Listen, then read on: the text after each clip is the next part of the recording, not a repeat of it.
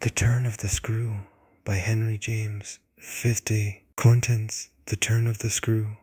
I, tall, 3, 4, V, 6, 7, 8, 9, X, X7, 12, 13, 14, 15, 16, 17, 15, 16, 17, 15, 17, 7, X, X, X9, X, XI, XX3, 313, to turn of the screw. The story had held us round the fire, sufficiently breathless, but except the obvious remark that it was gruesome, as on Christmas Eve in an old house a strange tale should essentially be, I remember no comment uttered till somebody happened to say that it was the only case he had met in which such a visitation had fallen on a child.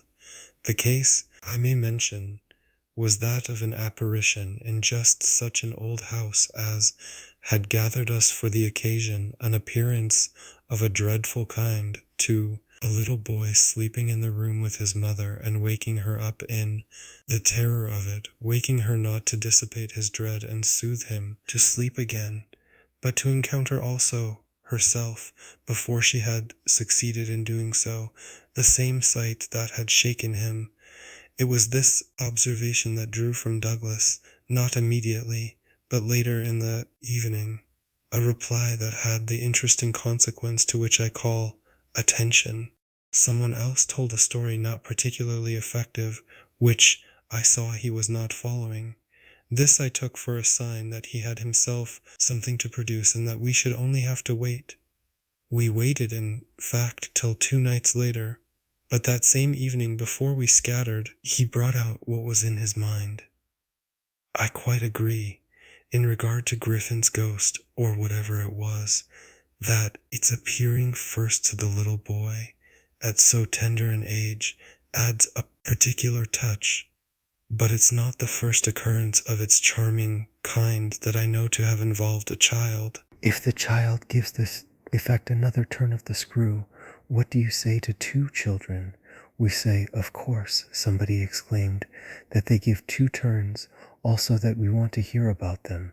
I can see Douglas there before the fire, to which he had got up to present his back, looking down at his interlocutor with his hands in his pockets. Nobody but me, till now, has ever heard. It's quite too horrible. This naturally was declared by several voices to give the thing the utmost price, and our friend with quiet art prepared his triumph by turning his eyes over the rest of us and going on. It's beyond everything. Nothing at all that I know touches it. For sheer terror? I remember asking. He seemed to say it was not so simple as that, to be really at a loss how to qualify it. He passed his hand over his eyes, made a little wincing grimace, for dreadfulness. Oh, how delicious, cried one of the women. He took no notice of her. He looked at me, but as if, instead of me, he saw what he spoke of, for general uncanny ugliness and horror and pain. Well then, I said, just sit right down and begin. He turned round to the fire, gave a kick to a log, watched it an instant. Then, as he faced us again, I can't begin, I shall have to send to town. There was a unanimous groan at this, and much reproach, after which, in his preoccupied way, he explained. The story is written. It's in a locked drawer. It has not been out for years. I could write to my man and enclose the key. He could send down the packet as he finds it.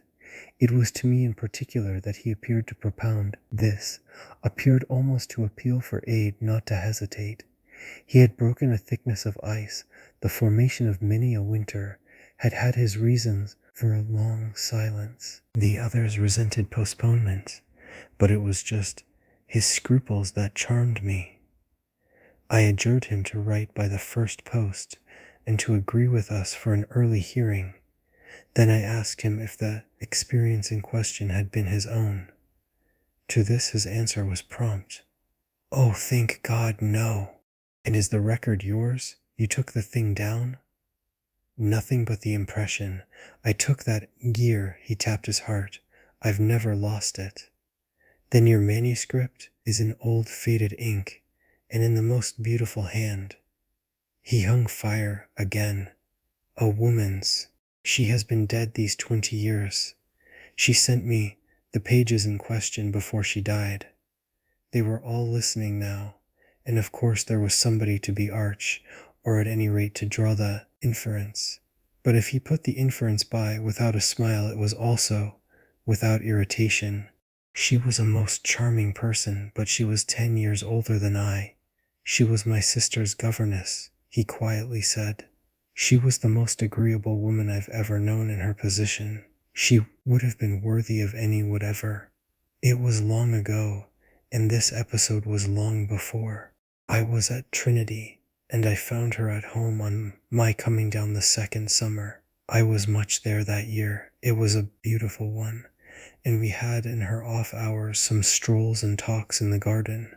Talks in which she struck me as awfully clever and nice. Oh, yes. Don't grin. I liked her extremely, and am glad to this day to think she liked me too. If she hadn't, she wouldn't have told me. She had never told anyone. It wasn't simply that she said so, but that I knew she hadn't. I was sure I could see. You'll easily judge why when you hear. Because the thing had been such a scare? He continued to fix me. You'll easily judge, he repeated. You will. I fixed him too. I see. She was in love. He laughed for the first time. You are acute. Yes, she was in love. That is, she had been. That came out. She couldn't tell her story without its coming out. I saw it, and she saw I saw it, but neither of us spoke of it. I remember the time and the place, the corner of the lawn, the shade of the great beeches, and the long hot summer afternoon. It wasn't a scene for a shudder, but oh, he quitted the fire and dropped back into his chair. You'll receive the packet Thursday morning, I inquired. Probably not till the second post. Well then, after dinner, you'll all meet me here? He looked us round again. Isn't anybody going? It was almost the tone of hope. Everybody will stay. I will, and I will, cried the ladies whose departure had been fixed. Mrs. Griffin, however, expressed the need for a little more light. Who was it she was in love with? The story will tell, I took upon myself to reply. Oh, I can't wait for the story.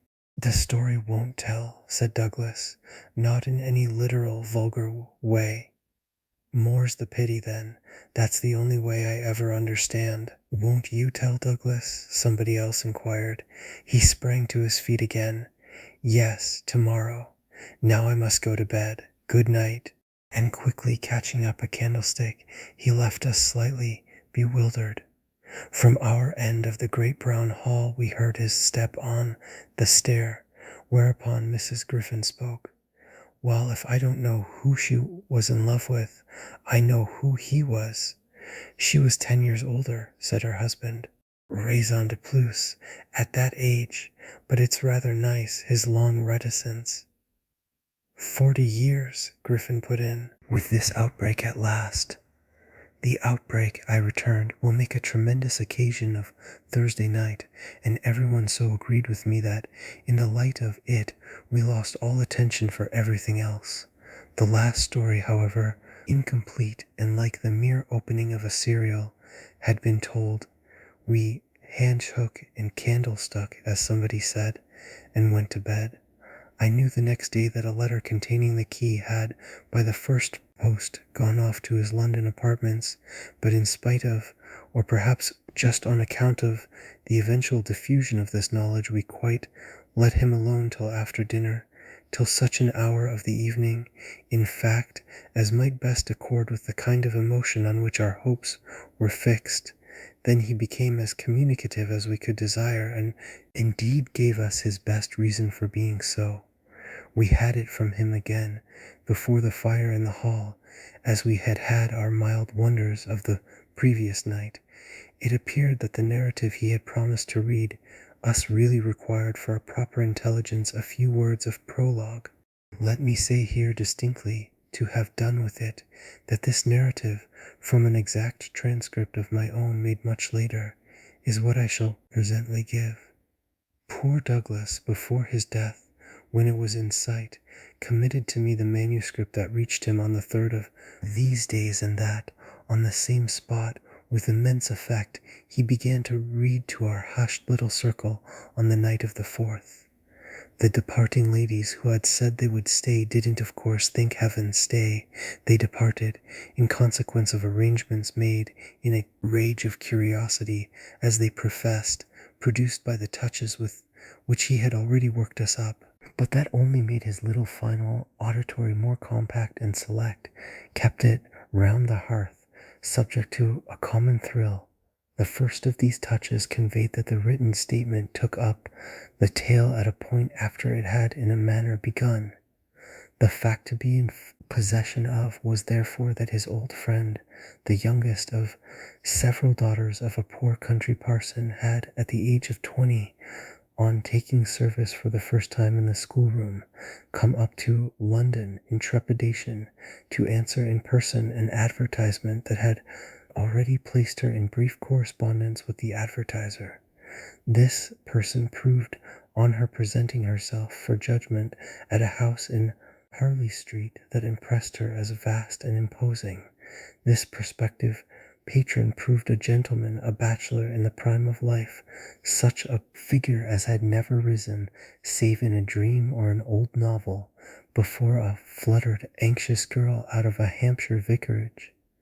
One could easily fix his type, it never happily dies out. He was handsome and bold and pleasant, offhand and gay and kind. He struck her inevitably as gallant and splendid, but what took her most of all and gave her the courage she afterward showed was that he put the whole thing to her as a kind of favor, an obligation he should gratefully incur. She conceived him as rich, but as fearfully extravagant, saw him all in a glow of high fashion, of good looks, of expensive habits, of charming ways with women. He had for his own town residence a big house filled with the spoils of travel and the trophies of the chase, but it was to his country home, an old family place in Essex, that he wished her immediately to proceed. He had been left by the death of their parents in India, guardian to a small nephew and a small niece, children of a military brother whom he had lost 2 years before. These children were, by the strangest of chances for a man in his position, a lone man without the right sort of experience or a grain of patience, very heavily on his hands. It had all been a great worry, and on his own part doubtless a series of blunders, but he immensely pitied the poor chicks and had done all he could, had in particular sent them down to his other house, the proper place for them being of course the country, and kept them there from the first with the best people he could find to look after them, parting even with his own servants to wait on them, and going down himself whenever he might to see how they were doing. The awkward thing was that they had practically no other relations, and that his own affairs took up all his time.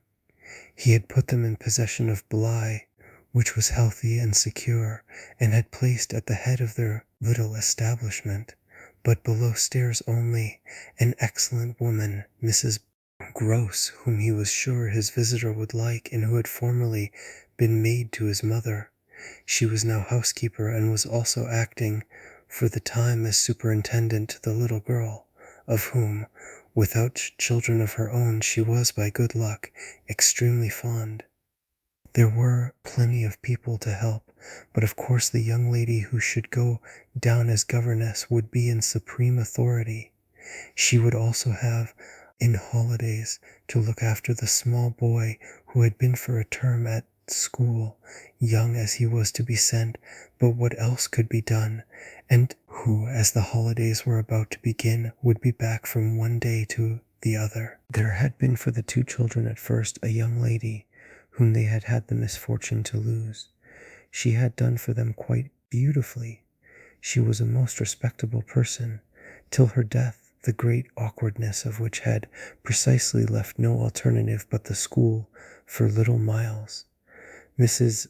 Grose, since then, in the way of manners and things, had done as she could for Flora, and there were, further, a cook, a housemaid, a dairywoman, an old pony, an old groom, and an old gardener, all likewise thoroughly respectable. So far had Douglas presented his picture when someone put a question, and what did the former governess die of? Of so much respectability. Our friend's answer was prompt. That will come out, I don't anticipate. Excuse me, I thought that was just what you are doing. In her successor's place, I suggested, I should have wished to learn, if the office brought with it necessary danger to life. Douglas completed my thought. She did wish to learn, and she did learn. You shall hear tomorrow what she learned.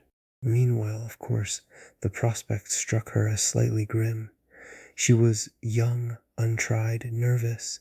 It was a vision of serious duties and little company, of really great loneliness. She hesitated, took a couple of days to consult and consider, but the salary offered much exceeded her modest measure, and on a second interview she faced the music. She engaged. And Douglas, with this, made a pause that, for the benefit of the company, moved me to throw in, the moral of which was, of course, the seduction exercised by the splendid young man. She succumbed to it. He got up and, as he had done the night before, went to the fire, gave a stir to a log with his foot, then stood a moment with his back to us. She saw him only twice. Yes, but that's just the beauty of her passion. A little to my surprise, on this Douglas turned round to me. It was the beauty of it.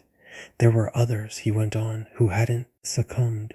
He told her frankly all his difficulty, that for several applicants the conditions had been prohibitive. They were, somehow, simply afraid. It sounded dull, it sounded strange, and all the more so because of his main condition, which was that she should never trouble him, but never, neither appeal nor pie, complain nor write about anything, only meet all questions herself, receive all moneys from his solicitor, take the whole thing over, and let him alone.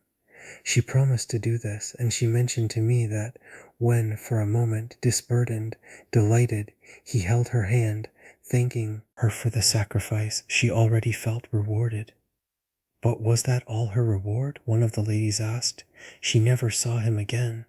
Oh, said the lady, which, as our friend immediately left us again, was the only other word of importance contributed to the subject, till the next night, by the corner of the hearth in the best chair, he opened the faded red cover of a thin, old-fashioned, gilt-edged album.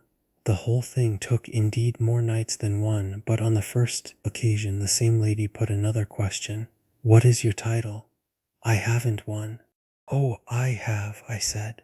But Douglas, without heeding me, had begun to read with a fine clearness that was like a rendering to the ear of the beauty of his author's hand. I remember the whole beginning as a succession of flights and drops, a little seesaw of the right throbs and the wrong.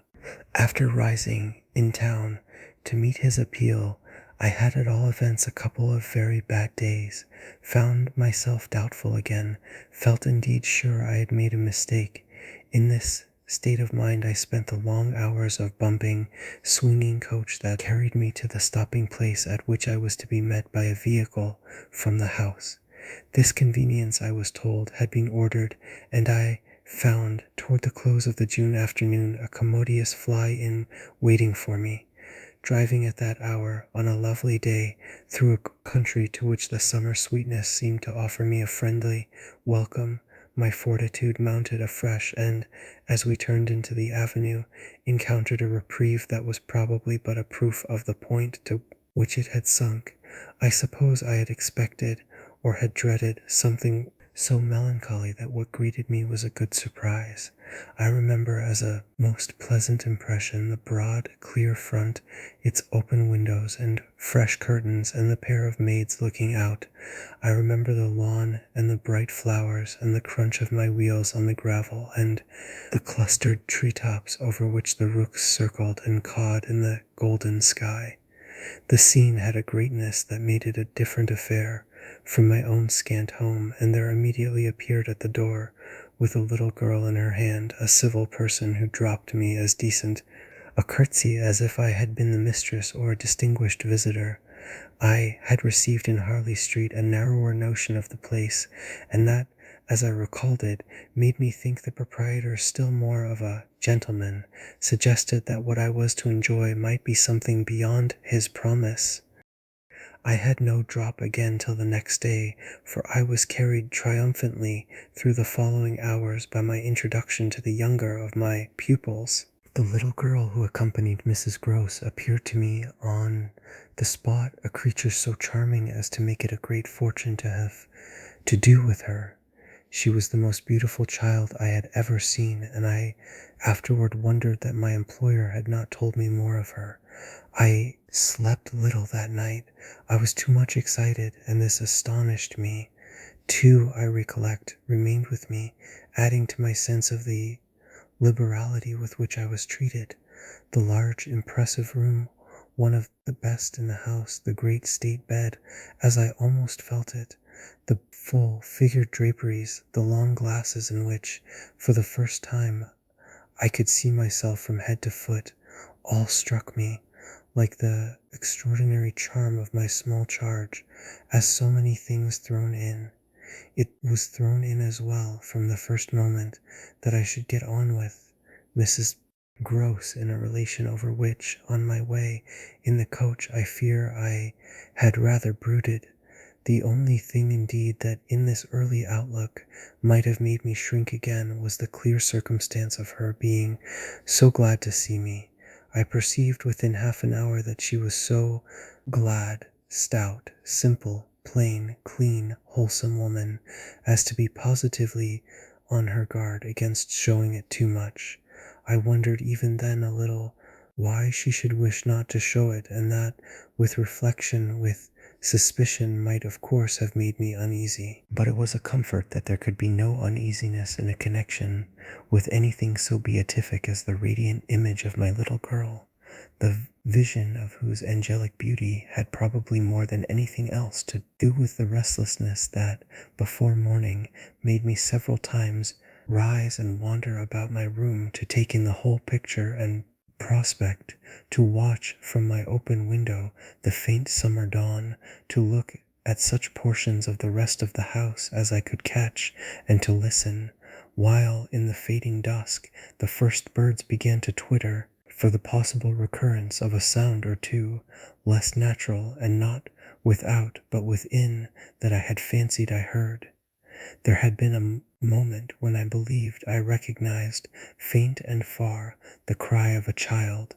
There had been another when I found myself just consciously starting as at the passage, before my door, of a light footstep.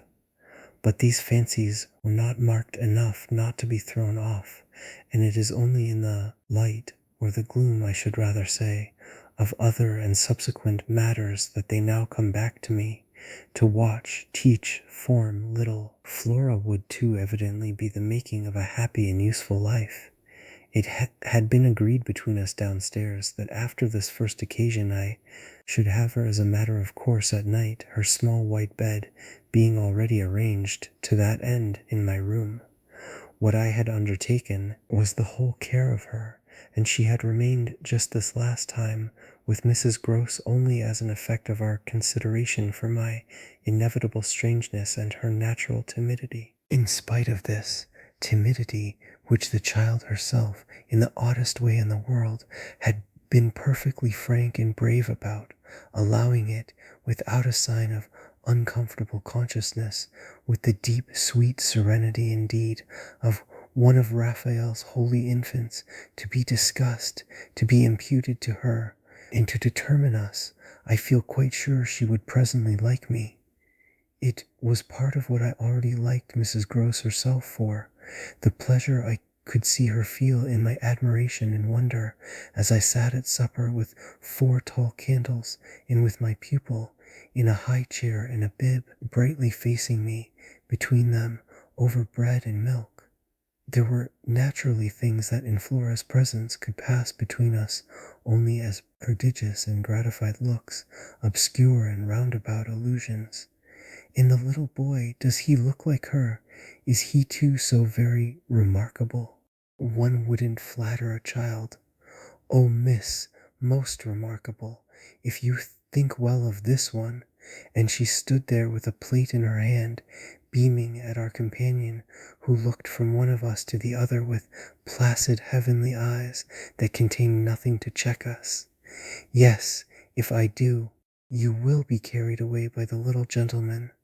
Well, that, I think, is what I came for, to be carried away. I'm afraid, however, I remember feeling the impulse to add, I'm rather easily carried away. I was carried away in London. I can still see Mrs. Grose's broad face as she took this in. In Harley Street. In Harley Street. Well, miss, you're not the first, and you won't be the last. Oh, I've no pretension, I could laugh, to being the only one. My other pupil, at any rate, as I understand, comes back tomorrow? Not tomorrow, Friday, miss. He arrives, as you did, by the coach under care of the guard, and is to be met by the same carriage. I forthwith expressed that the proper as well as the pleasant and friendly thing would be therefore that on the arrival of the public conveyance I should be in waiting for him with his little sister, an idea in which Mrs. Grose concurred so heartily that I somehow took her manner as a kind of comforting pledge, never falsified, thank heaven, that we should on every question be quite at one. Oh, she was glad I was there. What I felt the next day was, I suppose, nothing that could be fairly called a reaction from the cheer of my arrival. It was probably at the most only a slight oppression produced by a fuller measure of the scale as I walked round them, gazed up at them, took them in, of my new circumstances. They had, as it were, an extent and mass for which I had not been prepared, and in the presence of which I found myself freshly a little scared as well as a little proud. Lessons in this agitation certainly suffered some delay. I reflected that my first duty was, by the gentlest arts I could contrive, to win the child into the sense of knowing me. I spent the day with her out of doors. I arranged with her, to her great satisfaction, that it should be she only, who might show me the place. She showed it step by step, and room by room, and secret by secret, with droll, delightful, childish talk about it, and with the result, in half an hour, of our becoming immense friends. Young as she was, I was struck throughout our little tour with her confidence and courage, with the way in empty chambers and dull corridors, on crooked staircases that made me pause, and even on the summit of an old machicolated square tower that made me dizzy. Her morning music, her disposition to tell me so many more things than she asked, rang out and led me on. I have not seen Blee since the day I left it, and I dare say that to my older and more informed eyes it would now appear sufficiently contracted. But as my little conductress, with her hair of gold and her frock of blue, danced before me round corners and pattered down passages, I had the view of a castle of romance, inhabited by a rosy sprite, such a place as would somehow, for diversion of the young idea, take all color out of storybooks and fairy tales. Wasn't it just a storybook over which I had fallen a doze and a dream? No, it was a big, ugly, antique but convenient house, embodying a few features of a building still older, half replaced and half utilized, in which I had the fancy of our being almost as lost as a handful of passengers in a great drifting ship. Well, I was strangely at the helm.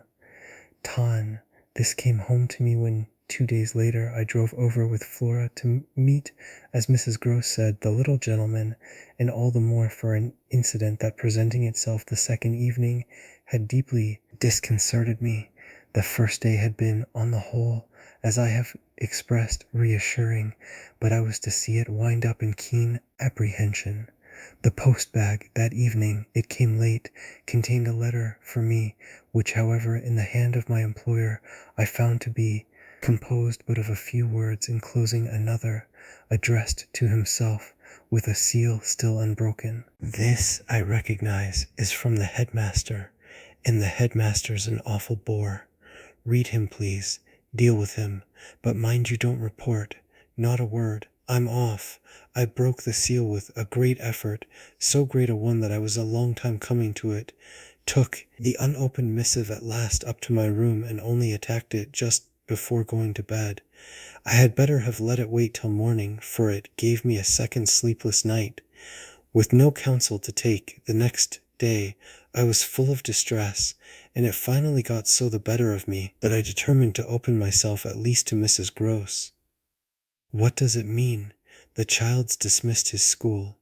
She gave me a look that I remarked at the moment, then, visibly with a quick blankness, seemed to try to take it back.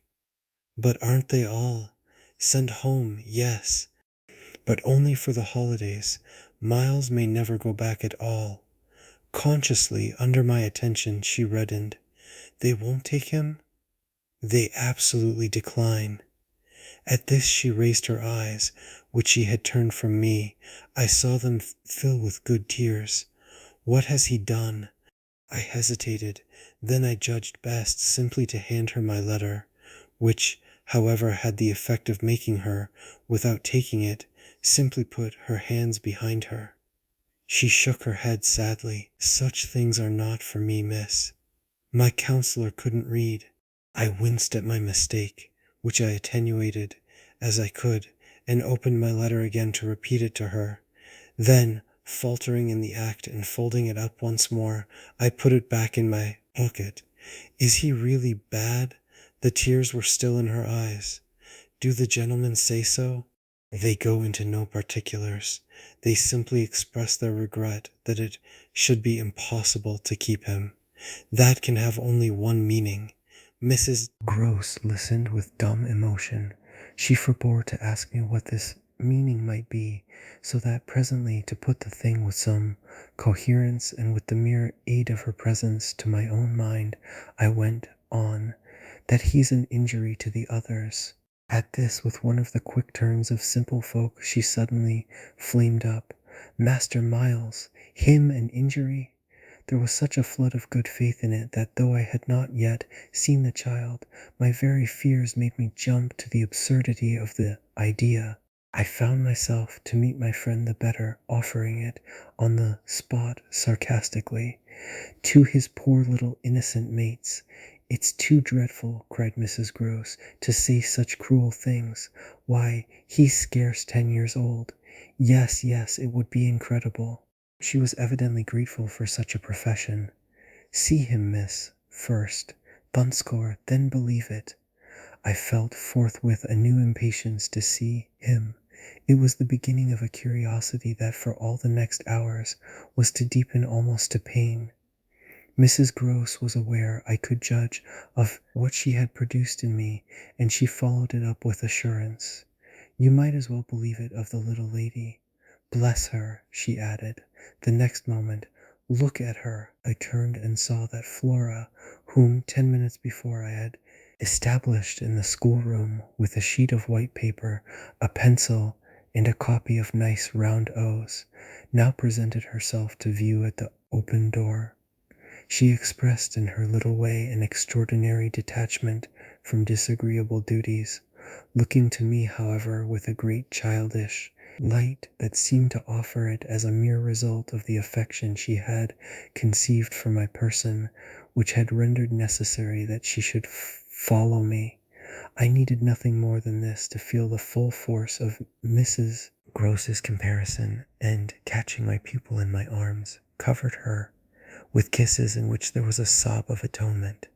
Nonetheless, the rest of the day I watched for further occasion to approach my colleague, especially as toward evening I began to fancy she rather sought to avoid me.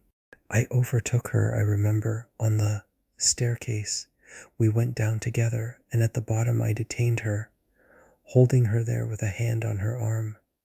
I take what you said to me at noon as a declaration that you've never known him to be bad. She threw back her head. She had clearly by this time and very honestly adopted an attitude. Oh, never known him. I don't pretend that. I was upset again. Then you have known him. Yes, indeed, miss. Thank God. On reflection, I accepted this. You mean that a boy who never is no boy for me? I held her tighter. You like them with the spirit to be naughty? Then, keeping pace with her answer, so do I eagerly brought out. But not to the degree to contaminate. Contaminate? My big word left her at a loss. I explained it. To corrupt. She stared, taking my meaning in, but it produced in her an odd laugh. Are you afraid he'll corrupt you? She put the question with such a fine, bold humor that, with a laugh, a little silly doubtless, to match her own, I gave way for the time to the apprehension of ridicule. But the next day, as the hour for my drive approached, I cropped up in another place. What was the lady who was here before? The last governess. She was also young and pretty, almost as young and almost as pretty, miss, even as you. Ah, then, I hope her youth and her beauty helped her. I recollect, throwing off. He seems to like us young and pretty. Oh, he did, Mrs. Gross assented. It was the way he liked everyone. She had no sooner spoken indeed than she caught herself up. I mean, that's his way, the master's. I was struck. But of whom did you speak first? She looked blank, but she colored. Why, of him. Of the master? Of who else? There was so obviously no one else that the next moment I had lost my impression of her having accidentally said more than she meant, and I merely asked what I wanted to know.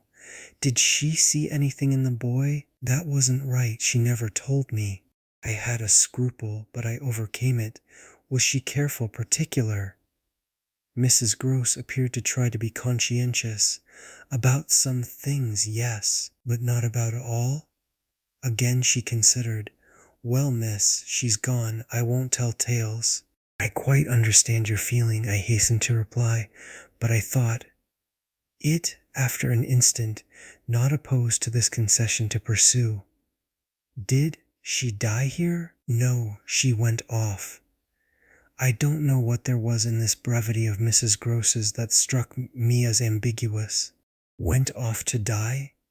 Mrs. Gross looked straight out of the window, but I felt that hypothetically I had a right to know what young persons engaged for Blee were expected to do.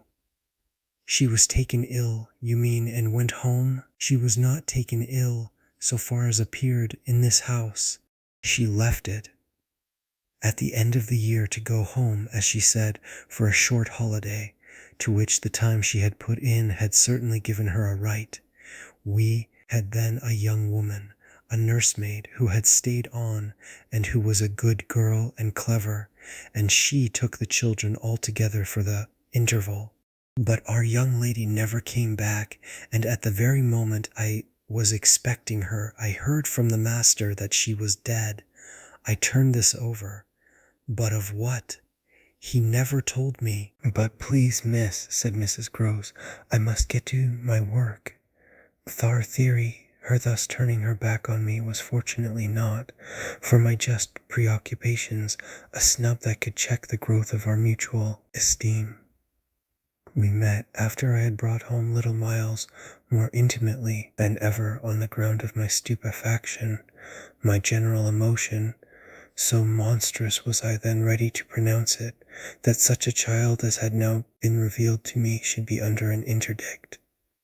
I was a little late on the scene, and I felt, as he stood wistfully looking out for me, before the door of the inn at which the coach had put him down, that I had seen him on the instant, without and within, in the great glow of freshness, the same positive fragrance of purity, in which I had, from the first moment, seen his little sister. He was incredibly beautiful, and Mrs. Gross had put her finger on it. Everything but a sort of passion of tenderness for him was swept away by his presence. What I then and there took him to my heart for was something divine that I have never found to the same degree in any child, his indescribable little air of knowing nothing in the world but love. It would have been impossible to carry a bad name with a greater sweetness of innocence, and by the time I had got back to Bly with him I remained merely bewildered, so far, that is, as I was not outraged by the sense of the horrible letter locked up in my room in a drawer. As soon as I could compass a private word with Mrs. Gross, I declared to her that it was grotesque. She promptly understood me. You mean the cruel charge. It doesn't live an instant. My dear woman, look at him. She smiled at my pretension to have discovered his charm. I assure you, miss, I do nothing else. What will you say then? She immediately added, in answer to the letter, I had made up my mind. Nothing. And to his uncle? I was incisive. Nothing. And to the boy himself? I was wonderful. Nothing. She gave with her apron a great wipe to her mouth. Then I'll stand by you. We'll see it out. We'll see it out, I ardently echoed, giving her my hand to make it a vow. She held me there a moment, then whisked up her apron again with her detached hand. Would you mind, miss, if I used the freedom to kiss me? No. I took the good creature in my arms, and after we had embraced like sisters, felt still more fortified and indignant. This, at all events, was for the time, a time so full that, as I recall the way it went, it reminds me of all the art I now need to make it a little distinct. What I look back at with amazement is the situation I accepted. I had undertaken with my companion to see it out, and I was under a charm, apparently, that could smooth away the extent and the far and difficult connections of such an effort. I was lifted aloft on a great wave of infatuation and pity. I found it simple, in my ignorance, my confusion, and perhaps my conceit, to assume that I could deal with a boy whose education for the world was all on the point of beginning. I am unable even to remember at this day what proposal I framed for the end of his holidays and the resumption of his studies. Lessons with me, indeed, that charming summer, we all had a theory that he was to have, but I now feel that, for weeks, the lessons must have been rather my own. I learned something, at first certainly, that had not been one of the teachings of my small, smothered life, learned to be amused, and even amusing, and not to think for the morrow. It was the first time, in a manner, that I had known space and air and freedom, all the music of summer and all the mystery of nature. And then there was consideration, and consideration was sweet. Oh, it was a trap, not designed, but deep to my imagination, to my delicacy, perhaps to my vanity, to whatever in me was most excitable. The best way to picture it all is to say that I was off my guard. They gave me so little trouble, they were of a gentleness so extraordinary. I used to speculate, but even this with a dim disconnectedness, as to how the rough future, for all futures are rough, would handle them and might bruise them.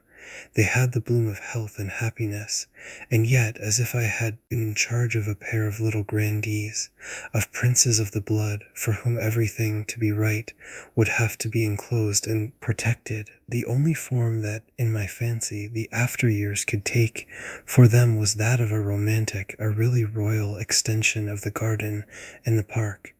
It may be, of course, above all, that what suddenly broke into this gives the previous time a charm of stillness, that hush in which something gathers or crouches. The change was actually like the spring of a beast. In the first weeks the days were long. They often, at their finest, gave me what I used to call my own hour, the hour when, for my pupils, tea time and bedtime having come and gone, I had, before my final retirement, a small interval alone. Much as I liked my companions, this, hour was the thing in the day I liked most, and I liked it best of all, when, as the light faded, or rather I should say, the day lingered and the last calls of the last birds sounded in a flushed sky from the old trees, I could take a turn into the grounds and enjoy, almost with a sense of property that amused and flattered me, the beauty and dignity of the place.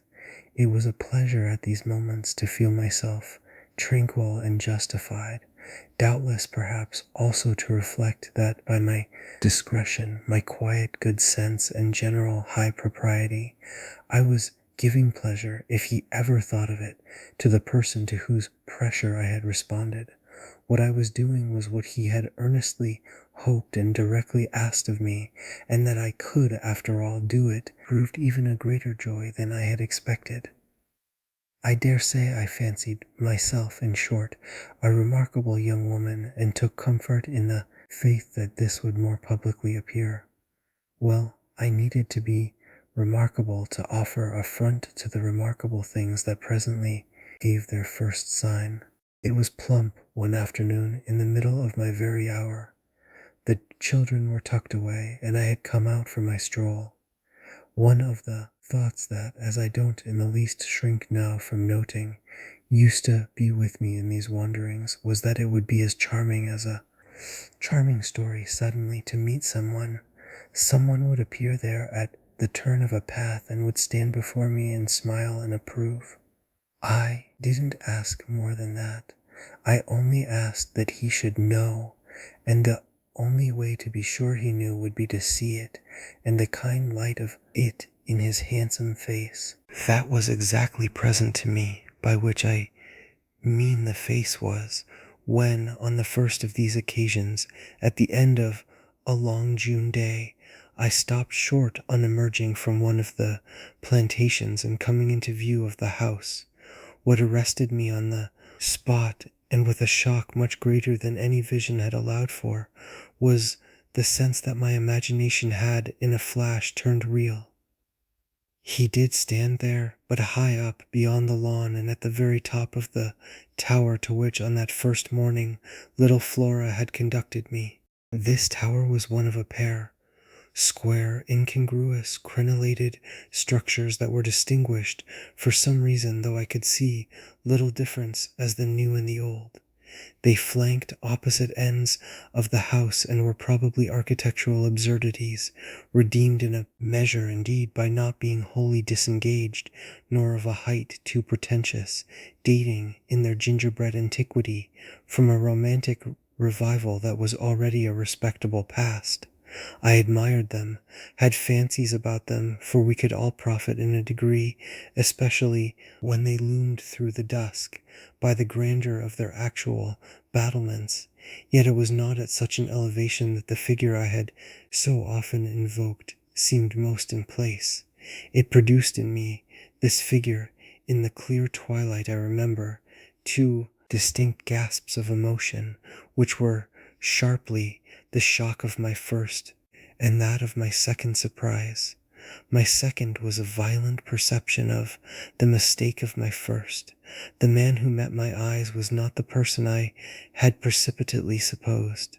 There came to me thus a bewilderment of vision of which, after these years, there is no living view that I can hope to give. An unknown man in a lonely place is a permitted object of fear to a young woman privately bred, and the figure that faced me was, a few more seconds assured me, as little anyone else I knew as it was the image that had been in my mind. I had not seen it in Harley Street, I had not seen it anywhere.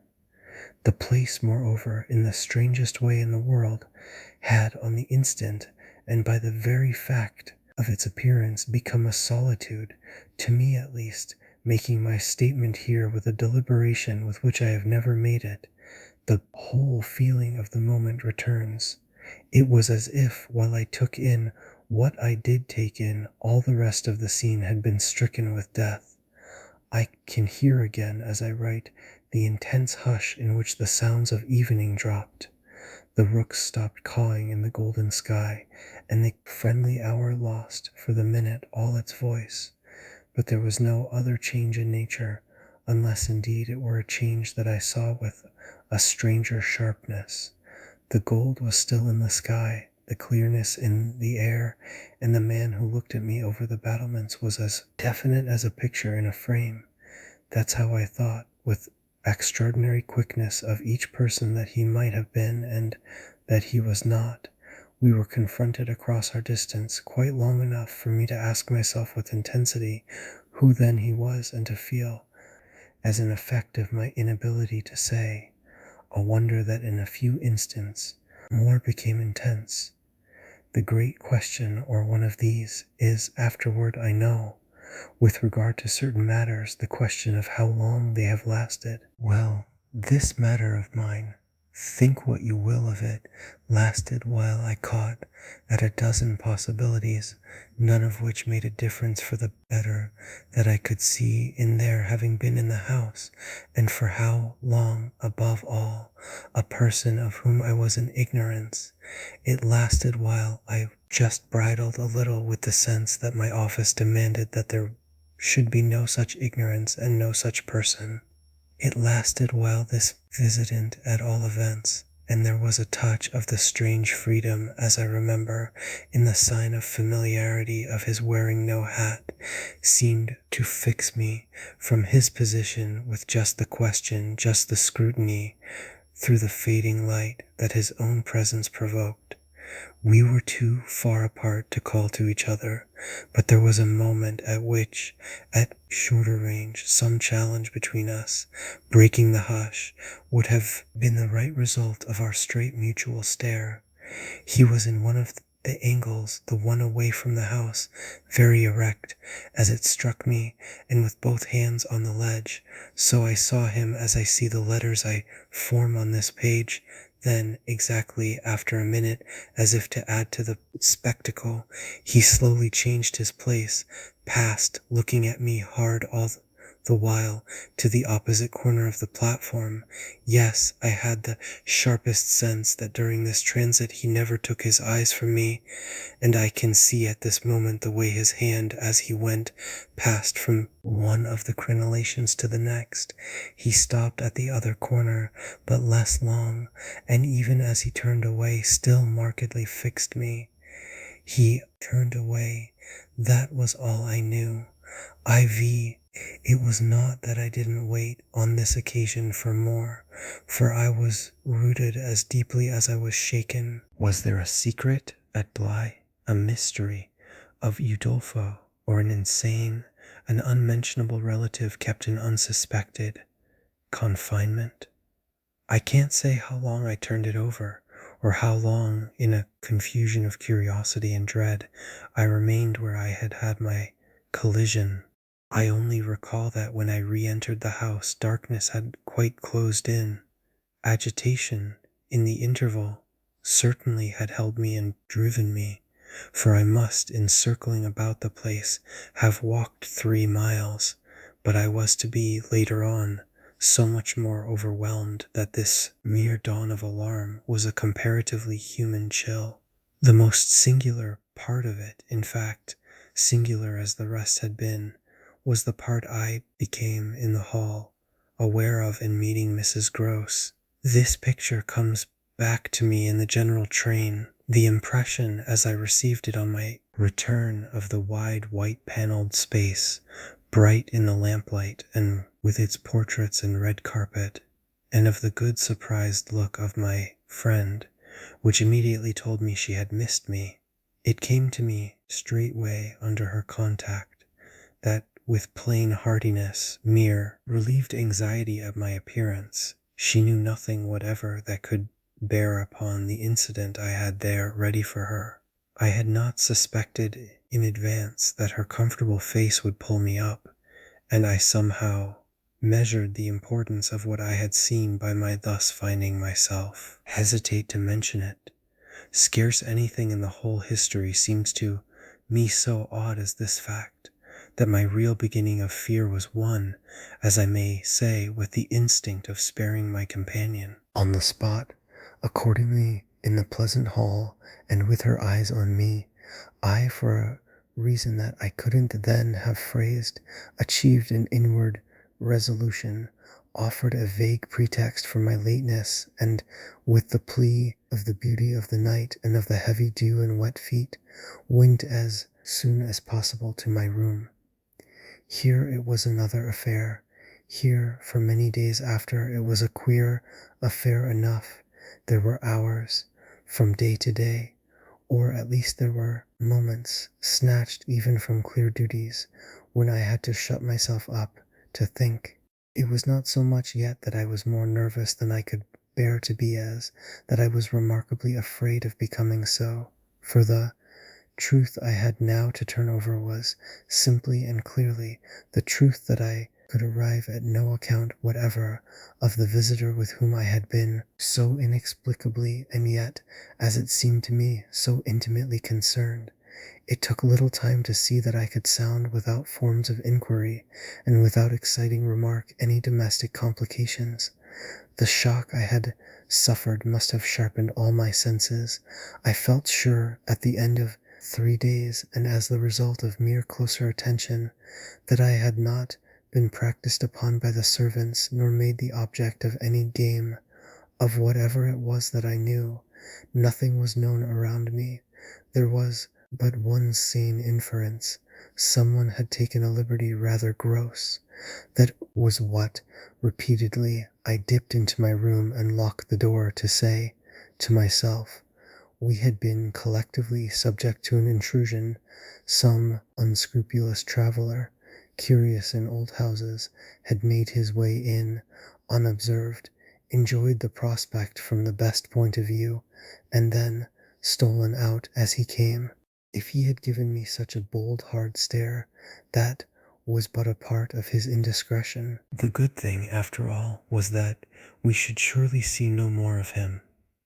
This was not so good a thing, I admit, as not to leave me to judge that what essentially made nothing else much signify was simply my charming work. My charming work was just my life with Miles and Flora, and through nothing could I so like it as through feeling that I could throw myself into it in trouble. The attraction of my small charges was a constant joy, leading me to wonder afresh at the vanity of my original fears, the distaste I had begun by entertaining for the probable grey prose of my office. There was to be no grey prose. It appeared, and no long grind, so how could work not be charming that presented itself as daily beauty? It was all the romance of the nursery and the poetry of the schoolroom. I don't mean by this, of course, that we studied only fiction and verse. I mean I can express no otherwise the sort of interest my companions inspired. How can I describe that, except by saying that instead of growing used to them, and it's a marvel for a governess, I call the sisterhood to witness, I made constant, fresh discoveries. There was one direction, assuredly, in which these discoveries stopped.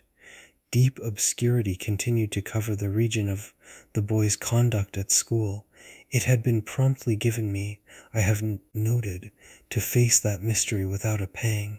Perhaps even it would be nearer the truth to say that, without a word, he himself had cleared it up. He had made the whole charge absurd. My conclusion bloomed there, with the real rose flush of his innocence. He was only too fine and fair for the little horrid unclean school world, and he had paid a price for it. I reflected acutely that the sense of such differences, such superiorities of quality, always on the part of the majority, which could include even stupid, sordid headmasters, turn infallibly to the vindictive. Both the children had a gentleness, it was their only fault, and it never made Miles a muff, that kept them, how shall I express it, almost impersonal and certainly quite unpunishable. They were like the cherubs of the anecdote, who had, morally at any rate, nothing to whack. I remember feeling with Miles in especial, as if he had had, as it were, no history. We expect of a small child a scant one, but there was in this beautiful little boy something extraordinarily sensitive, yet extraordinarily happy, that, more than in any creature of his age I have seen, struck me as beginning anew each day. He had never for a second suffered. I took this as a direct disproof of his having really been chastised. If he had been wicked, he would have caught it, and I should have caught it by the rebound. I should have found the trace. I found nothing at all, and he was therefore an angel. He never spoke of his school, never mentioned a comrade or a master, and I, for my part, was quite too much disgusted to allude to them. Of course I was under the spell, and the wonderful part is that, even at the time, I perfectly knew I was. But I gave myself up to it. It was an antidote to any pain, and I had more pains than one. I was in receipt in these days of disturbing letters from home, where things were not going well. But with my children, what things in the world mattered? That was the question I used to put to my scrappy retirements. I was dazzled by their loveliness. There was a Sunday to get on, when it rained with such force and for so many hours that there could be no procession to church, in consequence of which, as the day declined, I had arranged with Mrs. Gross that, should the evening show improvement, we would attend together the late service. The rain happily stopped, and I prepared for our walk, which, through the park and by the good road to the village, would be a matter of 20 minutes. Coming downstairs to meet my colleague in the hall, I remembered a pair of gloves that had required 3 stitches and that had received them with a publicity perhaps not edifying, while I sat with the children at their tea, served on Sundays by exception in that cold, clean temple of mahogany and brass, the grown-up dining room. The gloves had been dropped there, and I turned in to recover them. The day was gray enough, but the afternoon light still lingered, and it enabled me, on crossing the threshold, not only to recognize on a chair near the wide window, then closed, the articles I wanted, but to become aware of a person on the other side of the window and looking straight in. One step into the room had sufficed. My vision was instantaneous. It was all there. The person looking straight in was the person who had already appeared to me. He appeared thus again with won't say greater distinctness, for that was impossible, but with a nearness that represented a forward stride in our intercourse and made me, as I met him, catch my breath and turn cold. He was the same, and seen this time as he had been seen before, from the waist up, the window, though the dining room was on the ground floor, not going down to the terrace on which he stood. His face was close to the glass, yet the effect of this better view was, strangely, only to show me how intense the former had been. He remained but a few seconds, long enough to convince me he also saw and recognized, but it was as if I had been looking at him for years and had known him always. Something, however, happened this time that had not happened before. His stare into my face through the glass and across the room was as deep and hard as then, but it quitted me for a moment, during which I could still watch it, see it fix successively several other things. On the spot there came to me the added shock of a certitude that it was not for me he had come there. He had come for someone else. The flash of this knowledge, for it was knowledge in the midst of dread, produced in me the most extraordinary effect. Started as I stood there a sudden vibration of duty and courage. I say courage because I was beyond all doubt already far gone. I bounded straight out of the door again, reached that of the house, got in an instant upon the drive, and passing along the terrace as fast as I could rush, turned a corner and came full in sight. But it was in sight of nothing now. My visitor had vanished. I stopped, I almost dropped, with the real relief of this, but I took in the whole scene. I gave him time to reappear. I call it time, but how long was it? I can't speak to the purpose today of the duration of these things. That kind of measure must have left me. They couldn't have lasted as they actually appeared to me to last. The terrace and the whole place, the lawn and the garden beyond it, all that I could see of the park, were empty with a great emptiness. There were shrubberies and big trees, but I remember the clear assurance I felt that none of them concealed him. He was there or was not there, not there if I didn't see him. I got hold of this, then, instinctively, instead of returning as I had come, went to the window. It was confusedly present to me that I ought to place myself where he had stood. I did so. I applied my face to the pane and looked, as he had looked, into the room, as if at this moment to show me exactly what his range had been. Mrs. Grose, as I had done for himself just before, came in from the hall. With this I had the full image of a repetition of what had already occurred. She saw me as I had seen my own visitant. She pulled up short as I had done. I gave her something of the shock that I had received. She turned white, and this made me ask myself if I had blanched as much.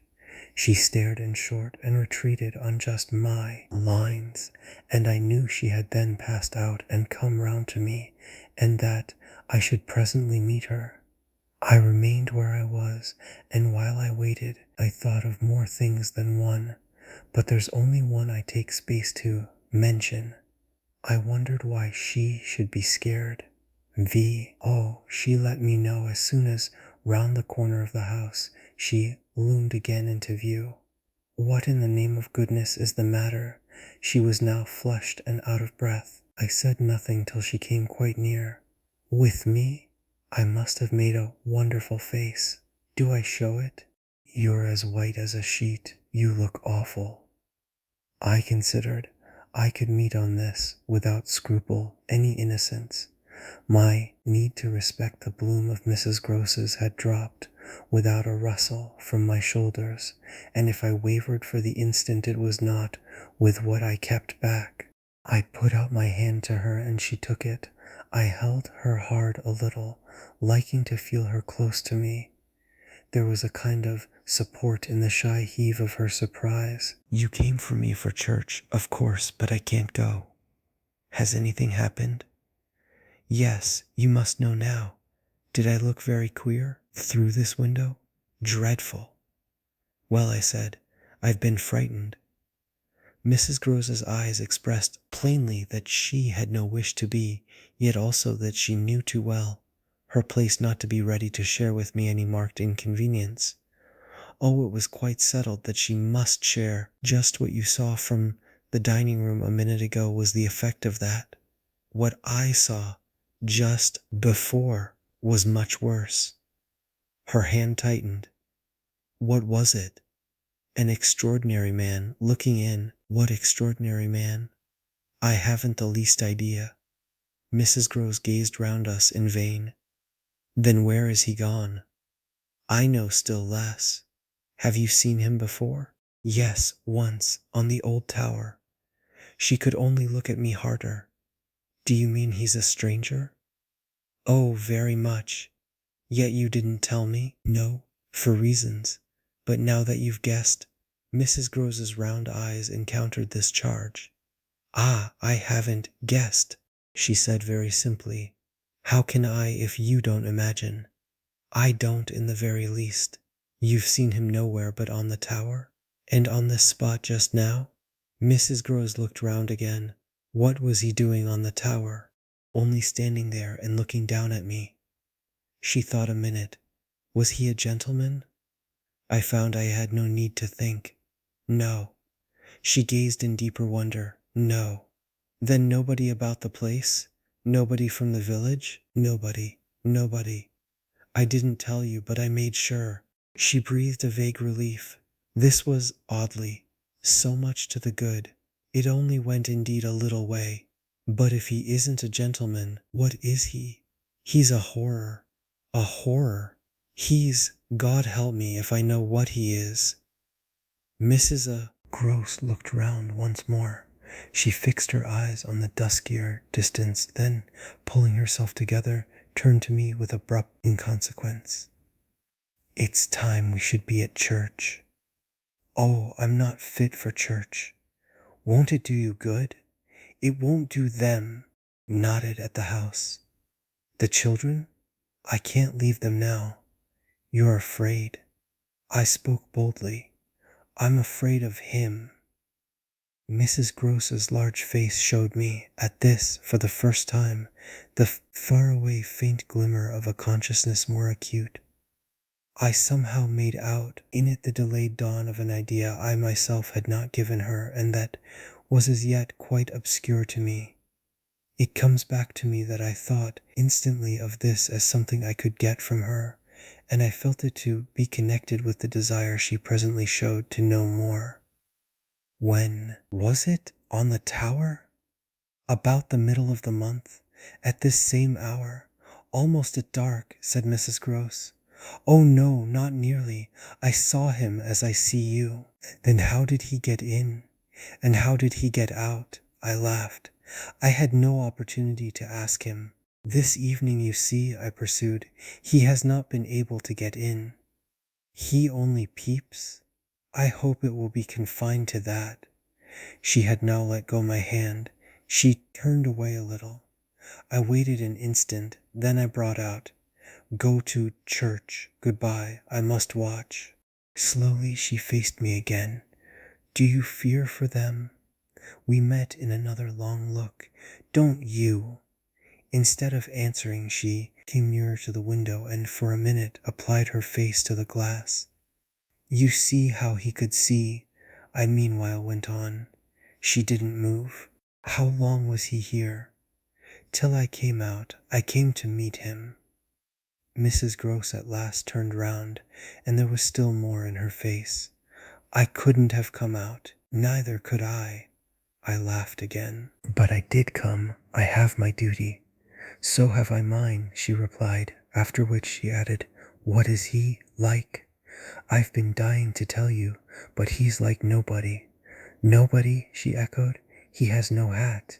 Then seeing in her face that she already, in this, with a deeper dismay, found a touch of picture, I quickly added stroke. To stroke, he has red hair, very red, close curling, and a pale face, long in shape, with straight good features and little, rather queer whiskers that are as red as his hair. His eyebrows are somehow darker. They look particularly arched and as if they might move a good deal. His eyes are sharp, strange, awfully, but I only know clearly that they're rather small and very fixed. His mouth's wide, and his lips are thin, and except for his little whiskers he's quite clean-shaven. He gives me a sort of sense of looking like an actor. An actor. It was impossible to resemble one less, at least, than Mrs. Gross at that moment. I've never seen one, but so I suppose them. He's tall, active, erect, I continued, but never, no, never a gentleman. My companion's face had blanched as I went on. Her round eyes started, and her mild mouth gaped. A gentleman, she gasped, confounded, stupefied. A gentleman he?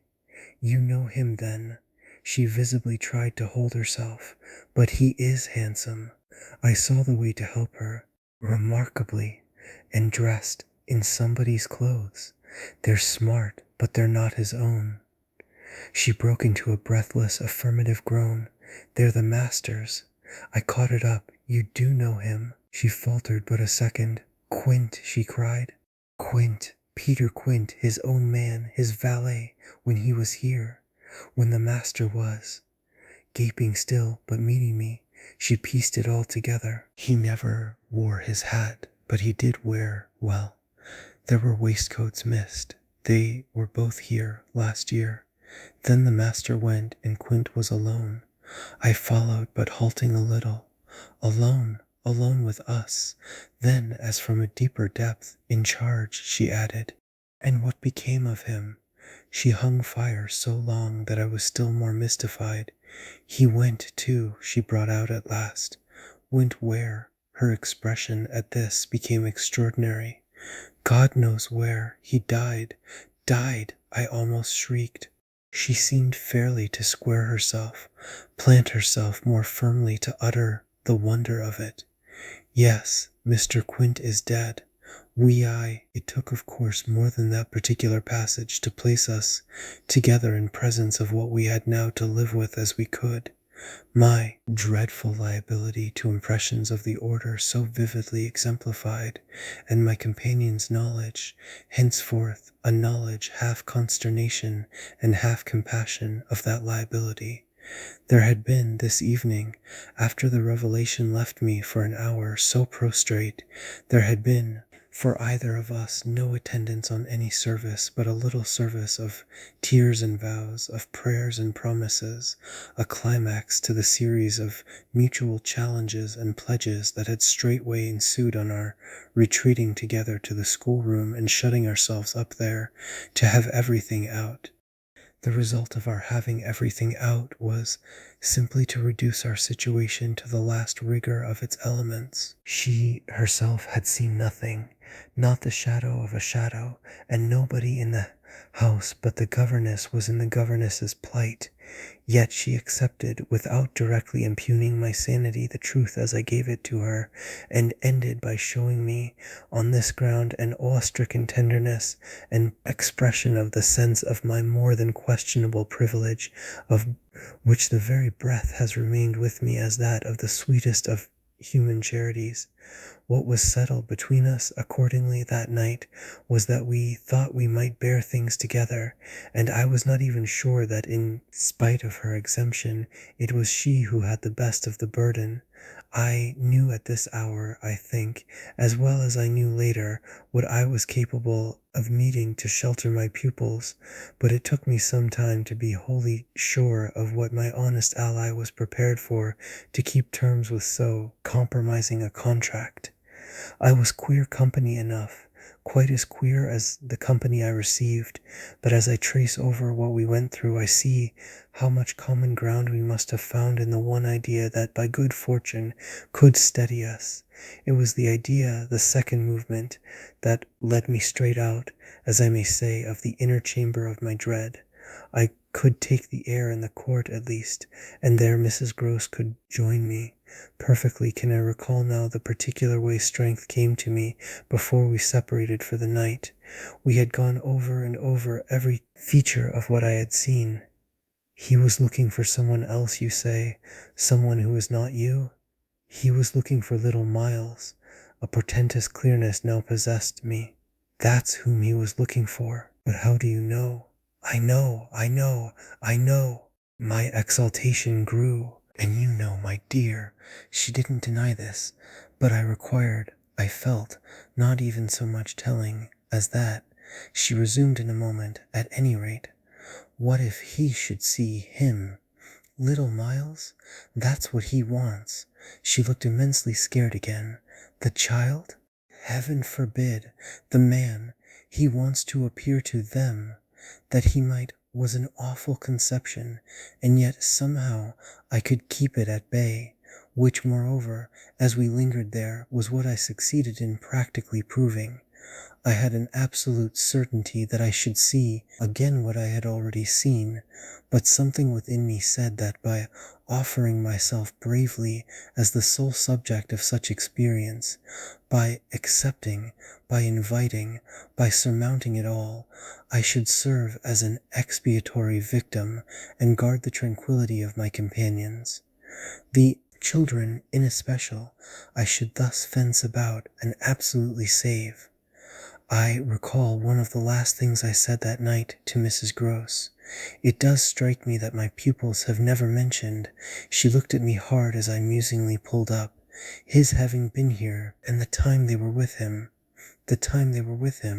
and his name, his presence, his history, in any way.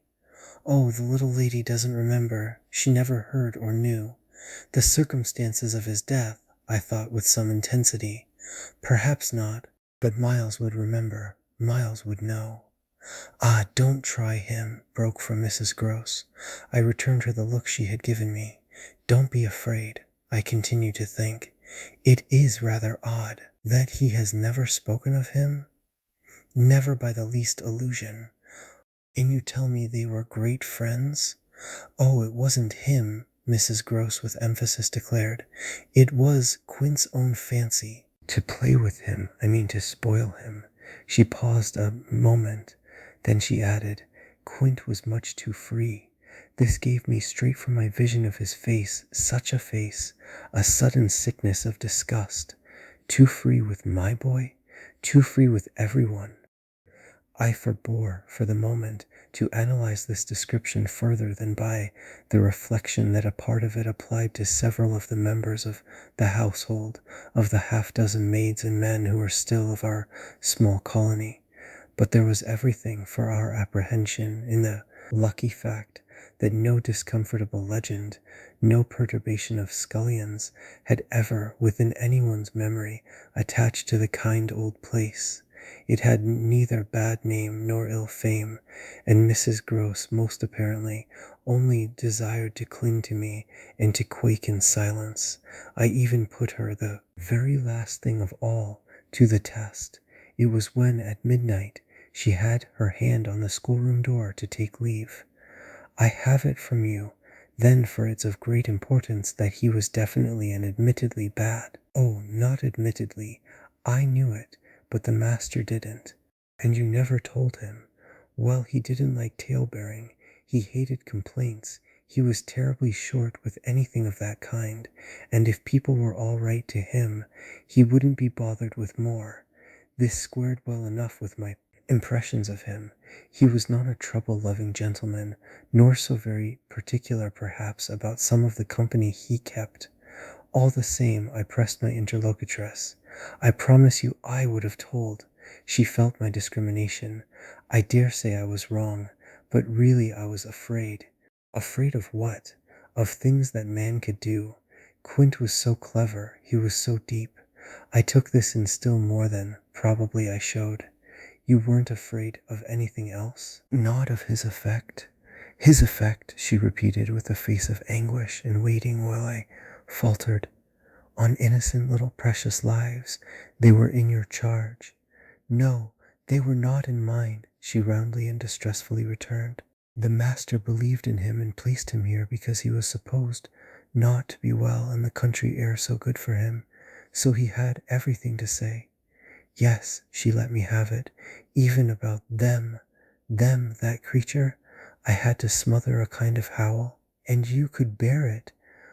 No, I couldn't, and I can't now. And the poor woman burst into tears. A rigid control from the next day was, as I have said, to follow them. Yet how often and how passionately, for a week, we came back together to the subject.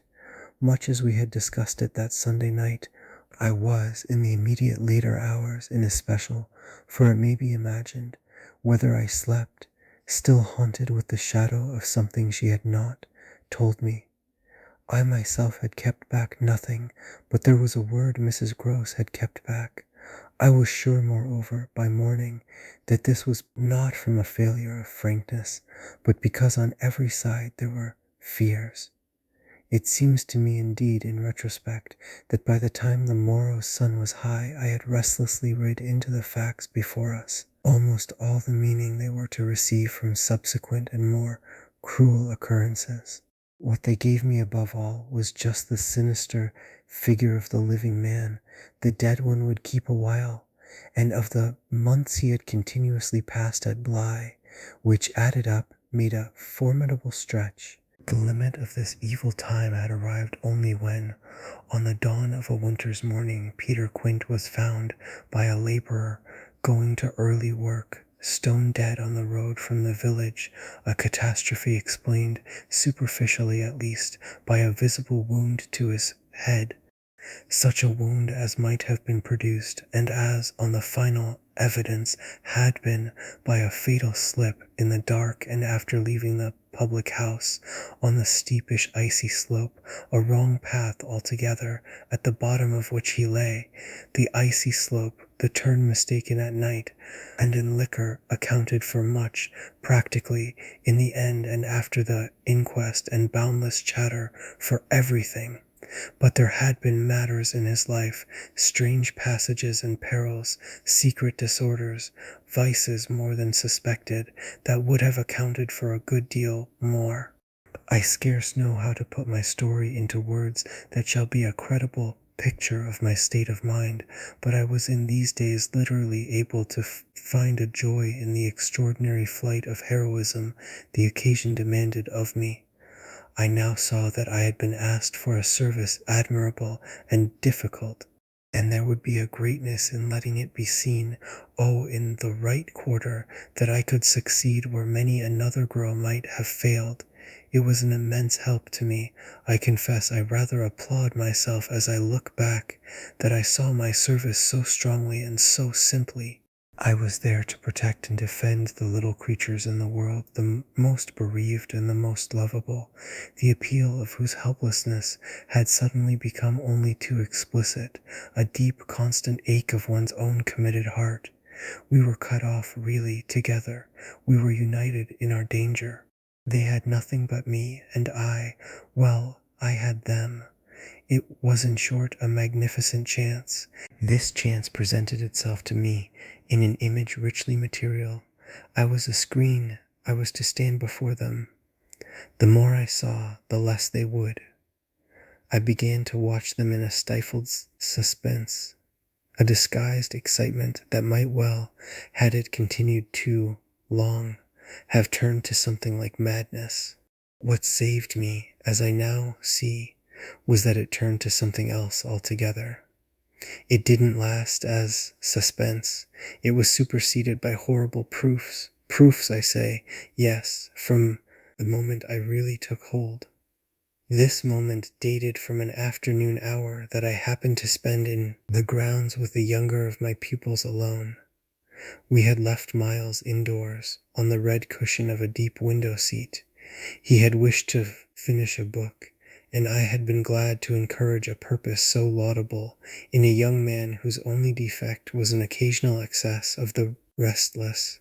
His sister, on the contrary, had been alert to come out, and I strolled with her half an hour, seeking the shade, for the sun was still high and the day exceptionally warm. I was aware afresh with her as we went of how, like her brother, she contrived. It was the charming thing in both children to let me alone without appearing to drop me, and to accompany me without appearing to surround. They were never importunate and yet never listless. My attention to them all really went to seeing them amuse themselves immensely without me. This was a spectacle they seemed actively to prepare, and that engaged me as an active admirer. I walked in a world of their invention. They had no occasion whatever to draw upon mine, so that my time was taken only with being for them some remarkable person or thing that the game of the moment required, and that was merely, thanks to my superior, my exalted stamp, a happy and highly distinguished sinecure. I forget what I was on the present occasion. I only remember that I was something very important and very quiet, and that Flora was playing very hard. We were on the edge of the lake, and as we had lately begun geography, the lake was the Sea of Azov. Suddenly, in these circumstances, I became aware that on the other side of the Sea of Azov, we had an interested spectator. The way this knowledge gathered in me was the strangest thing in the world, the strangest, that is, except the very much stranger in which it quickly merged itself. I had sat down with a piece of work, for I was something or other that could sit on the old stone bench which overlooked the pond, and in this position I began to take in with certitude, and yet without direct vision, the presence at a distance of a third person. The old trees, the thick shrubbery, made a great and pleasant shade, but it was all suffused with the brightness of the hot, still hour. There was no ambiguity in anything, none whatever, at least, in the conviction I from one moment to another found myself forming as to what I should see straight before me and across the lake as a consequence of raising my eyes. They were attached at this juncture to the stitching in which I was engaged, and I can feel once more the spasm of my effort, not to move them till I should so have steadied myself as to be able to make up my mind what to do. There was an alien object in view, a figure, whose right of presence I instantly passionately questioned. I recollect counting over perfectly the possibilities, reminding myself that nothing was more natural, for instance, than the appearance of one of the men about the place, or even of a messenger, a postman, or a tradesman's boy from the village. That reminder had as little effect on my practical certitude as I was conscious, still even without looking, of its having upon the character and attitude of our visitor. Nothing was more natural than that these things should be the other things that they absolutely were not. Of the positive identity of the apparition I would assure myself as soon as the small clock of my courage should have ticked out the right second. Meanwhile, with an effort that was already sharp enough, I transferred my eyes straight to little Flora, who at the moment was about 10 yards away. My heart had stood still for an instant with the wonder and terror of the question whether she too would see, and I held my breath while I waited for what a cry from her, what some sudden, innocent sign either of interest or of alarm would tell me. I waited, but nothing came. Then, in the first place, and there is something more dire in this I feel than in anything I have to relate, I was determined by a sense that within a minute all sounds from her had previously dropped, and in the second, by the circumstance that also within the minute she had in her play turned her back to the water. This was her attitude when I at last looked at her, looked with the confirmed conviction that we were still together under direct personal notice. She had picked up a small flat piece of wood, which happened to have in it a little hole that had evidently suggested to her the idea of sticking in another fragment that might figure as a mast and make the thing a boat. This second morsel, as I watched her, she was very markedly and intently attempting to tighten in its place. My apprehension of what she was doing sustained me so that after some seconds I felt I was ready for more. Then I again shifted my eyes. I faced what I had to face. 7. I got hold of Mrs. Gross as soon after this as I could, and I can give no intelligible account of how I fought out the interval. Yet I still hear myself cry as I fairly threw myself into her arms. They know it's too monstrous. They know. And what on earth? I felt her incredulity as she held me. Why, all that we know, and heaven knows what else besides. Then, as she released me, I made it out to her, made it out perhaps only now, with full coherency even to myself. 2 hours ago in the garden I could scarce articulate. Flora saw. Mrs. Gross took it as she might have taken a blow in the stomach. She has told you, she panted. Not a word. That's the horror. She kept it to herself. The child of 8, that child. Unutterable still for me was the stupefaction of it. Mrs. Gross, of course, could only gape the wider. Then how do you know? I was there. I saw with my eyes, saw that she was perfectly aware. Do you mean aware of him? No, of her. I was conscious as I spoke that I looked prodigious things, for I got the slow reflection of them in my companion's face. Another person, this time, but a figure of quite as unmistakable horror and evil. A woman in black, pale and dreadful, with such an air also, and such a face, on the other side of the lake. I was there with the child, quiet for the hour, and in the midst of it she came how? From where they come from. She just appeared and stood there, but not so near, and without coming nearer. Oh, for the effect and the feeling she might have been as close as you. My friend, with an odd impulse, fell back a step. Was she someone you've never seen? Yes, but someone the child has. Someone you have. Then, to show how I had thought it all out, my predecessor, the one who died. Miss Jessel? Miss Jessel, you don't believe me? I pressed. She turned right and left in her distress. How can you be sure? This drew from me, in the state of my nerves, a flash of impatience. Then ask Flora. She's sure. But I had no sooner spoken than I caught myself up. No, for God's sake, don't. She'll say she isn't. She'll lie. Mrs. Gross was not too bewildered instinctively to protest. Ah, how can you? Because I'm clear, Flora doesn't want me to know. It's only then to spare you. No, no, there are depths, depths. The more I go over it, the more I see in it. And the more I see in it, the more I fear. I don't know what don't see what I don't fear. Mrs. Gross tried to keep up with me. You mean you're afraid of seeing her again? Oh no, that's nothing now. Then I explained, it's of not seeing her. But my companion only looked wan. I don't understand you. Why, it's that the child may keep it up, and that the child assuredly will, without my knowing it.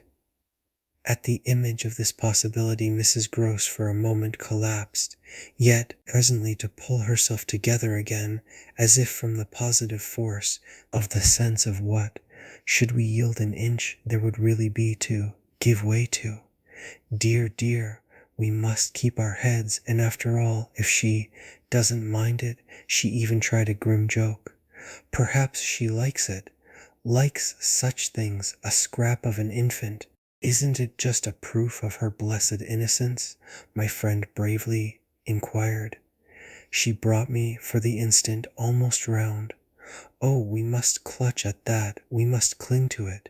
If it isn't a proof of what you say, it's a proof of God knows what. For the woman's a horror of horrors. Mrs. Gross at this fixed her eyes a minute on the ground. Then at last raising them, tell me how you know, she said. Then you admit it's what she was? I cried. Tell me how you know, my friend simply repeated. No, by seeing her, by the way she looked. At you do you mean so wickedly? Dear me, no, I could have borne that. She gave me never a glance. She only fixed the child. Mrs. Gross tried to see it, fixed her. Ah, with such awful eyes. She stared at mine as if they might really have resembled them. Do you mean of dislike? God help us, no, of something much worse, worse than dislike? This left her indeed at a loss, with a determination indescribable, with a kind of fury of intention. I made her turn pale. Intention? To get hold of her.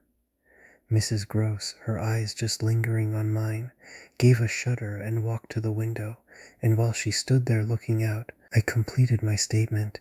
That's what Flora knows. After a little she turned round. The person was in black, you say? In mourning. Rather poor, almost shabby. But yes, with extraordinary beauty. I now recognized to what I had at last, stroke by stroke, brought the victim of my confidence, for she quite visibly weighed this. Oh, handsome, very, very, I insisted, wonderfully handsome, but infamous. She slowly came back to me. Miss Jessel was infamous. She once more took my hand in both her own, holding it as tight as if to fortify me against the increase of alarm I might draw from this disclosure. They were both infamous, she finally said. So, for a little, we faced it once more together, and I found absolutely a degree of help in seeing it now so straight. I appreciate, I said, the great decency of your not having hitherto spoken, but the time has certainly come to give me the whole thing. She appeared to assent to this, but still only in silence, seeing which I went on. I must have it now. Of what did she die?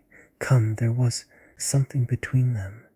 There was everything, in spite of the difference, oh, of their rank, their condition. She brought it woefully out. She was a lady. I turned it over. I again saw. Yes, she was a lady. And he so dreadfully below, said Mrs. Gross. I felt that I doubtless needn't press too hard, in such company, on the place of a servant in the scale, but there was nothing to prevent an acceptance of my companion's own measure of my predecessor's abasement.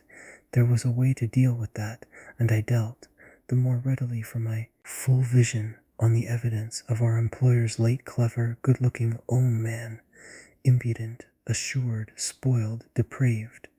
The fellow was a hound, Mrs. Gross considered as if it were perhaps a little a case for a sense of shades. I've never seen one like him. He did what he wished. With her, with them all. It was as if now in my friend's own eyes Miss Jessel had again appeared. I seemed at any rate, for an instant, to see their evocation of her as distinctly as I had seen her by the pond, and I brought out, with decision, it must have been also what she wished. Mrs. Gross's face signified that it had been indeed, but she said at the same time, "Poor woman, she paid for it." "Then you do know what she died of?" I asked. "No, I know nothing. I wanted not to know. I was glad enough I didn't, and I thanked heaven she was well out of this." "Yet you had then your idea of her real reason for leaving?" "Oh yes, as to that. She couldn't have stayed. Fancy it here, for a governess." And afterward I imagined, and I still imagine, and what I imagine is dreadful. "Not so dreadful as what I do," I replied, "on which I must have shown her, as I was indeed but too conscious, a front of miserable defeat. It brought out again all her compassion for me, and at the renewed touch of her kindness my power to resist broke down. I burst, as I had the other time made her burst, into tears. She took me to her motherly breast, and my lamentation overflowed. "I don't do it," I sobbed in despair. "I don't save or shield them. It's far worse than I dreamed. They're lost. Bouth vie bow." What I had said to Mrs. Gross was true enough. There were in the matter I had put before her depths and possibilities that I lacked resolution to sound, so that when we met once more in the wonder of it we were of a common mind about the duty of resistance to extravagant fancies. We were to keep our heads if we should keep nothing else, difficult indeed as that might be in the face of what, in our prodigious experience, was least to be questioned. Late that night, while the house slept, we had another talk in my room, when she went all the way with me as to its being beyond doubt that I had seen exactly what I had seen. To hold her perfectly in the pinch of that, I found I had only to ask her how. If I had made it up, I came to be able to give of each of the persons appearing to me a picture disclosing, to the last detail, their special marks, a portrait on the exhibition of which she had instantly recognized and named them. She wished, of course, small blame to her, to sink the whole subject, and I was quick to assure her that my own interest in it had now violently taken the form of a search for the way to escape from it. I encountered her on the ground of a probability that with recurrence, for recurrence we took for granted, I should get used to my danger, distinctly professing that my personal exposure had suddenly become the least of my discomforts. It was my new suspicion that was intolerable, and yet even to this complication the later hours of the day had brought a little ease. On leaving her, after my first outbreak, I had of course returned to my pupils, associating the right remedy for my dismay with that sense of their charm which I had already found to be a thing I could positively cultivate, and which had never failed me yet. I had simply, in other words, plunged afresh into Flora's special society, and there become aware it was almost a luxury that she could put her little conscious hand straight upon the spot that ached. She had looked at me in sweet speculation, and then had accused me to my face of having cried. I had supposed I had brushed away the ugly signs, but I could literally, for the time at all events, rejoice, under this fathomless charity, that they had not entirely disappeared. To gaze into the depths of blue of the child's eyes and pronounce their loveliness a trick of premature cunning was to be guilty of a cynicism in preference to which I naturally preferred to abjure my judgment, and, so far as might be my agitation, I couldn't abjure for merely wanting to, but I could repeat to Mrs. Gross, as I did there, over and over, in the small hours, that with their voices in the air, their pressure on one's heart, and their fragrant faces against one's cheek, everything fell to the ground but their incapacity and their beauty. It was a pity that, somehow, to settle this once for all, I had equally to re-enumerate the signs of subtlety that, in the afternoon, by the lake, had made a miracle of my show of self-possession. It was a pity to be obliged to re-investigate the certitude of the moment itself and repeat how it had come to me as a revelation that the inconceivable communion I then surprised was a matter for either party of habit. It was a pity that I should have had to quaver out again the reasons for my not having, in my delusion, so much as questioned that the little girl saw our visitant even as I actually saw Mrs. Gross herself, and that she wanted by just so much as she did thus see, to make me suppose she didn't, and at the same time, without showing anything, arrive at a guess as to whether I myself did. It was a pity that I needed once more to describe the portentous little activity by which she sought to divert my attention, the perceptible increase of movement, the greater intensity of play, the singing, the gabbling of nonsense, and the invitation to romp. Yet, if I had not indulged, to prove there was nothing in it, in this review, I should have missed the 2 or 3 dim elements of comfort that still remained to me. I should not, for instance, have been able to asseverate to my friend that I was certain, which was so much to the good that I, at least, had not betrayed myself. I should not have been prompted by stress of need, by desperation of mind, I scarce know what to call it, to invoke such further aid to intelligence as might spring from pushing my colleague fairly to the wall. She had told me, bit by bit, under pressure, a great deal, but a small shifty spot on the wrong side of it all still sometimes brushed my brow like the wing of a bat, and I remember how on this occasion, for the sleeping house and the concentration alike of our danger and our watch seemed to help, I felt the importance of giving the last jerk to the curtain. I don't believe anything so horrible. I recollect saying, "No, let us put it definitely, my dear, that I don't. But if I did, you know, there's a thing I should require now, just without sparing you the least bit. More, oh, not a scrap, come, to get out of you. What was it you had in mind when, in our distress, before Miles came back, over the letter from his school, you said, under my insistence, that you didn't pretend for him that he had not literally ever been bad? He has not literally ever, in these weeks that I myself have lived with him and so closely watched him, he has been an imperturbable little prodigy of delightful, lovable goodness. Therefore you might perfectly have made the claim for him if you had not, as it happened, seen an exception to take. What was your exception, and to what passage in your personal observation of him did you refer? It was a dreadfully austere inquiry, but levity was not our note, and, at any rate, before the grey dawn admonished us to separate, I had got my answer. What my friend had had in mind proved to be immensely to the purpose.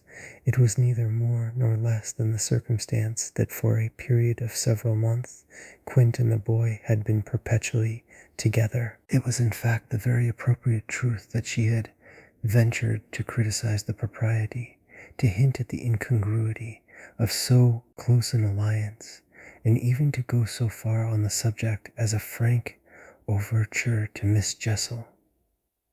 Miss Jessel had, with a most strange manner, requested her to mind her business, and the good woman had, on this, directly approached little Miles. What she had said to him since I pressed was that she liked to see young gentlemen not forget their station. I pressed again, of course, at this.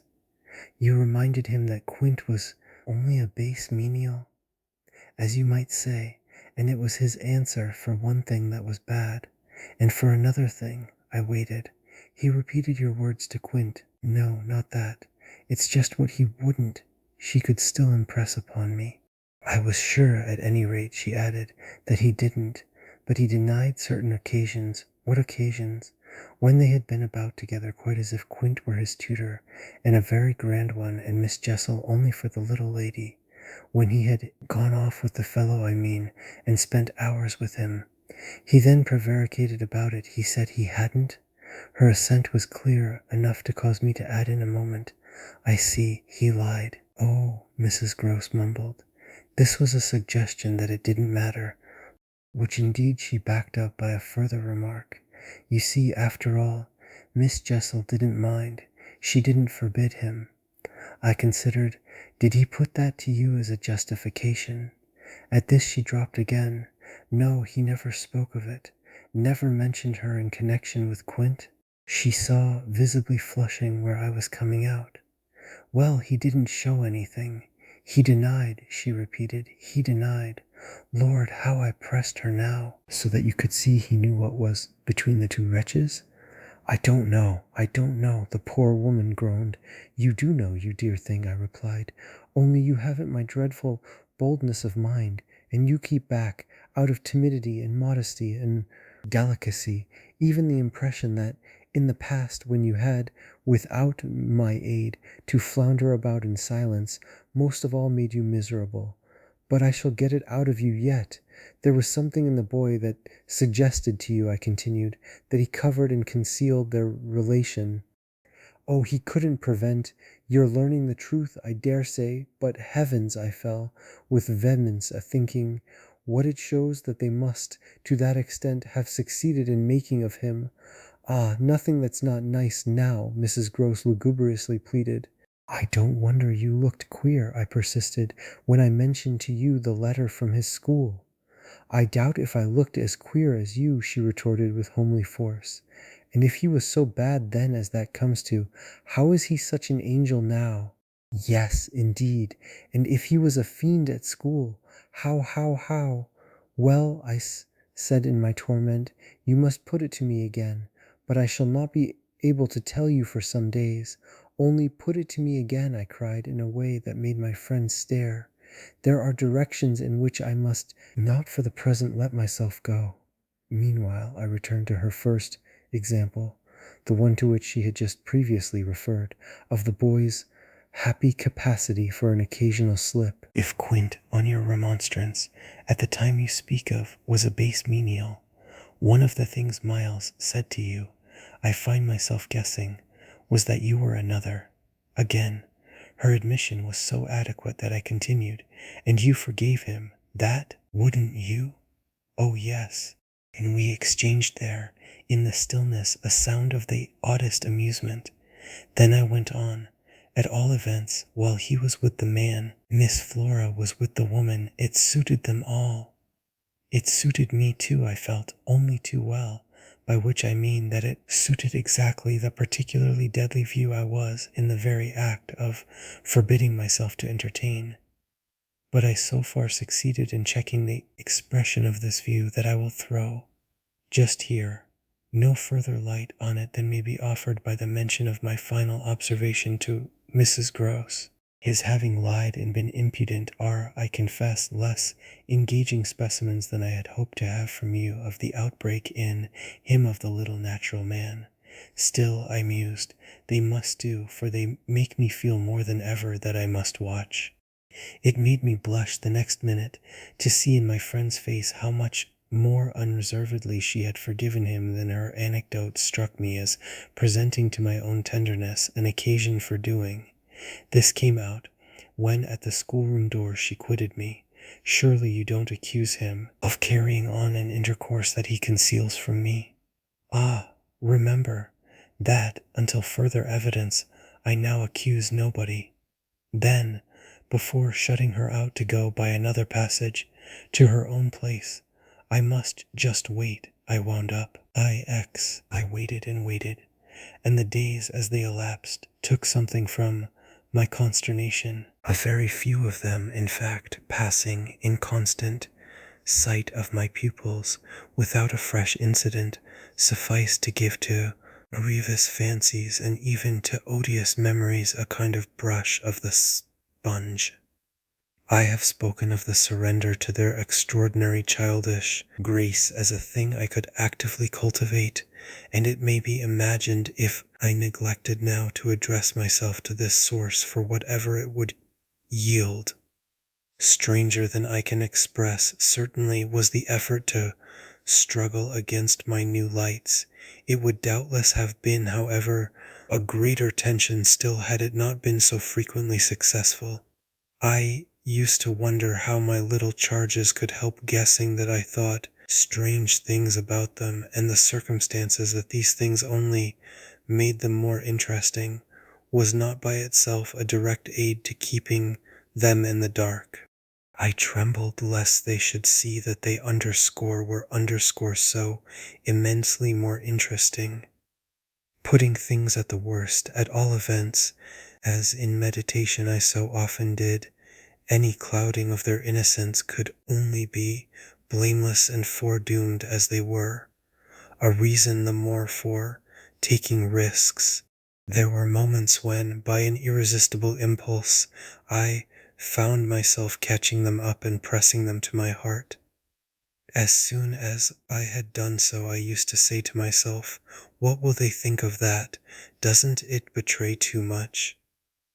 It would have been easy to get into a sad, wild tangle about how much I might betray, but the real account I feel of the hours of peace that I could still enjoy was that the immediate charm of my companions was a beguilement still effective even under the shadow of the possibility that it was studied. For if it occurred to me that I might occasionally excite suspicion by the little outbreaks of my sharper passion for them, so too I remember wondering if I mightn't see a queerness in the traceable increase of their own demonstrations.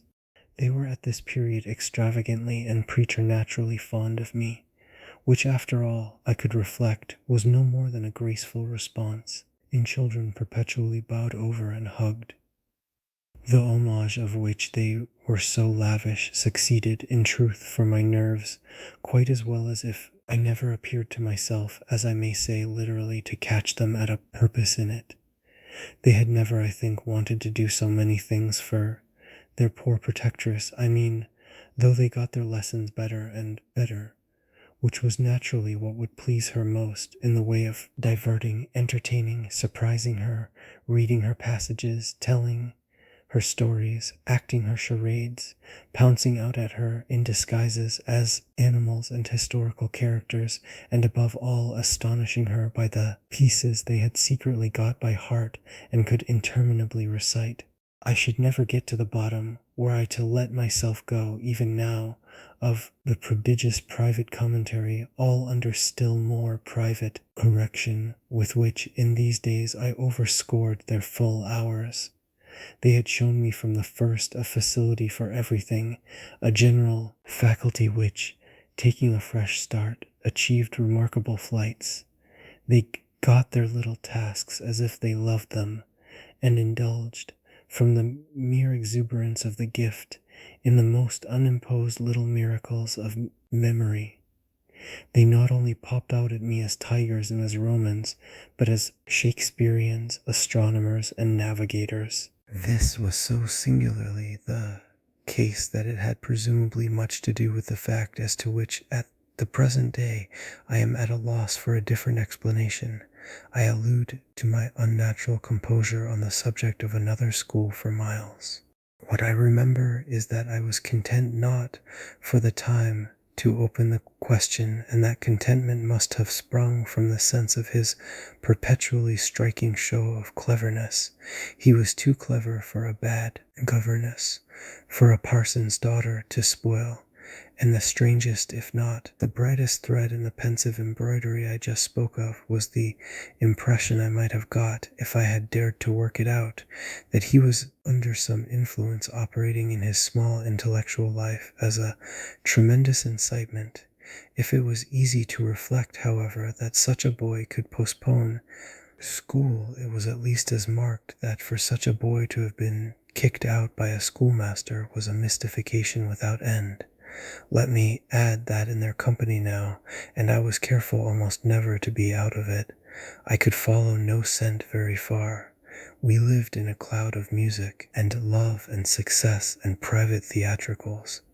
The musical sense in each of the children was of the quickest, but the elder in especial had a marvelous knack of catching and repeating.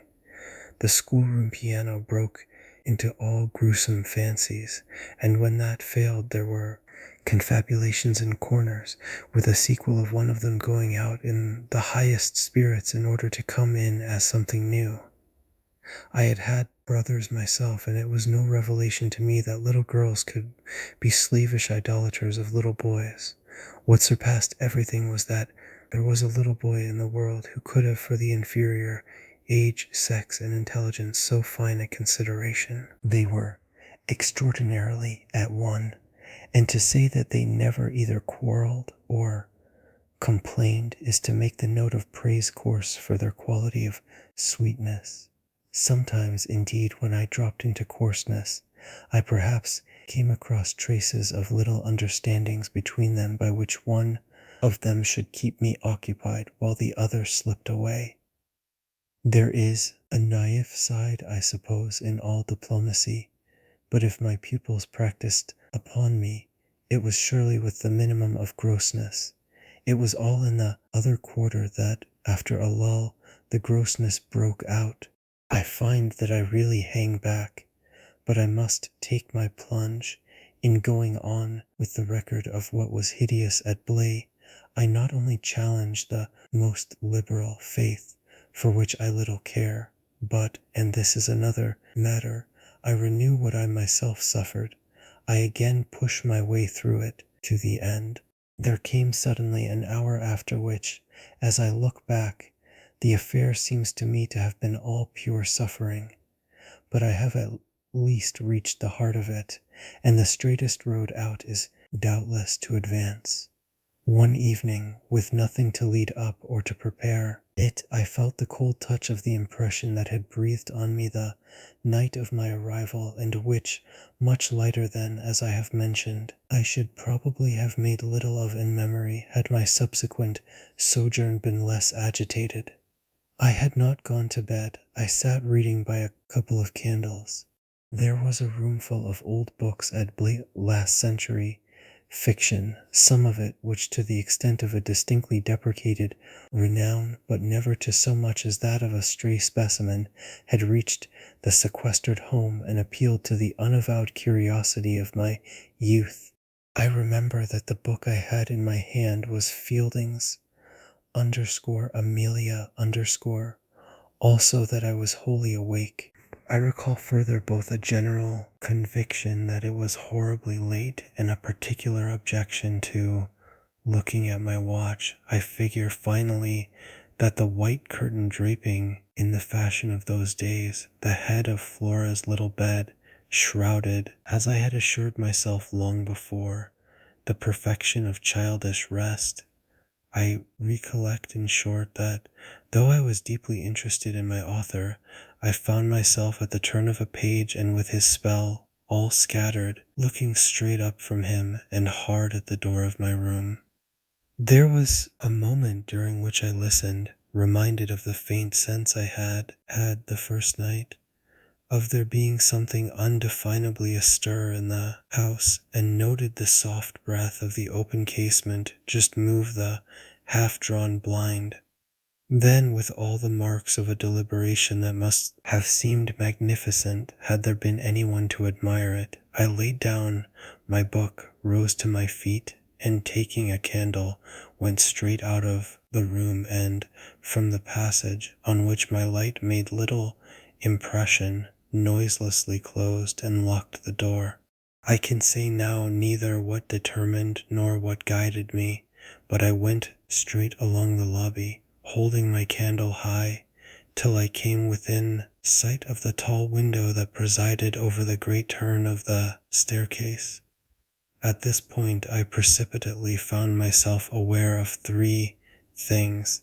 They were practically simultaneous, yet they had flashes of succession. My candle, under a bold flourish, went out, and I perceived by the uncovered window that the yielding dusk of earliest morning rendered it unnecessary. Without it, the next instant I saw that there was someone on the stair. I speak of sequences, but I required no lapse of seconds to stiffen myself for a third encounter with Quint. The apparition had reached the landing halfway up and was therefore on the spot nearest the window, where at sight of me it stopped short and fixed me exactly as it had fixed me from the tower and from the garden. He knew me as well as I knew him, and so, in the cold, faint twilight, with a glimmer in the high glass and another on the polish of the oak stair below, we faced each other in our common intensity. He was absolutely on this occasion a living, detestable, dangerous presence, but that was not the wonder of wonders. I reserve this distinction for quite another circumstance. The circumstance that dread had unmistakably quitted me, and that there was nothing in me there that didn't meet and measure him. I had plenty of anguish after that extraordinary moment, but I had, thank God, no terror. And he knew I had not. I found myself at the end of an instant magnificently aware of this. I felt in a fierce rigor of confidence that if I stood my ground a minute I should cease, for the time at least, to have him to reckon with, and during the minute, accordingly, the thing was as human and hideous as a real interview.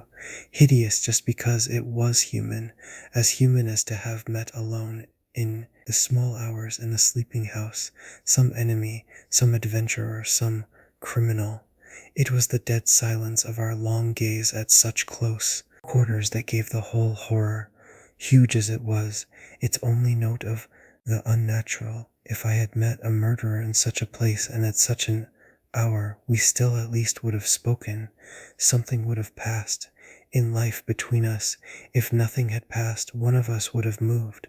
The moment was so prolonged that it would have taken but little more to make me doubt if even I were in life. I can't express what followed it save by saying that the silence itself, which was indeed in a manner an attestation of my strength, became the element into which I saw the figure disappear, in which I definitely saw it turn as I might have seen the low wretch to which it had once belonged turn on receipt of an order, and pass, with my eyes on the villainous back that no hunch could have more disfigured, straight down the staircase and into the darkness in which the next bend was lost.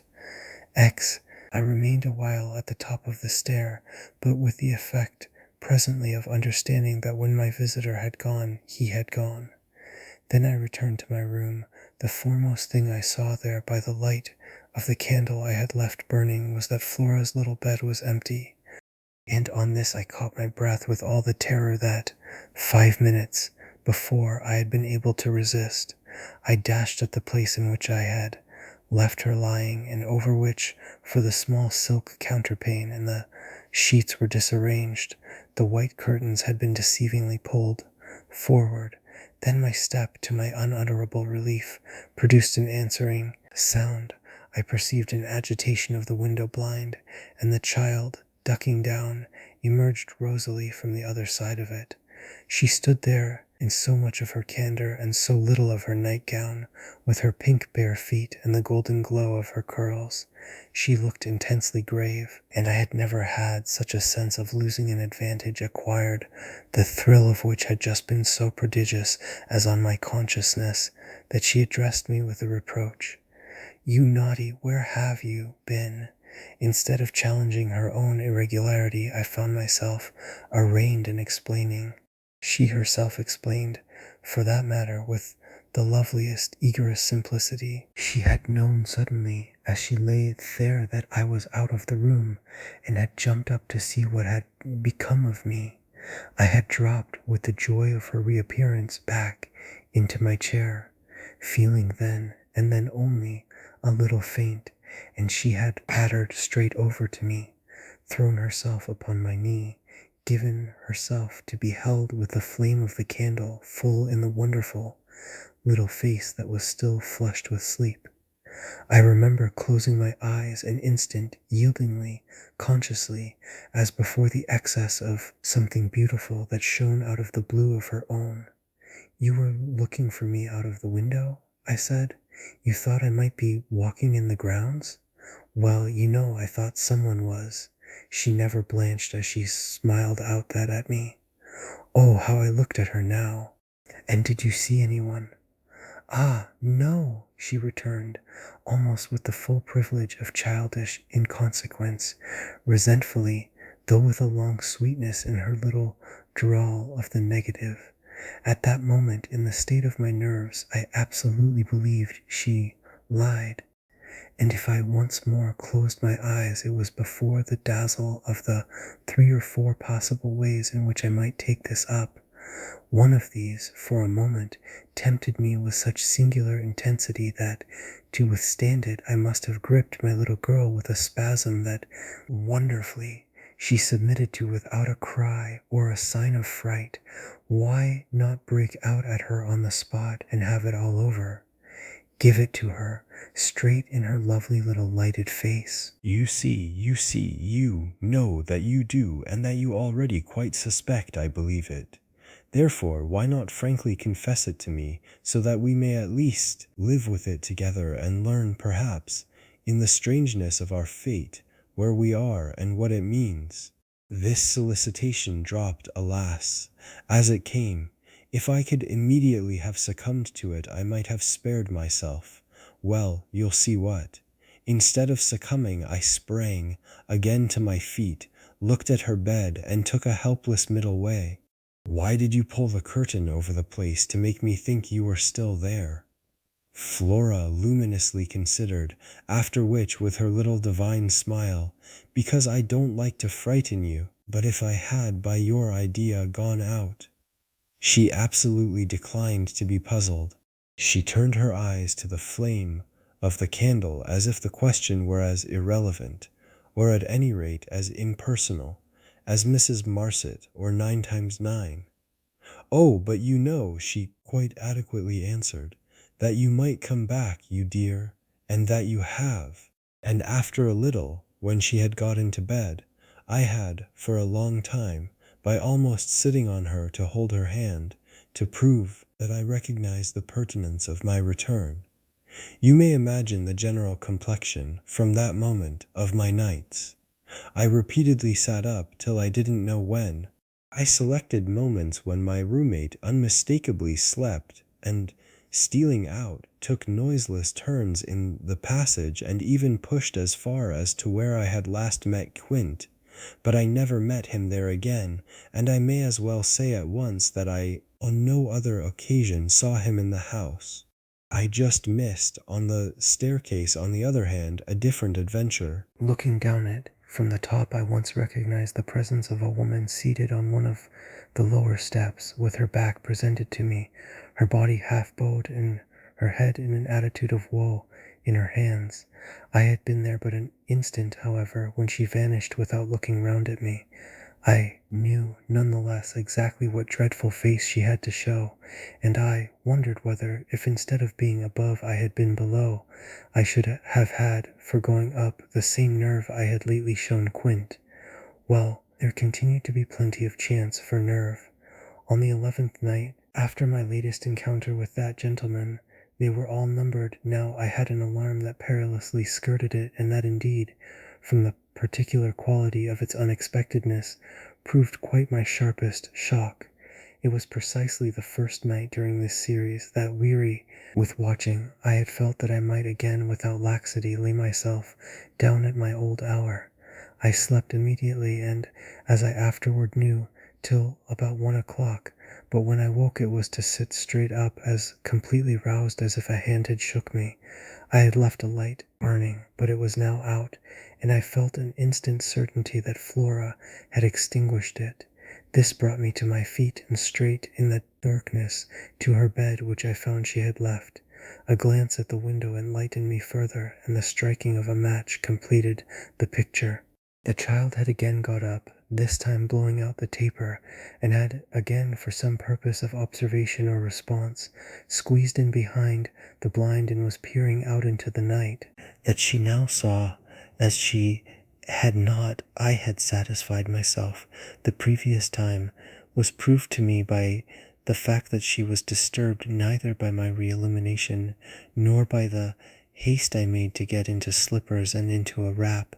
Hidden, protected, absorbed, she evidently rested on the sill. The casement opened forward and gave herself up. There was a great still moon to help her, and this fact had counted in my quick decision. She was face to face with the apparition we had met at the lake, and could now communicate with it as she had not then been able to do. What I, on my side, had to care for was, without disturbing her, to reach from the corridor some other window in the same quarter. I got to the door without her hearing me. I got out of it, closed it, and listened from the other side for some sound from her. While I stood in the passage, I had my eyes on her brother's door, which was but 10 steps off, and which indescribably produced in me a renewal of the strange impulse that I lately spoke of as my temptation. What if I should go straight in and march to his window? What if, by risking to his boyish bewilderment a revelation of my motive, I should throw across the rest of the mystery the long halter of my boldness? This thought held me sufficiently to make me cross to his threshold and pause again. The preacher naturally listened.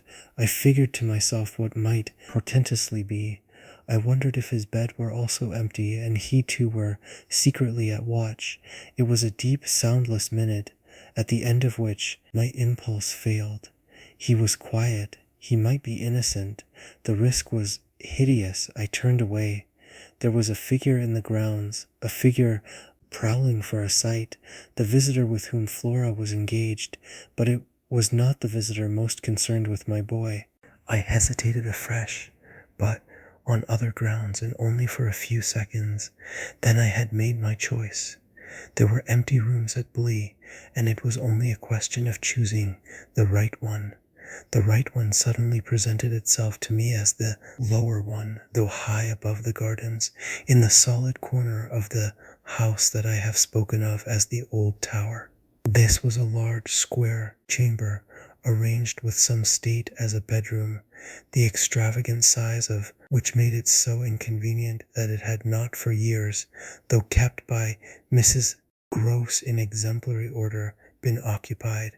I had often admired it, and I knew my way about in it. I had only, after just faltering at the first chill gloom of its disuse, to pass across it and unbolt as quietly as I could one of the shutters. Achieving this transit, I uncovered the glass without a sound, and applying my face to the pane, was able, the darkness without being much less than within, to see that I commanded the right direction. Then I saw something more. The moon made the night extraordinarily penetrable, and showed me on the lawn a person diminished by distance, who stood there motionless and as if fascinated, looking up to where I had appeared, looking, that is, not so much straight at me as at something that was apparently above me. There was clearly another person above me. There was a person on the tower. But the presence on the lawn was not in the least what I had conceived, and had confidently hurried to meet. The presence on the lawn, I felt sick as I made it out, was poor little Miles himself. XI. It was not till late next day that I spoke to Mrs. Groves, the rigour with which I kept my pupils in sight making it often difficult to meet her privately, and the more as we each felt the importance of not provoking on the part of the servants quite as much as on that of the children any suspicion of a secret flurry or that of a discussion of mysteries. I drew a great security in this particular from her mere smooth aspect. There was nothing in her fresh face to pass on to others. My horrible confidences. She believed me, I was sure, absolutely.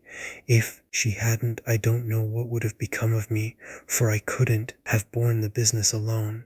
But she was a magnificent monument to the blessing of a want of imagination, and if she could see in our little charges nothing but their beauty and amiability, their happiness and cleverness, she had no direct communication with the sources of my trouble. If they had been at all visibly blighted or battered, she would doubtless have grown, on tracing it back, haggard enough to match them. As matters stood, however, I could feel her, when she surveyed them, with her large white arms folded, in the habit of serenity, and all her look, thank the Lord's mercy that if they were ruined, the pieces would still serve. Flights of fancy gave place in her mind to a steady fireside glow, and I had already begun to perceive how, with the development of the conviction that, as time went on without a public accident, our young things could, after all, look out for themselves, she addressed her greatest solicitude to the sad case presented by their instructress. That for myself was a sound simplification. I could engage that, to the world, my face should tell no tales, but it would have been, in the conditions, an immense added strain to find myself anxious about hers. At the hour I now speak of, she had joined me, under pressure, on the terrace, where, with the lapse of the season, the afternoon sun was now agreeable, and we sat there together, while before us, at a distance, but within call if we wished, the children strolled to and fro in one of their most manageable moods. They moved slowly, in unison, below us. Over the lawn, the boy, as they went, reading aloud from a storybook, and passing his arm round his sister to keep her quite in touch. Mrs. Gross watched them with positive placidity. Then I caught the suppressed intellectual creak with which she conscientiously turned to take from me a view of the back of the tapestry. I had made her a receptacle of lurid things, but there was an odd recognition of my superiority, my accomplishments, and my function in her patience under my pain. She offered her mind to my disclosures as, had I wished to mix a witch's broth and proposed it with assurance, she would have held out a large clean saucepan.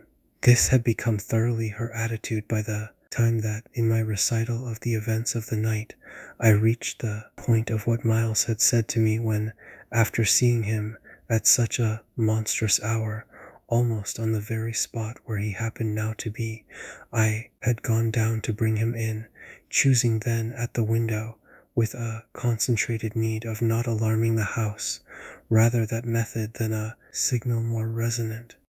I had left her meanwhile in little doubt of my small hope of representing with success even to her actual sympathy my sense of the real splendor of the little inspiration with which, after I had got him into the house, the boy met my final articulate challenge.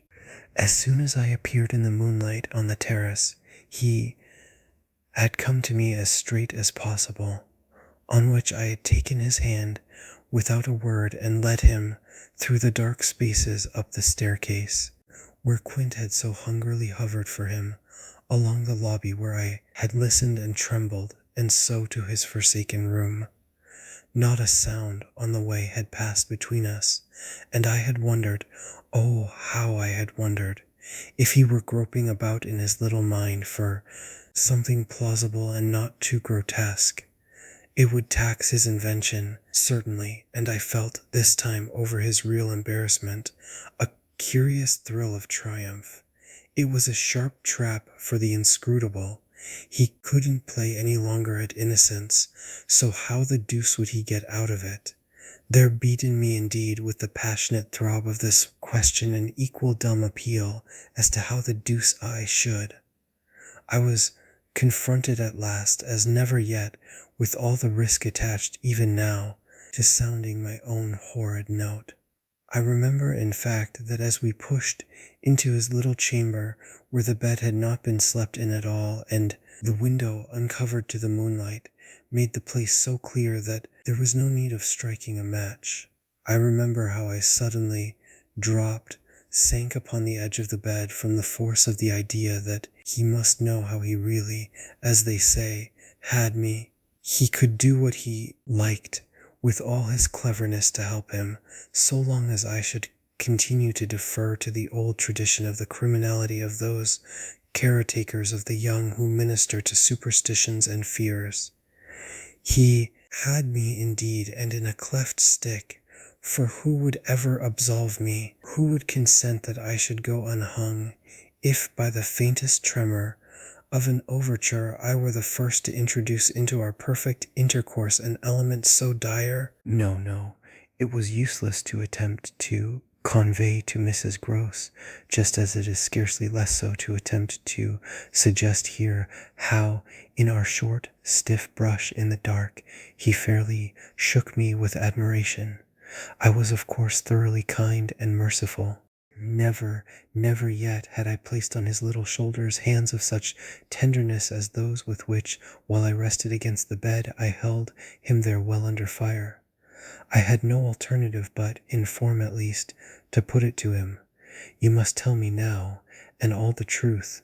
What did you go out for? What were you doing there? I can still see his wonderful smile, the whites of his beautiful eyes, and the uncovering of his little teeth shine to me in the dusk.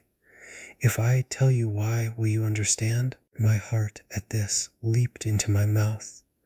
Would he tell me why? I found no sound on my lips to press it, and I was aware of replying only with a vague, repeated, grimacing nod.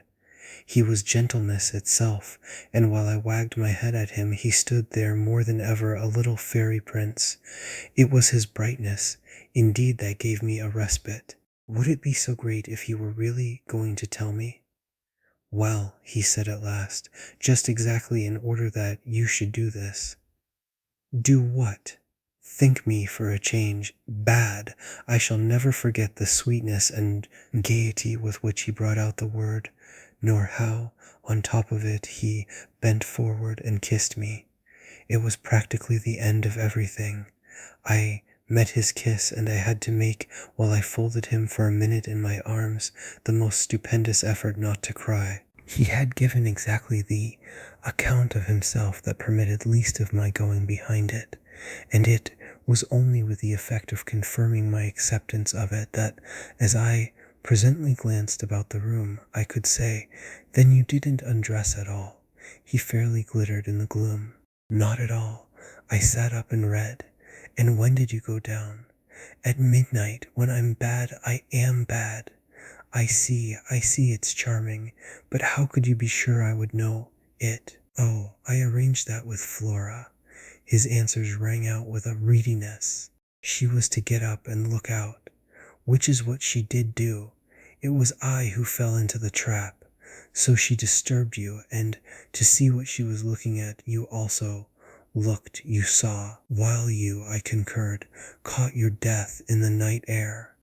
He literally bloomed so from this exploit that he could afford radiantly to assent. "How otherwise should I have been bad enough?" he asked. Then, after another embrace, the incident in our interview closed on my recognition of all the reserves of goodness that, for his joke, he had been able to draw upon. 12th, the particular impression I had received proved in the morning light, I repeat, not quite successfully presentable to Mrs. Gross, though I reinforced it with the mention of still another remark that he had made before we separated. "It all lies in half a dozen words," I said to her, "words that really settle the matter. Think, you know, what I might do." He threw that off to show me how good he is. He knows down to the ground what he might do. That's what he gave them a taste of at school. "Lord, you do change," cried my friend. "I don't change, I simply make it out. The four, depend upon it, perpetually meet. If on either of these last nights you had been with either child, you would clearly have understood. The more I've watched and waited, the more I've felt that if there were nothing else to make it sure, it would be made so by the systematic silence of each. Underspore, never by a slip of the tongue have they so much as alluded to either of their old friends, any more than Miles has alluded to his expulsion. Oh yes, we may sit here and look at them, and they may show off to us there to their fill. But even while they pretend to be lost in their fairy tale, they're steeped in their vision of the dead restored. "He's not reading to her," I declared. "They're talking of them. They're talking horrors." I go on, I know, as if I were crazy, and it's a wonder I'm not. What I've seen would have made you so, but it has only made me more lucid, made me get hold of still other things. My lucidity must have seemed awful, but the charming creatures who were victims of it, passing and repassing in their interlocked sweetness, gave my colleagues something to hold on by, and I felt how tight she held as, without stirring in the breath of my passion, she covered them still with her eyes. Of what other things have you got hold? Why, of the very things that have delighted, fascinated, and yet at bottom, as I now so strangely see, mystified and troubled me. Their more than earthly beauty, their absolutely unnatural goodness. It's a game, I went on. It's a policy and a fraud on the part of little darlings, as yet mere lovely babies. Yes, mad as that seems, the very act of bringing it out really helped me to trace it, follow it all up, and piece it all together. They haven't been good, they've only been absent. It has been easy to live with them because they're simply leading a life of their own. They're not mine, they're not ours, they're his and they're hers. Quince and that woman's, they want to get to them. Oh, how at this poor Mrs. Gross appeared to study them. But for what? For the love of all the evil that, in those dreadful days, the pair put into them, and to ply them with that evil still, to keep up the work of demons, is what brings the others back. Laws, said my friend under her breath. The exclamation was homely, but it revealed a real acceptance of my further proof of what, in the bad time, for there had been a worse even than this, must have occurred. There could have been no such justification for me as the plain assent of her experience to whatever depth of depravity I found credible in our brace of scoundrels. It was an obvious submission of memory that she brought out after a moment. They were rascals, but what can they now do? She pursued. Do? I echoed so loud that Miles and Flora, as they passed at their distance, paused an instant in their walk and looked at us. Don't they do enough? I demanded in a lower tone, while the children, having smiled and nodded and kissed hands to us, resumed their exhibition. We were held by it a minute.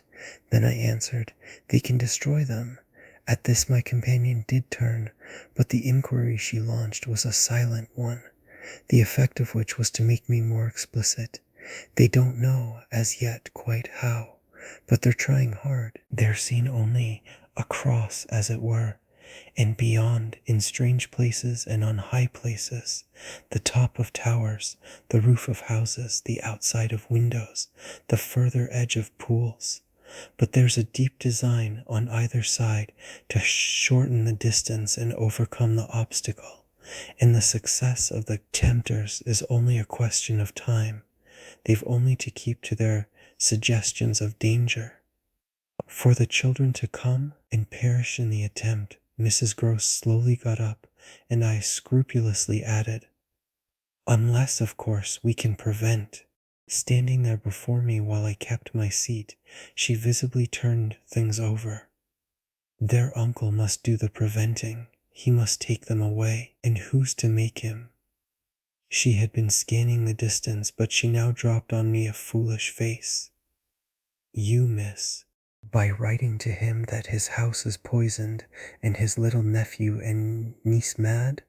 But if they are, miss, and if I am myself, you mean, that's charming news to be sent him by a governess whose prime undertaking was to give him no worry. Mrs. Gross considered, following the children again. Yes, he do hate worry. That was the great reason why those fiends took him in so long. No doubt, though his indifference must have been awful. As I'm not a fiend at any rate, I shouldn't take him in.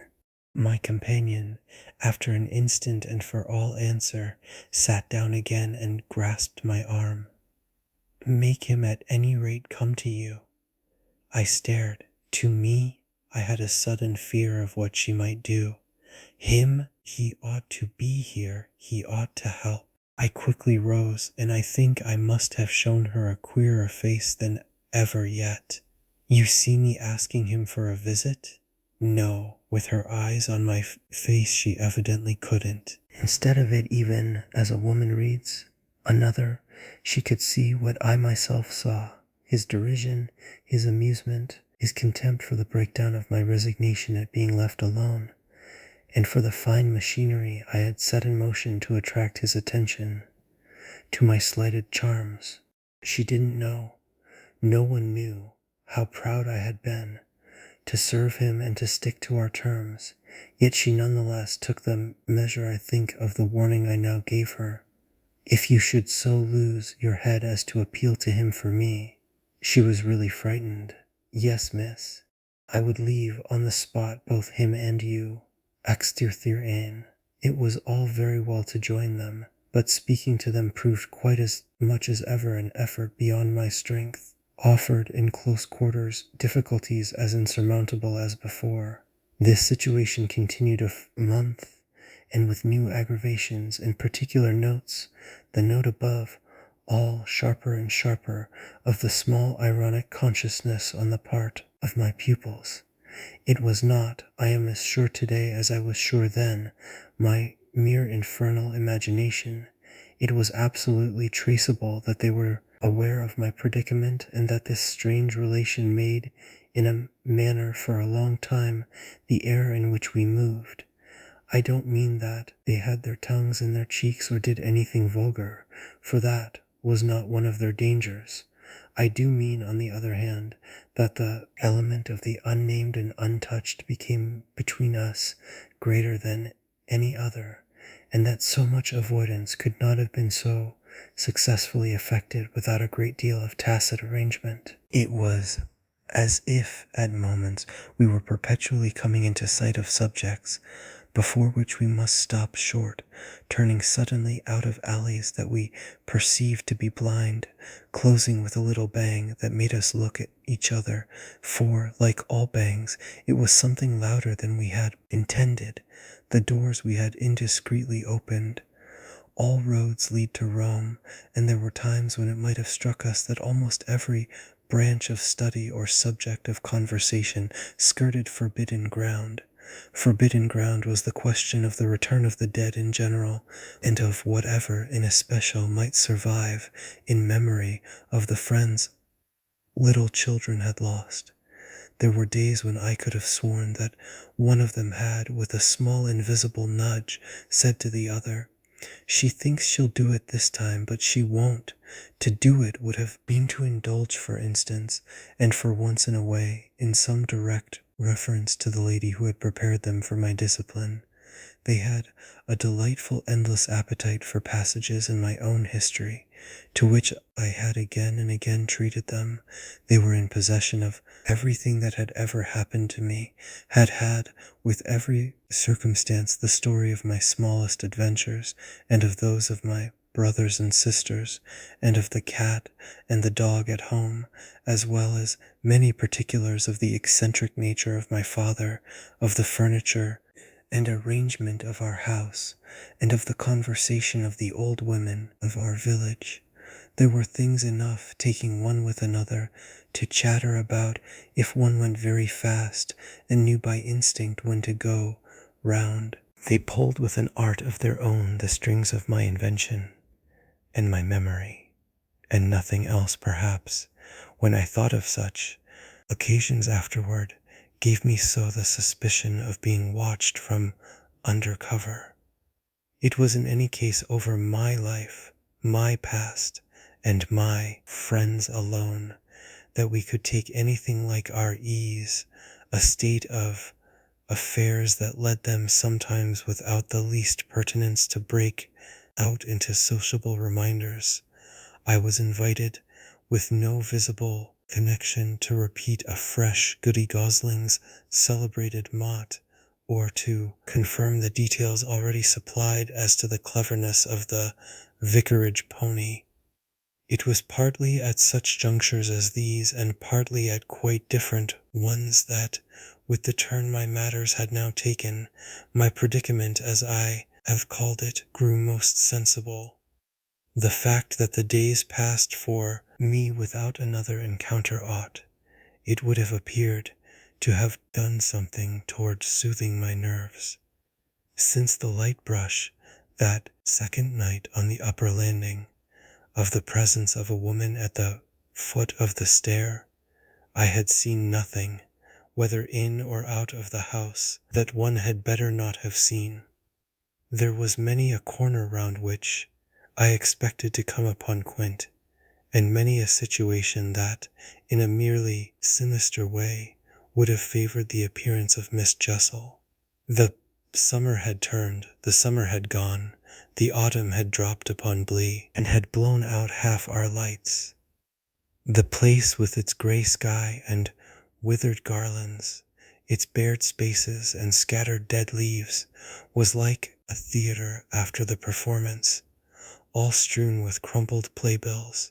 There were exactly states of the air, conditions of sound and of stillness, unspeakable impressions of the kind of ministering moment that brought back to me, long enough to catch it, the feeling of the medium in which that June evening out of doors I had had my first sight of Quint, and in which too at those other instants I had, after seeing him through the window, looked for him in vain in the circle of shrubbery.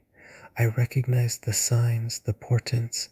I recognized the moment, the spot, but they remained unaccompanied and empty, and I continued unmolested. If unmolested one could call a young woman whose sensibility had, in the most extraordinary fashion, not declined but deepened.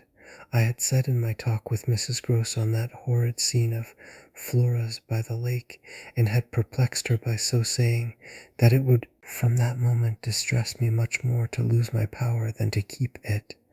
I had then expressed what was vividly in my mind, the truth that, whether the children really saw or not, since, that is, it was not yet definitely proved, I greatly preferred, as a safeguard, the fullness of my own exposure. I was ready to know the very worst that was to be known. What I had then had an ugly glimpse of was that my eyes might be sealed just while theirs were most opened. Well, my eyes were sealed. It appeared, at present, a consummation for which it seemed blasphemous not to thank God. There was, alas, a difficulty about that. I would have thanked him with all my soul had I not had in a proportionate measure this conviction of the secret of my pupils. How can I retrace today the strange steps of my obsession? There were times of our being together when I would have been ready to swear that, literally in my presence, but with my direct sense of it closed, they had visitors who were known and were welcome. Then it was that, had I not been deterred by the very chance that such an injury might prove greater than the injury to be averted, my exultation would have broken out. They're here, you little wretches, I would have cried, and you can't deny it now. The little wretches denied it with all the added volume of their sociability and their tenderness, in just the crystal depths of which, like the flash of a fish in a stream, the mockery of their advantage peeped up. The shock, in truth, had sunk into me still deeper than I knew on the night when, looking out to see either Quint or Miss Jessel under the stars, I had beheld the boy over whose rest I watched, and who had immediately brought in with him, had straightway there turned it on me, the lovely upward look with which, from the battlements above me, the hideous apparition of Quint had played. If it was a question of a scare, my discovery on this occasion had scared me more than any other, and it was in the condition of nerves produced by it that I made my actual inductions. They harassed me so that sometimes, at odd moments, I shut myself up audibly to rehearse. It was at once a fantastic relief and a renewed despair.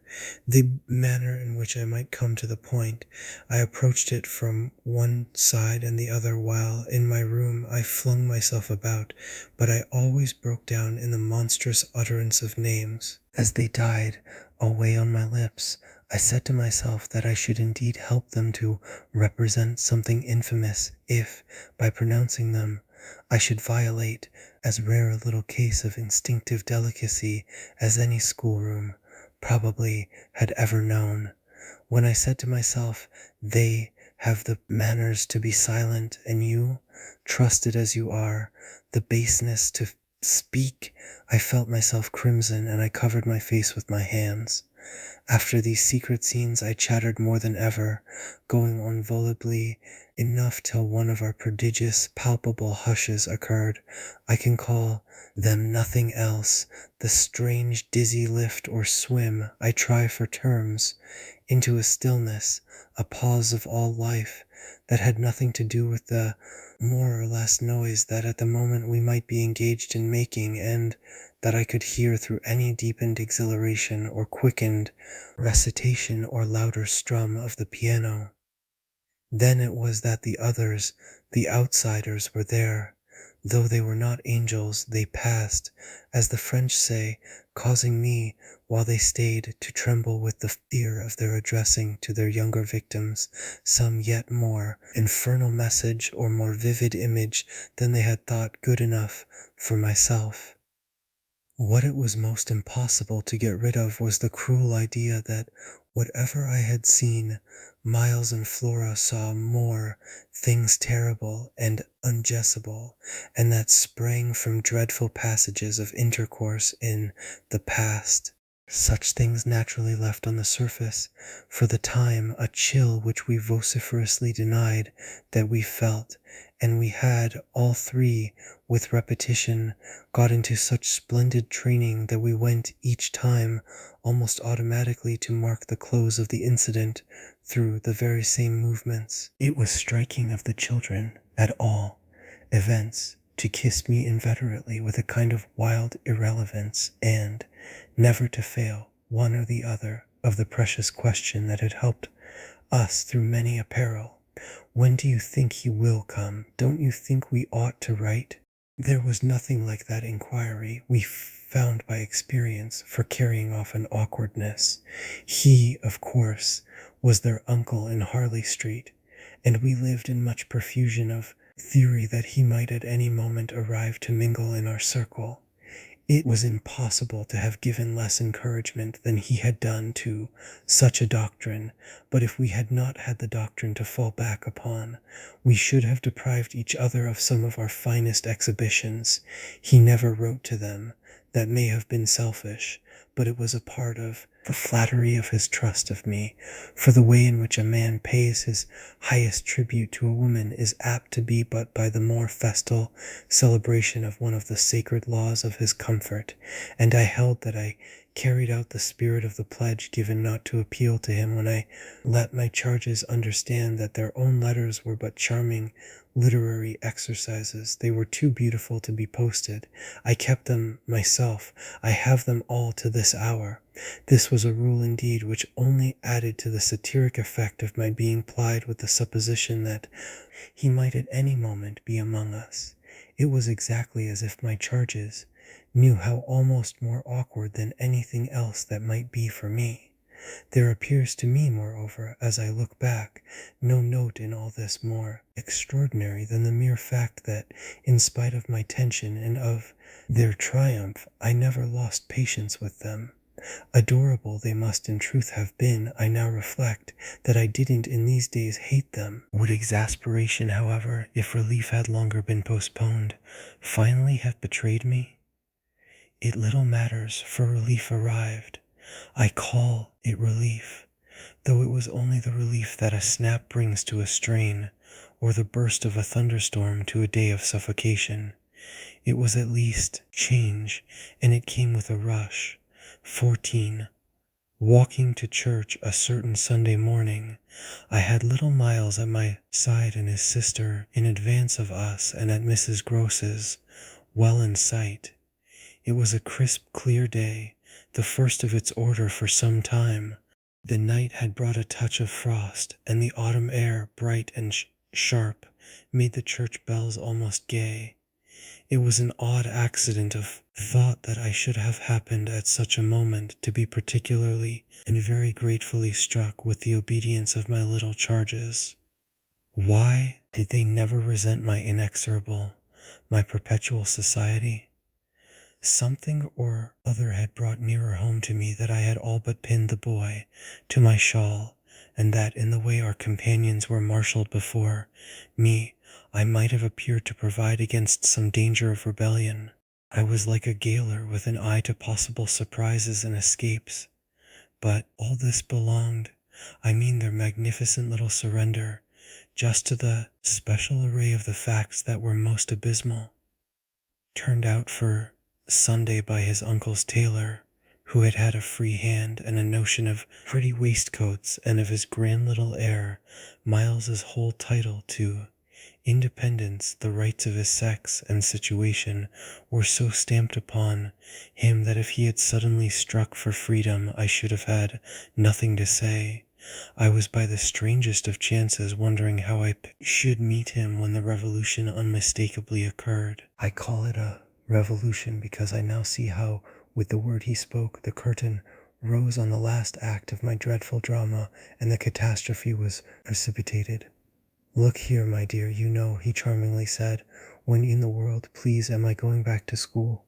Transcribed here, the speech sounds harmless enough, particularly as uttered in the sweet, high, casual pipe with which, at all interlocutors, but above all at his eternal governess, he threw off intonations as if he were tossing roses. There was something in them that always made one catch, and I caught, at any rate, now so effectually that I stopped as short as if one of the trees of the park had fallen across the road. There was something new, on the spot, between us, and he was perfectly aware that I recognized it, though to enable me to do so he had no need to look a whit less candid and charming than usual. I could feel in him how he already, from my at first finding nothing to reply, perceived the advantage he had gained. I was so slow to find anything that he had plenty of time, after a minute, to continue with his suggestive but inconclusive smile. "You know, my dear, that for a fellow to be with a lady always, his 'my dear' was constantly on his lips for me, and nothing could have expressed more the exact shade of the sentiment with which I desired to inspire my pupils than its fond familiarity. It was so respectfully easy. But, oh, how I felt that at present I must pick my own phrases. I remember that, to gain time, I tried to laugh, and I seemed to see in the beautiful face with which he watched me how ugly and queer I looked." "And always with the same lady?" I returned. He neither blanched nor winked. The whole thing was virtually out between us. "Ah, of course, she's a jolly, perfect lady, but after all, I'm a fellow, don't you see? That's, well, getting on." I lingered there with him an instant, ever so kindly. "Yes, you're getting on. Oh, but I felt helpless." I have kept to this day the heartbreaking little idea of how he seemed to know that and to play with it. "And you can't say I've not been awfully good, can you?" I laid my hand on his shoulder, for, though I felt how much better it would have been to walk on, I was not yet quite able. "No, I can't say that, Miles. Except just that one night, you know. That one night I couldn't look as straight as he. Why, when I went out of the house—" "Oh, yes, but I forget what you did it for." "You forget?" He spoke with the sweet extravagance of childish reproach. "Why, it was to show you I could. Oh, yes, you could, and I can again. I felt that I might, perhaps, after all, succeed in keeping my wits about me. Certainly, but you won't. No, not that again." It was nothing, I said, "but we must go on." He resumed our walk with me, passing his hand into my arm. "Then when am I going back?" I wore, in turning it over, my most responsible air. "Were you very happy at school?" He just considered. "Oh, I'm happy enough anywhere." "Well then," I quavered, "if you're just as happy here—" "Ah, but that isn't everything. Of course you know a lot. But you hint that you know almost as much?" I risked as he paused. "Not half I want to," Miles honestly professed. "But it isn't so much that.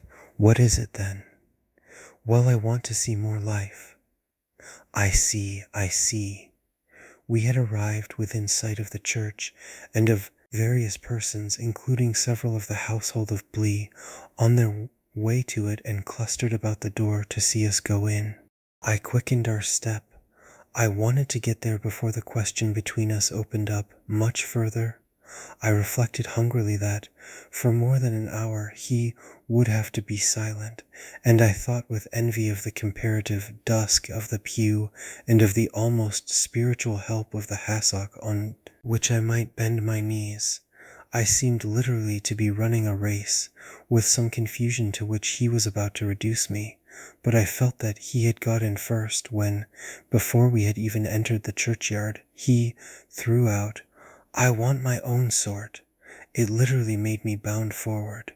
"There are not many of your own sort, Miles," I laughed, "unless perhaps dear little Flora. You really compare me to a baby girl?"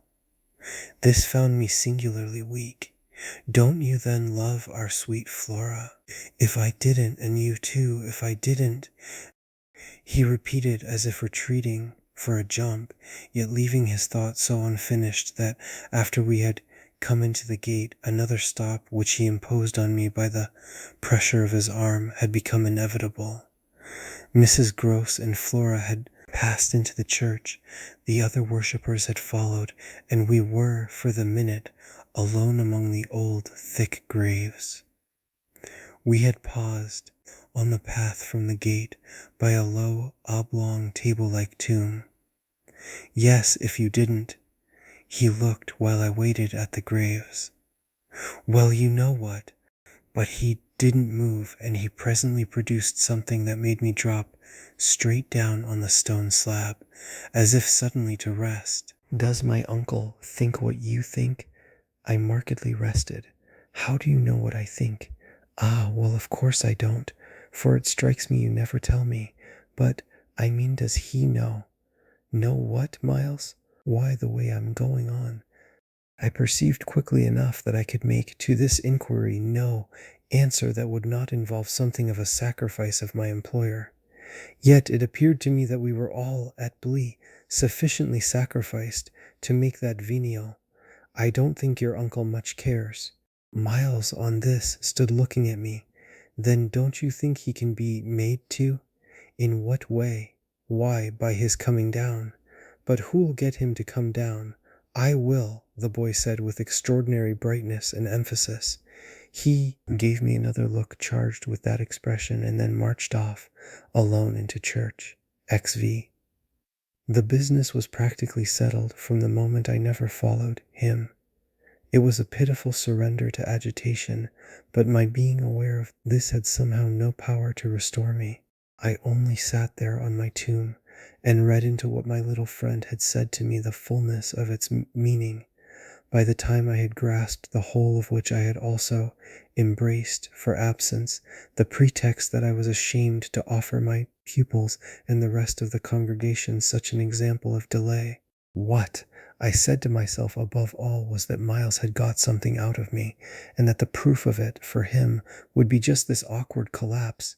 He had got out of me that there was something I was much afraid of, and that he should probably be able to make use of my fear to gain, for his own purpose, more freedom. My fear was of having to deal with the intolerable question of the grounds of his dismissal from school, for that was really but the question of the horrors gathered behind. That his uncle should arrive to treat with me of these things was a solution that, strictly speaking, I ought now to have desired to bring on, but I could so little face the ugliness and the pain of it that I simply procrastinated and lived from hand to mouth. The boy, to my deep discomposure, was immensely in the right, was in a position to say to me, "Either you clear up with my guardian the mystery of this interruption of my studies, or you cease to expect me to lead with you a life that's so unnatural for a boy." What was so unnatural for the particular boy I was concerned with was this sudden revelation of a consciousness and a plan. That was what really overcame me, what prevented my going in. I walked round the church, hesitating, hovering.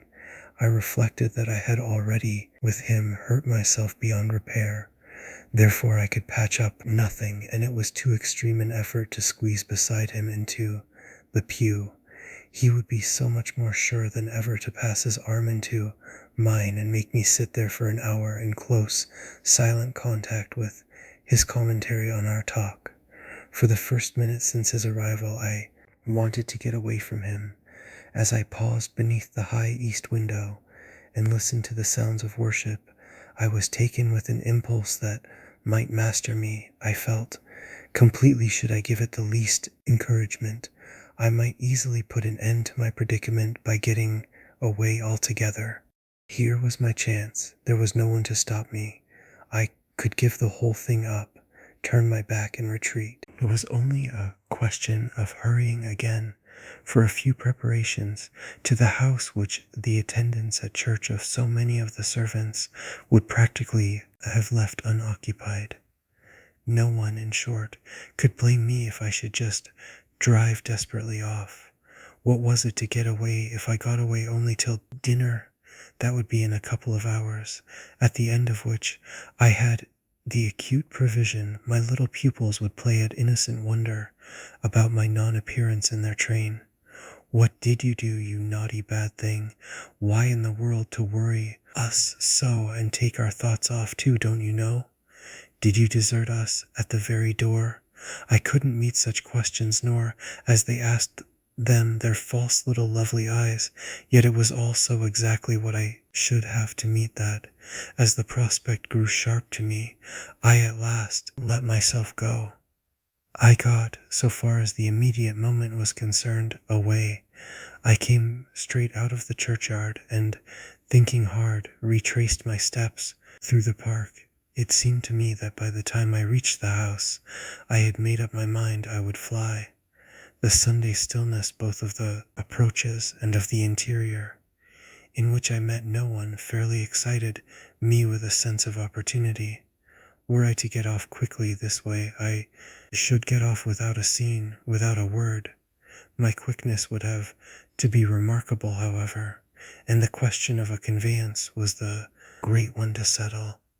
Tormented in the hall with difficulties and obstacles, I remember sinking down at the foot of the staircase, suddenly collapsing there on the lowest step, and then, with a revulsion, recalling that it was exactly where more than a month before, in the darkness of night, and just so bowed with evil things, I had seen the spectre of the most horrible of women. At this I was able to straighten myself. I went the rest of the way up. I made, in my bewilderment, for the schoolroom where there were objects belonging to me that I should have to take, but I opened the door to find again, in a flash, my eyes unsealed. In the presence of what I saw, I reeled straight back upon my resistance. Seated at my own table in clear noonday light, I saw a person whom, without my previous experience, I should have taken at the first blush for some housemaid who might have stayed at home to look after the place, and who, availing herself of rare relief from observation and of the schoolroom table and my pens, ink, and paper, had applied herself to the considerable effort of a letter to her sweetheart.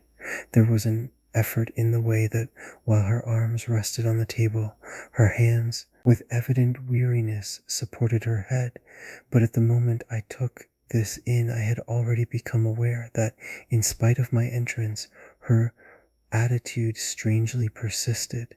Then it was, with the very act of its announcing itself, that her identity flared up in a change of posture.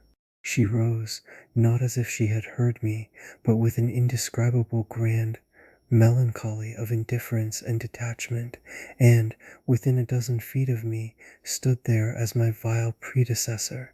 Dishonored and tragic, she was all before me, but even as I fixed and, for memory, secured it, the awful image passed away.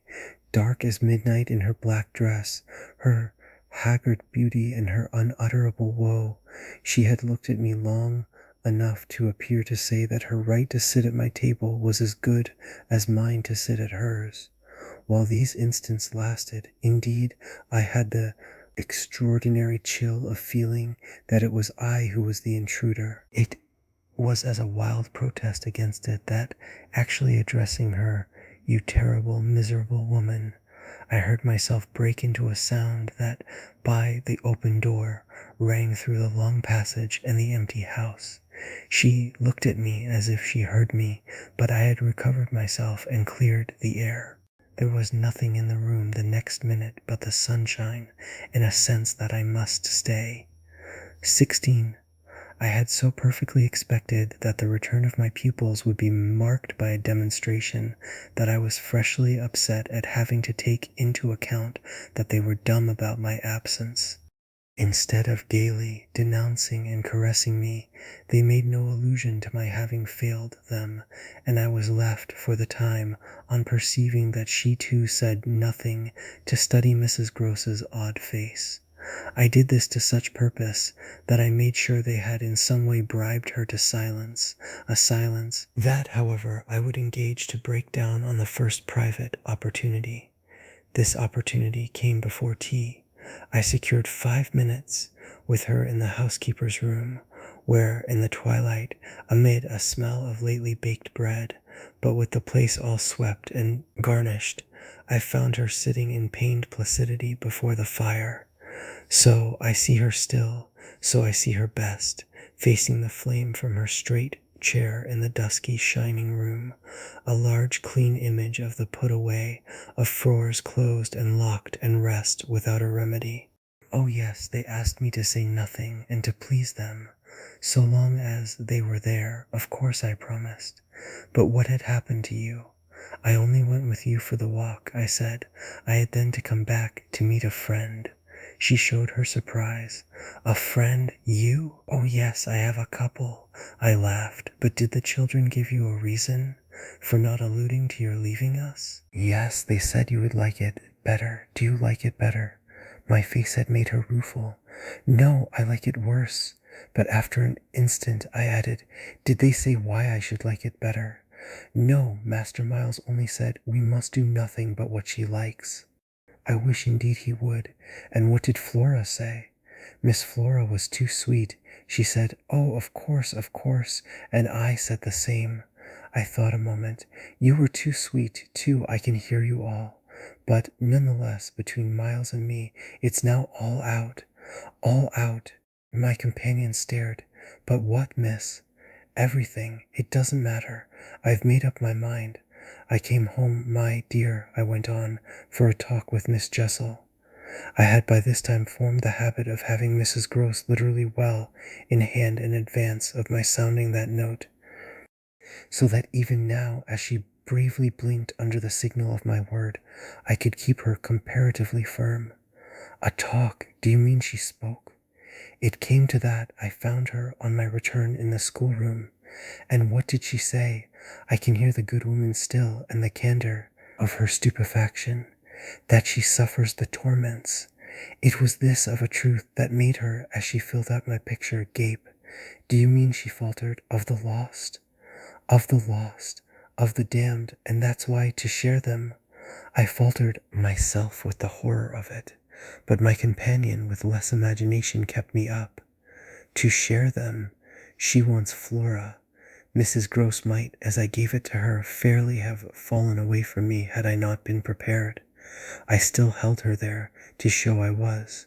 As I've told you, however, it doesn't matter, because you've made up your mind. But to what? To everything. And what do you call everything? Why, sending for their uncle. Oh, miss, in pity do, my friend broke out. Ah, but I will. I see it's the only way. What's out, as I told you, with Miles is that if he thinks I'm afraid to, and has ideas of what he gains by that, he shall see he's mistaken. Yes, his uncle shall have it here from me on the spot, and before the boy himself, if necessary, that if I'm to be reproached with having done nothing again about more school. Yes, miss, my companion pressed me. Well, there's that awful reason. There were now clearly so many of these for my poor colleague that she was excusable for being vague. But a which? Why, the letter from his old place. You'll show it to the master? I ought to have done so on the instant. Oh no, said Mrs. Gross with decision. I'll put it before him, I went on inexorably, that I can't undertake to work the question on behalf of a child who has been expelled, for we've never in the least known what, Mrs. Gross declared, for wickedness. For what else? when he's so clever and beautiful and perfect? Is he stupid? Is he untidy? Is he infirm? Is he ill-natured? He's exquisite, so it can be only that, and that would open up the whole thing. After all, I said, it's their uncle's fault if he left here such people. He didn't really in the least know them. The fault's mine. She had turned quite pale. Well, you shan't suffer, I answered. The children shan't, she emphatically returned. I was silent a while. We looked at each other. Then what am I to tell him? You needn't tell him anything. I'll tell him. I measured this. Do you mean you'll write? Remembering she couldn't, I caught myself up. How do you communicate? I tell the bailiff, he writes. And should you like him to write our story? My question had a sarcastic force that I had not fully intended, and it made her, after a moment, inconsequently break down. The tears were again in her eyes. Ah, miss, you write. Well, tonight, I at last answered, and on this we separated, 17.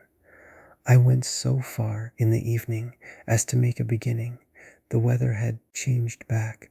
A great wind was abroad, and beneath the lamp in my room, with Flora at peace beside me, I sat for a long time before a blank sheet of paper and listened to the lash of the rain and the batter of the gusts. Finally I went out. Taking a candle, I crossed the passage and listened a minute at Miles's door. What, under my endless obsession, I had been impelled to listen for was some betrayal of his not being at rest, and I presently caught one, but not in the form I had expected. His voice tinkled out, I say, you there, come in. It was a gaiety in the gloom. I went in with my light and found him in bed, very wide awake, but very much at his ease. Well, what are you up to? He asked with a grace of sociability in which it occurred to me that Mrs. Gross, had she been present, might have looked in vain for proof that anything was out. I stood over him with my candle. How did you know I was there? Why, of course I heard you. Did you fancy you made no noise? You're like a troop of cavalry. He beautifully laughed. Then you weren't asleep? Not much. I lie awake and think. I had put my candle, designedly, a short way off, and then, as he held out his friendly old hand to me, had sat down on the edge of his bed. What is it, I asked, that you think of? What in the world, my dear, but you? Ah, the pride I take in your appreciation doesn't insist on that. I had so far rather you slept. Well, I think also, you know, of this queer business of ours. I marked the coolness of his firm little hand. Of what queer business, Miles? Why, the way you bring me up, and all the rest. I fairly held my breath a minute, and even from my glimmering taper, there was light enough to show how he smiled up at me from his pillow. What do you mean by all the rest? Oh, you know, you know. I could say nothing for a minute, though I felt as I held his hand and our eyes continued to meet, that my silence had all the air of admitting his charge, and that nothing in the whole world of reality was perhaps at that moment so fabulous as our actual relation. Certainly you shall go back to school, I said, if it be that troubles you, but not to the old place. We must find another, a better. How could I know it did trouble you, this question, when you never told me so, never spoke of it at all? His clear, listening face, framed in its smooth whiteness, made him for the minute as appealing as some wistful patient in a children's hospital, and I would have given, as the resemblance came to me, all I possessed on earth really to be the nurse, or the sister of charity who might have helped to cure him. Well, even as it was, I perhaps might help. Do you know you've never said a word to me about your school? I mean the old one. Never mentioned it in any way. He seemed to wonder. He smiled with the same loveliness. But he clearly gained time. He waited. He called for guidance. Haven't I? It wasn't for me to help him. It was for the thing I had met. Something in his tone and the expression of his face as I got this from him set my heart aching with such a pang as it had never yet known. So unutterably touching was it to see his little brain puzzled and his little resources taxed to play under the spell laid on him, a part of innocence and consistency. No, never, from the hour you came back. You've never mentioned to me one of your masters, one of your comrades, nor the least little thing that ever happened to you at school. Never, little Miles, no, never. Have you given me an inkling of anything that may have happened there? Therefore you can fancy how much I'm in the dark. Until you came out that way this morning, you had, since the first hour I saw you, scarce even made a reference to anything in your previous life. You seemed so perfectly to accept the present. It was extraordinary how my absolute conviction of his secret, precocity, or whatever I might call the poison of an influence that I dared but half to phrase, made him, in spite of the faint breath of his inward trouble, appear as accessible as an older person, imposed him almost as an intellectual equal. I thought you wanted to go on as you are. It struck me that at this he just faintly colored. He gave, at any rate, like a convalescent slightly fatigued, a languid shake of his head. I want to get away. You're tired of Blee. Oh no, I like Blee. Well then, oh, you know what a boy wants. I felt that I didn't know so well as Miles, and I took temporary refuge. You want to go to your uncle. Again at this, with his sweet ironic face, he made a movement on the pillow. Ah, you can't get off with that. I was silent a little, and it was I, now I think, who changed color. My dear, I don't want to get off. You can't, even if you do, you can't. He lay beautifully staring. My uncle must come down, and you must completely settle things. If we do, I returned with some spirit, you may be sure it will be to take you quite away. Well, don't you understand that that's exactly what I'm working for? You'll have to tell him about the way you've let it all drop. You'll have to tell him a tremendous lot. The exultation with which he uttered this helped me somehow, for the instant, to meet him rather more. And how much will Miles, have to tell him? There are things he'll ask you. He turned it over. Very likely, but what things? The things you've never told me, to make up his mind what to do with you. He can't send you back. Oh, I don't want to go back, he broke in. I want a new field. He said it with admirable serenity, with positive unimpeachable gaiety, and doubtless it was that very note that most evoked for me the poignancy, the unnatural childish tragedy of his probable reappearance at the end of 3 months with all this bravado and still more dishonor. It overwhelmed me now that I should never be able to bear that, and it made me let myself go. I threw myself upon him, and in the tenderness of my pity I embraced him. Dear little Miles, dear little Miles. My face was close to his, and he let me kiss him, simply taking it with indulgent good humor. Well, old lady, is there nothing at all that you want to tell me? He turned off a little, facing round toward the wall and holding up his hand to look at as one had seen sick children look. I told you this morning. Oh, I was sorry for him. That you just want me not to worry you. He looked round at me now, as if in recognition of my understanding. Him, then ever so gently. To let me alone, he replied. There was even a singular little dignity in it, something that made me release him, yet, when I had slowly risen, linger beside him. God knows, I never wished to harass him, but I felt that merely at this to turn my back on him was to abandon, or, to put it more truly, to lose him. I've just begun a letter to your uncle, I said. Well then, finish it. I waited a minute. What happened before? He gazed up at me again. Before what? Before you came back, and before you went away. For some time he was silent, but he continued to meet my eyes. What happened? It made me. The sound of the words, in which it seemed to me that I caught for the very first time a small faint quaver of consenting consciousness. It made me drop on my knees beside the bed and seize once more the chance of possessing him. Dear little Miles, dear little Miles, if you knew how I want to help you.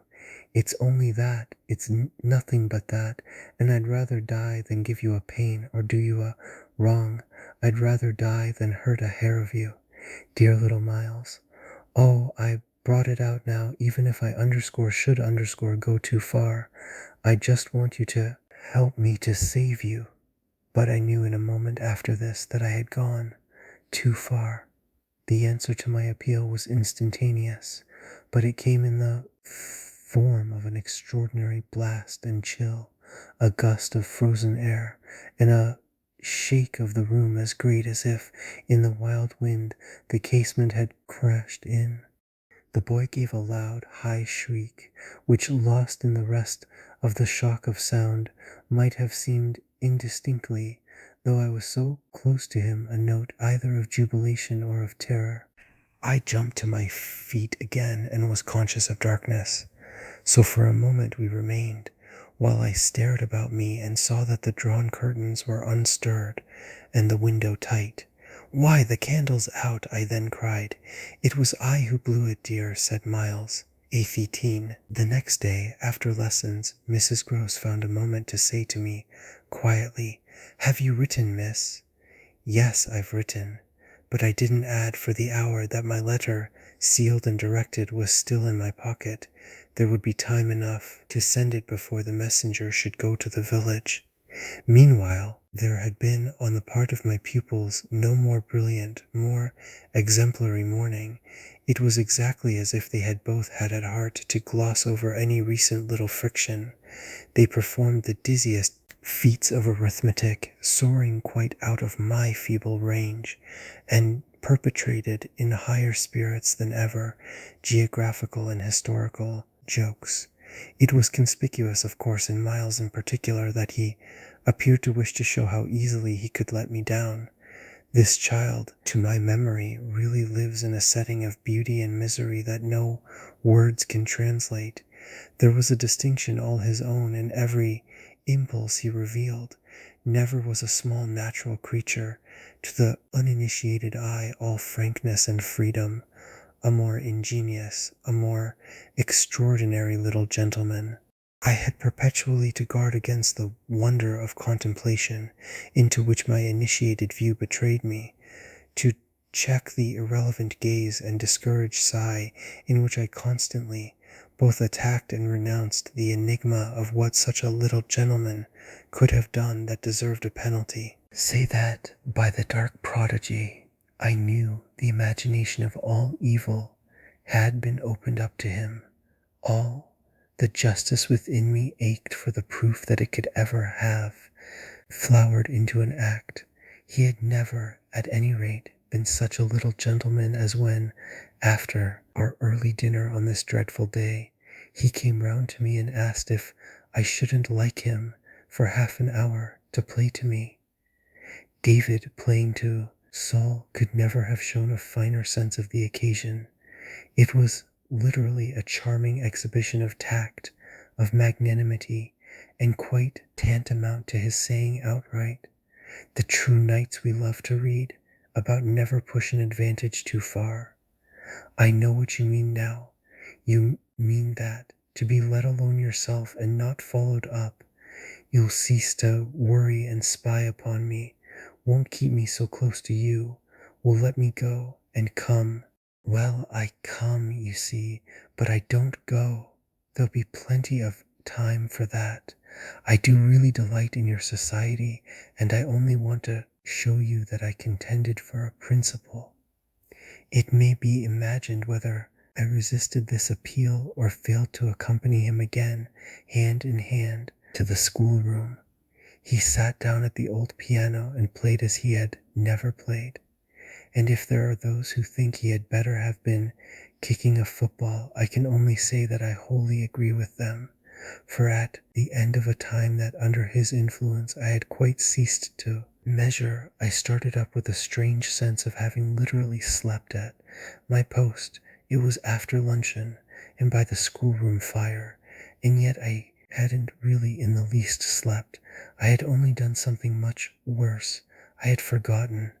Where all this time was Flora? When I put the question to Miles, he played on a minute before answering, and then could only say, "Why, my dear, how do I know?" Breaking, moreover, into a happy laugh, which immediately after, as if it were a vocal accompaniment, he prolonged into incoherent, extravagant song. I went straight to my room, but his sister was not there. Then, before going downstairs, I looked into several others. As she was nowhere about, she would surely be with Mrs. Gross, whom in the comfort of that theory I accordingly proceeded in quest of. I found her where I had found her the evening before, but she met my quick challenge with blank, scared ignorance. She had only supposed that, after the repast, I had carried off both the children, as to which she was quite in her right, for it was the very first time I had allowed the little girl out of my sight without some special provision. Of course now, indeed, she might be with the maid, so that the immediate thing was to look for her without an air of alarm. This we promptly arranged between us, but when 10 minutes later, and in pursuance of our arrangement, we met in the hall, it was only to report on either side that after guarded inquiries we had altogether failed to trace her. For a minute there, apart from observation, we exchanged mute alarms, and I could feel with what high interest my friend returned me all those I had from the first given her. "She'll be above," she presently said, "in one of the rooms you haven't searched."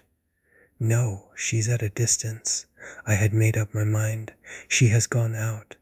Mrs. Gross stared. "Without a hat?" I naturally also looked volumes. "Isn't that woman always without one?" "She's with her?"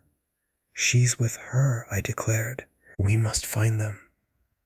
My hand was on my friend's arm, but she failed for the moment, confronted with such an account of the matter, to respond to my pressure. She communed, on the contrary, on the spot, with her uneasiness. "And where's Master Miles?" "Oh, he's with Quint. They're in the schoolroom." "Lord, miss!" My view, I was myself aware, and therefore I suppose my tone, had never yet reached so calm an assurance. "The trick's played," I went on. "They've successfully worked their plan." He found the most divine little way to keep me quiet while she went off. "Divine?" Mrs. Gross bewilderedly echoed. "Infernal, then," I almost cheerfully rejoined. "He has provided for himself as well. But come," she had helplessly gloomed at the upper regions. "You leave him? So long with Quint? Yes, I don't mind that now." She always ended, at these moments, by getting possession of my hand, and in this manner she could at present still stay me. But after gasping an instant at my sudden resignation, "Because of your letter?" she eagerly brought out. I quickly, by way of answer, felt for my letter, drew it forth, held it up, and then, freeing myself, went and laid it on the great hall table. "Luke will take it," I said as I came back. I reached the house door and opened it. I was already on the steps. My companion still demurred. The storm of the night and the early morning had dropped, but the afternoon was damp and gray. I came down to the drive while she stood in the doorway. "You go with nothing on. What do I care when the child has nothing? I can't wait to dress," I cried, "and if you must do so, I leave you. Try meanwhile, yourself, upstairs." "With them?" Oh, on this the poor woman promptly joined me. Ex nigh en. We went straight to the lake, as it was called at Blay, and I dare say, rightly called, though I reflect that it may in fact have been a sheet of water less remarkable than it appeared to my untravelled eyes. My acquaintance with sheets of water was small, in the pool of Blay, at all events on the few occasions of my consenting, under the protection of my pupils, to affront its surface in the old flat-bottomed boat, moored there for our use, had impressed me both with its extent and its agitation. The usual place of embarkation was half a mile from the house, but I had an intimate conviction that, wherever Flora might be, she was not near home. She had not given me the slip for any small adventure, and, since the day of the very great one that I had shared with her by the pond, I had been aware, in our walks, of the quarter to which she most inclined. This was why I had now given to Mrs. Groce's steps so marked a direction that made her, when she perceived it, oppose a resistance that showed me she was freshly mystified. "You're going to the water, miss? You think she's in?" "She may be, though the depth is, I believe, nowhere very great. But what I judge most likely is that she's on the spot from which, the other day, we saw together what I told you, when she pretended not to see, with that astounding self-possession. I've always been sure she wanted to go back alone, and now her brother has managed it for her." Mrs. Groce still stood where she had stopped. "You suppose they really talk of them?" I could meet this with a confidence. "They say things that, if we heard them, would simply appall us. And if she is there, yes, then Miss Jessel is, beyond a doubt. You shall see." "Oh, thank you," my friend cried, planted so firm that, taking it in, I went straight on without her. By the time I reached the pool, however, she was close behind me, and I knew that whatever, to her apprehension, might befall me, the exposure of my society struck her as her least danger. She exhaled a moan of relief as we at last came in sight of the greater part of the water without a sight of the child. There was no trace of Flora on that nearer side of the bank where my observation of her had been most startling, and none on the opposite edge where, save for a margin of some 20 yards, a thick copse came down to the water. The pond, oblong in shape, had a width so scant compared to its length that, with its ends out of view, it might have been taken for a scant river. We looked at the empty expanse, and then I felt the suggestion of my friend's eyes. I knew what she meant, and I replied with a negative headshake. "No, no, wait. She has taken the boat." My companion stared at the vacant mooring place, and then again across the lake. "Then where is it?" "Our not seeing it is the strongest of proofs. She has used it to go over, and then has managed to hide it. All alone, that child. She's not alone, and at such times she's not a child. She's an old, old woman." I scanned all the visible shore while Mrs. Groce took again into the queer element I offered her, one of her plunges of submission. Then I pointed out that the boat might perfectly be in a small refuge formed by one of the recesses of the pool, an indentation masked for the hither side by a projection of the bank and by a clump of trees growing close to the water. "But if the boat's there, where on earth's she?" my colleague anxiously asked. "That's exactly what we must learn," and I started to walk further. "By going all the way round. Certainly, far as it is, it will take us but 10 minutes, but it's far enough to have made the child prefer not to walk. She went straight over." "Laws!" cried my friend again. The chain of my logic was ever too much for her. It dragged her at my heels even now, and when we had got halfway round, a devious, tiresome process, on ground much broken, and by a path choked with overgrowth, I paused to give her breath. I sustained her with a grateful arm, assuring her that she might hugely help me, and this started us afresh, so that in the course of but few minutes more we reached a point from which we found the boat to be where I had supposed it. It had been intentionally left as much as possible out of sight, and was tied to one of the stakes of a fence that came just there down to the brink, and that had been an assistance to disembarking. I recognized, as I looked at the pair of short, thick oars, quite safely drawn up, the prodigious character of the feat for a little girl. but I had lived by this time too long among wonders and had panted to too many livelier measures. There was a gate in the fence through which we passed, and that brought us, after a trifling interval, more into the open. Then, "There she is," we both exclaimed at once. Flora, a short way off, stood before us on the grass and smiled as if her performance was now complete. The next thing she did, however, was to stoop straight down and pluck, quite as if it were all she was there for, a big ugly spray of withered fern. I instantly became sure she had just come out of the copse. She waited for us, not herself taking a step, and I was conscious of the rare solemnity with which we presently approached her. She smiled, and we met, but it was all done in a silence by this time flagrantly ominous. Mrs. Gross was the first to break the spell.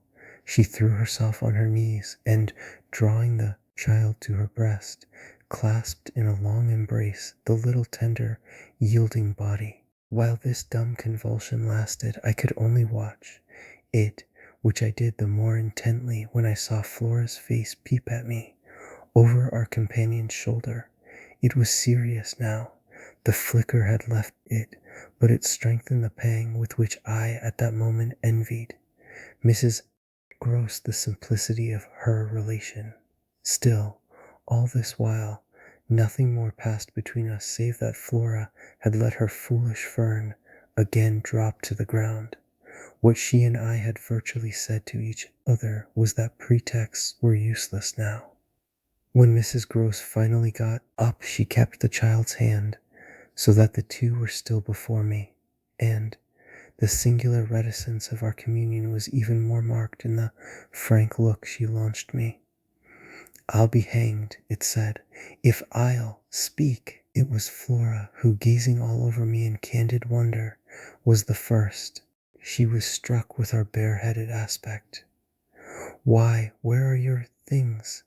"Where yours are, my dear," I promptly returned. She had already got back her gaiety, and appeared to take this as an answer quite sufficient. "And where's Miles?" she went on. There was something in the small valor of it that quite finished me.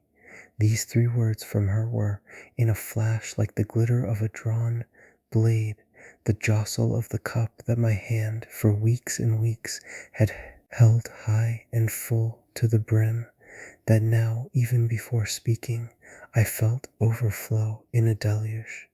"I'll tell you if you'll tell me," I heard myself say, then heard the tremor in which it broke. "Well, what?" Mrs. Gross's suspense blazed at me, but it was too late now, and I brought the thing out handsomely. "Where, my pet, is Miss Jessel, XX?" Just as in the churchyard with Miles, the whole thing was upon us, much as I had made of the fact that this name had never once between us been sounded. The quick, smitten glare with which the child's face now received it fairly likened my breach of the silence to the smash of a pane of glass. It added to the interposing cry, as if to stay the blow, that Mrs. Gross at the same instant uttered over my violence the shriek of a creature scared, or rather wounded, which in turn within a few seconds was completed by a gasp of my own. I seized my colleague's arm. "She's there, she's there." Miss Jessel stood before us on the opposite bank exactly as she had stood the other time, and I remember, strangely as the first feeling now produced in me, my thrill of joy at having brought on a proof. She was there, and I was justified. She was there, and I was neither cruel nor mad. She was there for poor scared Mrs. Gross, but she was there most for Flora. And no moment of my monstrous time was perhaps so extraordinary as that in which I consciously threw out to her, with the sense that, pale and ravenous demon as she was, she would catch and understand it, an inarticulate message of gratitude. She rose erect on the spot my friend and I had lately quitted, and there was not, in all the long reach of her desire, an inch of her evil that fell short. This first vividness of vision and emotion were things of a few seconds, during which Mrs. Gross's dazed blink across to where I pointed struck me as a sovereign sign that she too at last saw, just as it carried my own eyes precipitately to the child. The revelation then of the manner in which Flora was affected startled me, in truth, far more than it would have done to find her also merely agitated, for direct dismay was of course not what I had expected. Prepared and on her guard as our pursuit had actually made her, she would repress every betrayal, and I was therefore shaken on the spot by my first glimpse of the particular one for which I had not allowed. To see her without a convulsion of her small pink face, not even feign to glance in the direction of the prodigy I announced, but only instead of that turn at me an expression of hard, still gravity, an expression absolutely new and unprecedented, and that appeared to read and accuse and judge me. This was a stroke that somehow converted the little girl herself into the very presence that could make me quail. I quailed even though my certitude that she thoroughly saw was never greater than at that instant, and in the immediate need to defend myself I called it passionately to witness.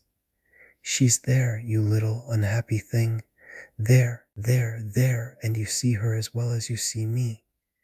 I had said shortly before to Mrs. Gross that she was not at these times a child, but an old, old woman, and that description of her could not have been more strikingly confirmed than in the way in which, for all answer to this, she simply showed me, without a concession and admission of her eyes, a countenance of deeper and deeper, of indeed suddenly quite fixed reprobation.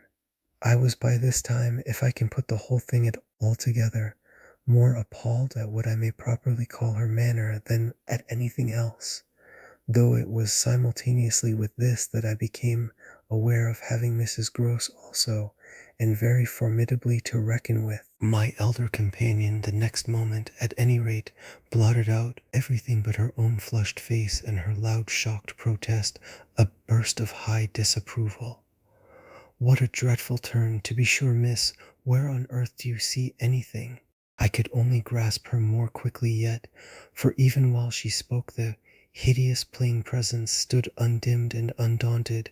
It had already lasted a minute, and it lasted while I continued, seizing my colleague, quite thrusting her at it and presenting her to it, to insist with my pointing hand. "You don't see her exactly as we see? You mean to say you don't now? She's as big as a blazing fire. Only look, dearest woman, look." She looked even as I did, and gave me with her deep groan of negation, repulsion, compassion, the mixture with her pity of her relief at her exemption, a sense touching to me even then that she would have backed me up if she could. I might well have needed that, for with this hard blow of the proof that her eyes were hopelessly seal, I felt my own situation horribly crumble. I saw my livid predecessor press from her position on my defeat, and I was conscious more than all of what I should have from this instant to deal with in the astounding little attitude of Flora.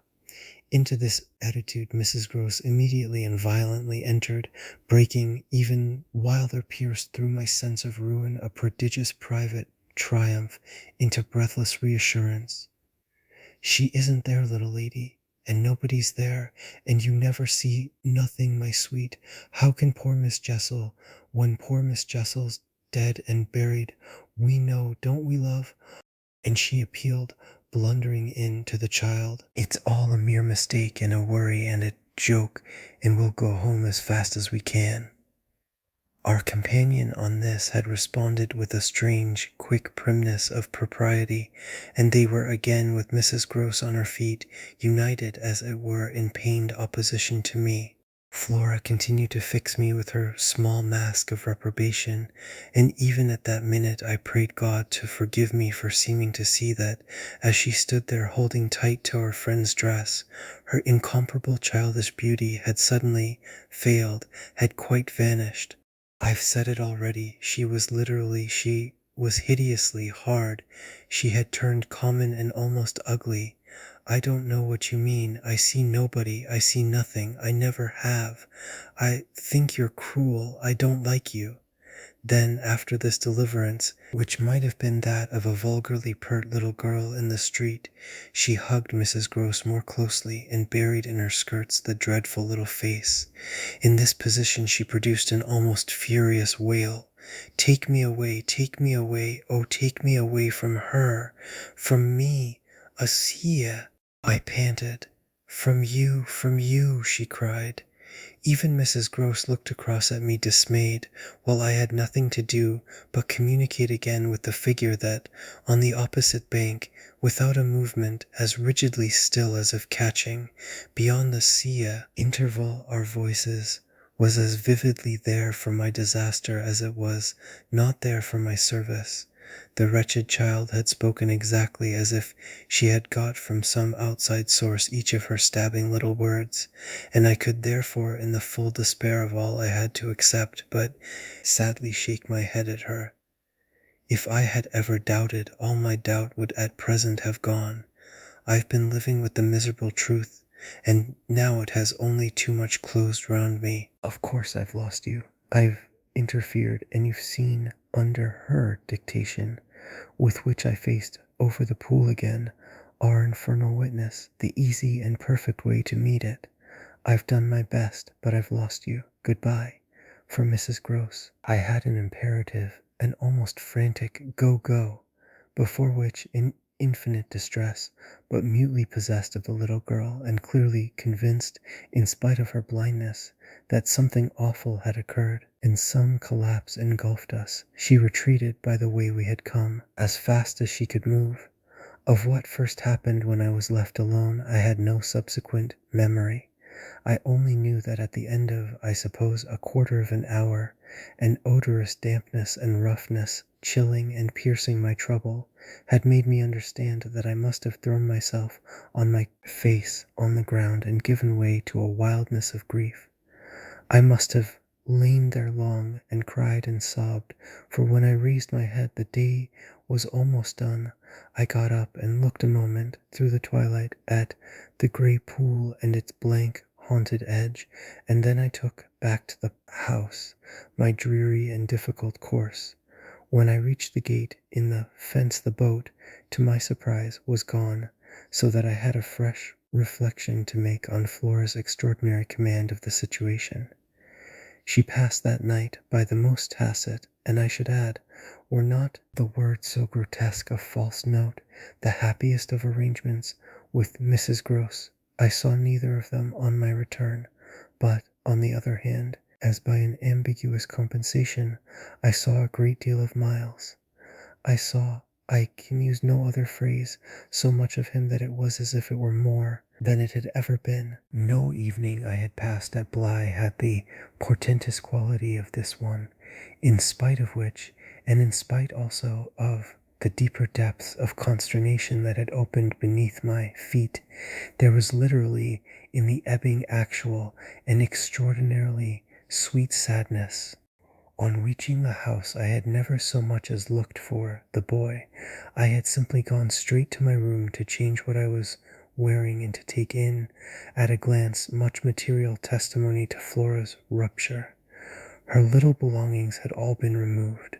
When later, by the schoolroom fire, I was served with tea by the usual maid, I indulged, on the article of my other pupil, in no inquiry whatever. He had his freedom now, he might have it to the end. Well, he did have it, and it consisted in part at least of his coming in at about 8 o'clock and sitting down with me in silence. On the removal of the tea things I had blown out the candles and drawn my chair closer. I was conscious of a mortal coldness, and felt as if I should never again be warm. So, when he appeared, I was sitting in the glow with my thoughts. He paused a moment by the door, as if to look at me, then, as if to share them, came to the other side of the hearth, and sank into a chair. We sat there in absolute stillness, yet he wanted, I felt, to be with me.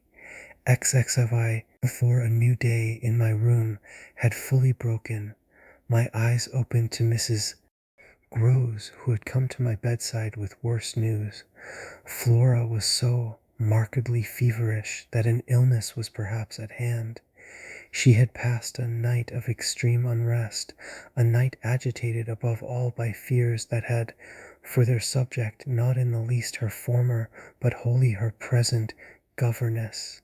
It was not against the possible re-entrance of Miss Jessel on the scene that she protested. It was conspicuously and passionately against mine. I was promptly on my feet, of course, and with an immense deal to ask, the more that my friend had discernibly now girded her loins to meet me once more. This I felt as soon as I had put to her the question of her sense of the child's sincerity as against my own. She persists in denying to you that she saw or has ever seen anything. My visitor's trouble, truly, was great. Ah, miss, it isn't a matter on which I can push her. Yet it isn't either, I must say, as if I much needed to. It has made her, every inch of her, quite old. Oh, I see her perfectly from here. She resents, for all the world, like some high little personage, the imputation on her truthfulness and, as it were, her respectability. Miss Jessel, indeed, she's respectable, the chit. The impression she gave me there yesterday was, I assure you, the very strangest of all. It was quite beyond any of the others. I did put my foot in it. She'll never speak to me again. Hideous and obscure as it all was, it held Mrs. Grose briefly silent. Then she granted my point with a frankness which, I made sure, had more behind it. I think indeed, miss, she never will. She do have a grand manner about it. And that manner, I summed it up, is practically what's the matter with her now. Oh, that manner I could see in my visitor's face, and not a little else besides. She asks me every 3 minutes if I think you're coming in. I see. I too, on my side, had so much more than worked it out. Has she said to you since yesterday, except to repudiate her familiarity with anything so dreadful, a single other word about Miss Jessel? Not one, miss, and of course you know, my friend added, I took it from her by the lake that just then and there at least there was nobody. Rather, and naturally you take it from her still. I don't contradict her. What else can I do? Nothing in the world. You've the cleverest little person to deal with. They've made them, their two friends, I mean, still cleverer even than nature did, for it was wondrous material to play on. Flora has now her grievance, and she'll work it to the end. Yes, miss, but to what end? Why, that of dealing with me to her uncle. She'll make me out to him, the lowest creature. I winced at the fair show of the scene in Mrs. Grose's face. She looked for a minute as if she sharply saw them together. And him who thinks so well of you. He has an odd way, it comes over me now, I laughed, of proving it. But that doesn't matter. What Flora wants, of course, is to get rid of me. My companion bravely concurred, never again to so much as look at you. So that what you've come to me now for, I asked, is to speed me on my way. Before she had time to reply, however, I had her in check. I've a better idea, the result of my reflections. My going would seem the right thing, and on Sunday I was terribly near it. Yet that won't do, it's you who must go. You must take Flora. My visitor at this did speculate, but where in the world? Away from here, away from them, away even most of all now from me. Straight to her uncle. Only to tell on you. No, not only. To leave me in addition with my remedy. She was still vague. And what is your remedy? Your loyalty to begin with, and then Miles's. She looked at me hard. Do you think he won't, if he has the chance, turn on me? Yes, I venture still to think it. At all events, I want to try. Get off with his sister as soon as possible and leave me with him alone. I was amazed, myself, at the spirit I had still in reserve, and therefore perhaps a trifle the more disconcerted at the way in which, in spite of this fine example of it, she hesitated. "There's one thing, of course," I went on. "They mustn't, before she goes, see each other for 3 seconds." Then it came over me that, in spite of Flora's presumable sequestration from the instant of her return from the pool, it might already be too late.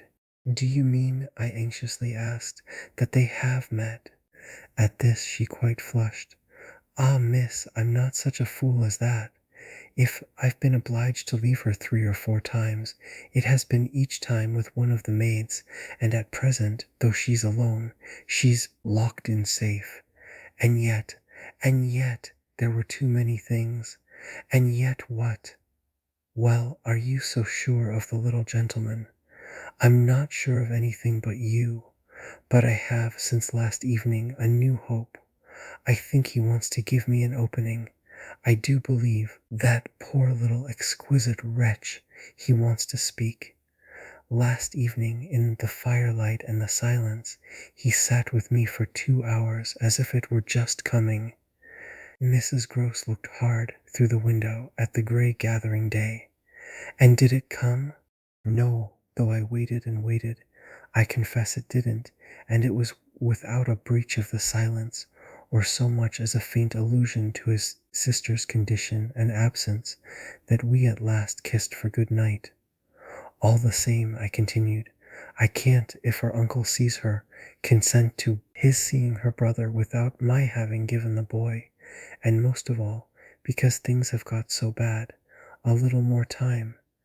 My friend appeared on this ground more reluctant than I could quite understand. "What do you mean by more time?" "Well, a day or two, really to bring it out. He'll then be on my side, of which you see the importance. If nothing comes, I shall only fail, and you will at the worst have helped me by doing, on your arrival in town, whatever you may have found possible." So I put it before her, but she continued for a little so inscrutably embarrassed that I came again to her aid. "Unless, indeed," I wound up, "you really want not to go." I could see it in her face at last clear itself. She put out her hand to me as a pledge. I'll go this morning." I wanted to be very just. "If you should wish still to wait, I would engage she shouldn't see me." No, it's the place itself. She must leave it." She held me a moment with heavy eyes, then brought out the rest. "Your idea is the right one. I myself, miss, well, I can't stay." The look she gave me with it made me jump at possibilities. "You mean that, since yesterday, you have seen?" She shook her head with dignity. "I've heard from that child. Horrors. There," she sighed with tragic relief. "On my honor, miss, she says things." But at this evocation she broke down. She dropped, with a sudden sob, upon my sofa, and as I had seen her do before, gave way to all the grief of it. It was quite in another manner that I, for my part, let myself go. Oh, thank God! She sprang up again at this, drying her eyes with a groan. "Thank God! It so justifies me." "It does that, miss." I couldn't have desired more emphasis, but I just hesitated. "She's so horrible?" I saw my colleague scarce knew how to put it. "Really shocking." "And about me, about you, miss, since you must have it." "It's beyond everything, for a young lady, and I can't think wherever she must have picked up the appalling language she applied to me." "I can, then," I broke in, with a laugh that was doubtless significant enough. It only, in truth, left my friend still more grave. "Well, perhaps I ought to also, since I've heard some of it before. Yet I can't bear it," the poor woman went on, while, with the same movement, she glanced on my dressing table at the face of my watch. "But I must go back." I kept her, however. "Ah, if you can't bear it." "How can I stop with her, you mean?" "Why, just for that, to get her away. Far from this," she pursued, "far from them. She may be different, she may be free." I seized her almost with joy. "Then, in spite of yesterday, you believe in such doings?" Her simple description of them required, in the light of her expression, to be carried no further, and she gave me the whole thing as she had never done. I believe, yes, it was a joy, and we were still shoulder to shoulder. If I might continue sure of that, I should care but little what else happened. My support in the presence of disaster would be the same as it had been in my early need of confidence, and if my friend would answer for my honesty, I would answer for all the rest. On the point of taking leave of her, nonetheless, I was to some extent embarrassed. There's one thing, of course, it occurs to me to remember. My letter giving the alarm will have reached town before you. I now perceived still more how she had been beating about the bush, and how weary at last it had made her. Your letter won't have got there. Your letter never went. What then became of it? Goodness knows. Master Miles, do you mean he took it? I gasped. She hung fire, but she overcame her reluctance. I mean that I saw, yesterday, when I came back with Miss Flora, that it wasn't where you had put it. Later in the evening I had the chance to question Luke, and he declared that he had neither noticed nor touched it. We could only exchange on this, one of our deeper mutual soundings, and it was Mrs. Gross who first brought up the plum with an almost elated, "You see, yes, I see that if Miles took it instead, he probably will have read it and destroyed it. And don't you see anything else?" I faced her a moment with a sad smile. It strikes me that by this time your eyes are open even wider than mine. They proved to be so indeed, but she could still blush almost to show it. I make out now what he must have done at school, and she gave in her simple sharpness an almost droll disillusioned nod. He stole. I turned it over. I tried to be more judicial. Well, perhaps. She looked as if she found me unexpectedly calm. He stole letters. She couldn't know my reasons for a calmness, after all, pretty shallow. So I showed them off as I might. I hope then it was to more purpose than in this case. The note, at any rate, that I put on the table yesterday, I pursued, will have given him so scant an advantage, for it contained only the bare demand for an interview, that he is already much ashamed of having gone so far for so little, and that what he had on his mind last evening was precisely the need of confession. I seemed to myself, for the instant, to have mastered it, to see it all. Leave us, leave us. I was already at the door, hurrying her off. I'll get it out of him. He'll meet me. He'll confess. If he confesses, he's saved. And if he's saved, then you are. The dear woman kissed me on this, and I took her farewell. I'll save you without him, she cried as she went. XXI. Yet it was when she had got off, and I missed her on the spot, that the great pinch really came. If I had counted on what it would give me to find myself alone with Miles, I speedily perceived, at least, that it would give me a measure. No hour of my stay, in fact, was so assailed with apprehensions as that of my coming down to learn that the carriage containing Mrs. Gross and my younger pupil had already rolled out of the gates. Now I was, I said to myself, face to face with the elements, and for much of the rest of the day, while I fought my weakness, I could consider that I had been supremely rash.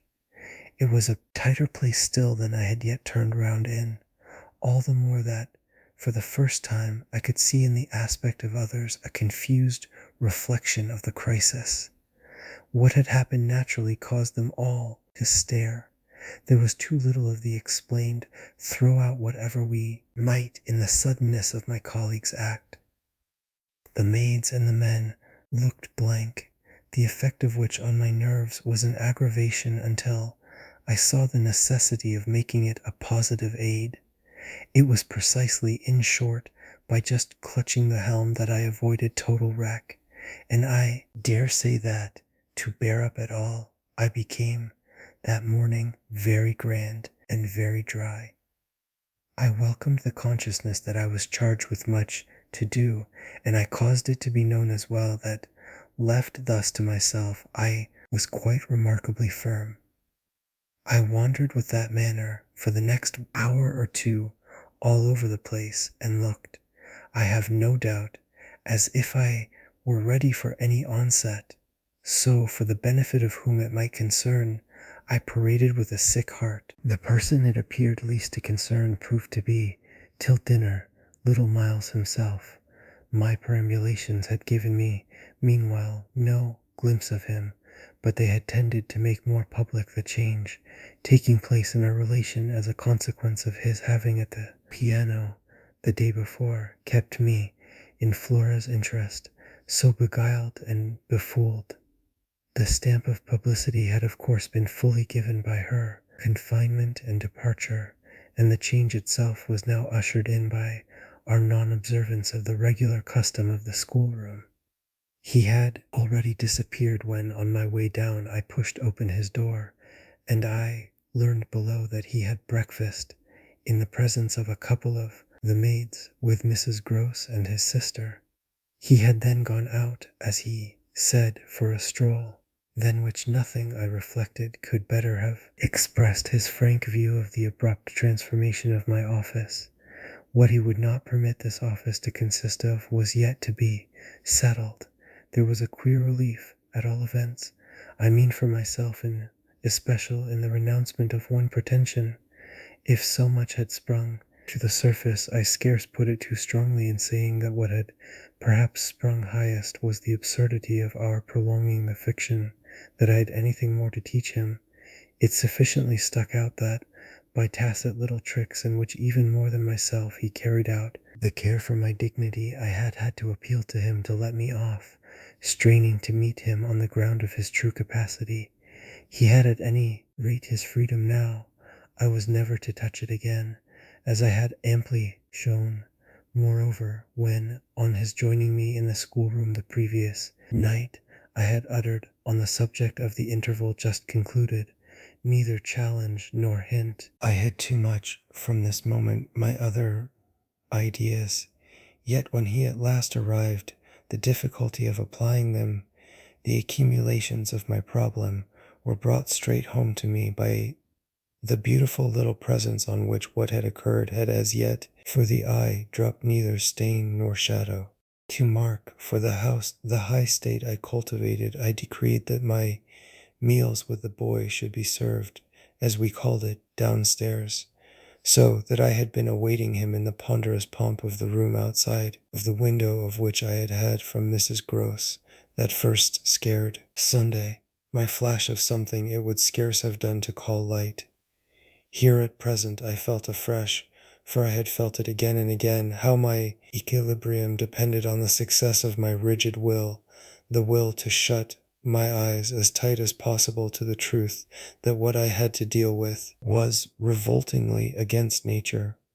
I could only get on at all by taking nature into my confidence and my account, by treating my monstrous ordeal as a push in a direction unusual, of course, and unpleasant, but demanding, after all, for a fair front, only another turn of the screw of ordinary human virtue. No attempt, none the less, could well require more tact than just this attempt to supply oneself all the nature. How could I put even a little of that article into a suppression of reference to what had occurred? How, on the other hand, could I make reference without a new plunge into the hideous obscure? Well, a sort of answer, after a time, had come to me, and it was so far confirmed as that I was met, incontestably, by the quickened vision of what was rare in my little companion. It was indeed as if he had found, even now, as he had so often found at lessons, still some other delicate way to ease me off. Wasn't there light in the fact which, as we shared, our solitude broke out with a specious glitter it had never yet quite worn? The fact that opportunity aiding precious opportunity which had now come, it would be preposterous, with a child so endowed, to forego the help one might wrest from absolute intelligence. What had his intelligence been given him for but to save him?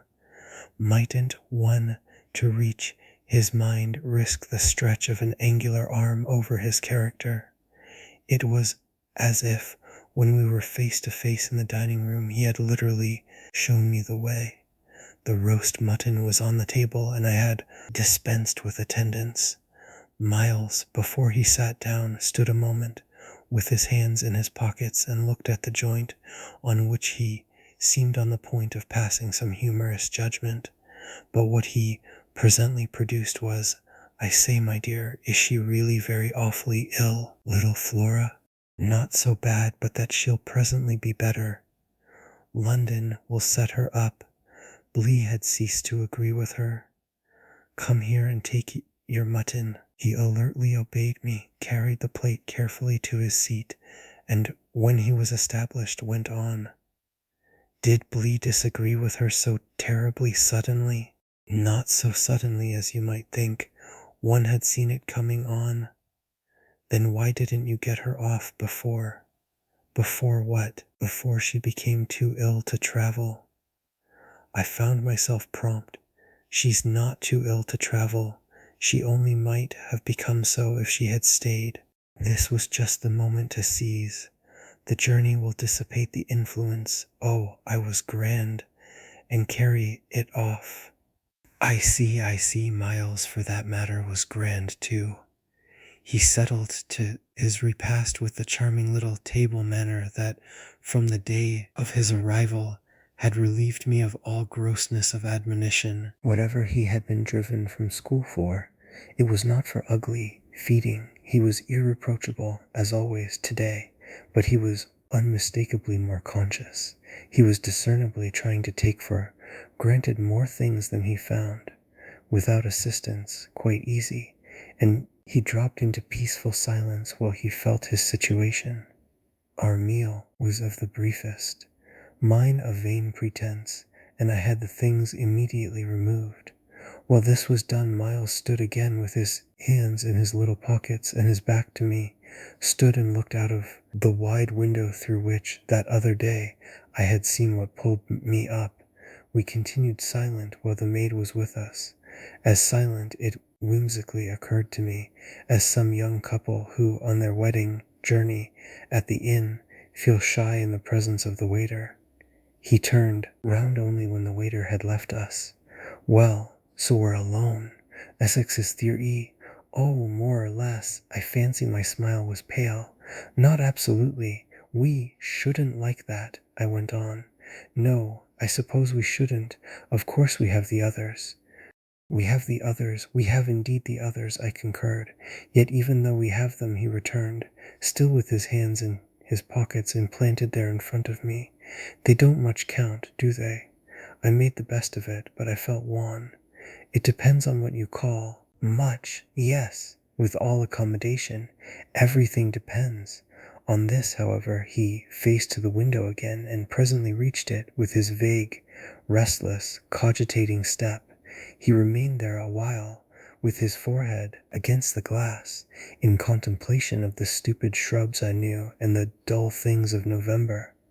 I had always my hypocrisy of work, behind which now I gained the sofa, steadying myself with it there as I had repeatedly done at those moments of torment that I have described as the moments of my knowing the children to be given to something from which I was barred. I sufficiently obeyed my habit of being prepared for the worst, but an extraordinary impression dropped on me as I extracted a meaning from the boy's embarrassed back, none other than the impression that I was not barred now. This inference grew in a few minutes to sharp intensity and seemed bound up with the direct perception that it was positively he who was. The frames and squares of the great window were a kind of image for him of a kind of failure. I felt that I saw him at any rate shut in or shut out. He was admirable but not comfortable. I took it in with a throb of hope. Wasn't he looking through the haunted pane for something he couldn't see? And wasn't it the first time in the whole business that he had known such a lapse? The very first. I found it a splendid portent. It made him anxious, though he watched himself.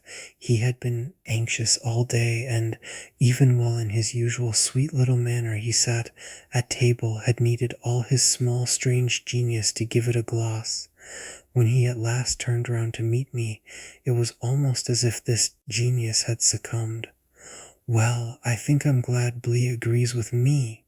You would certainly seem to have seen, these 24 hours, a good deal more of it than for some time before.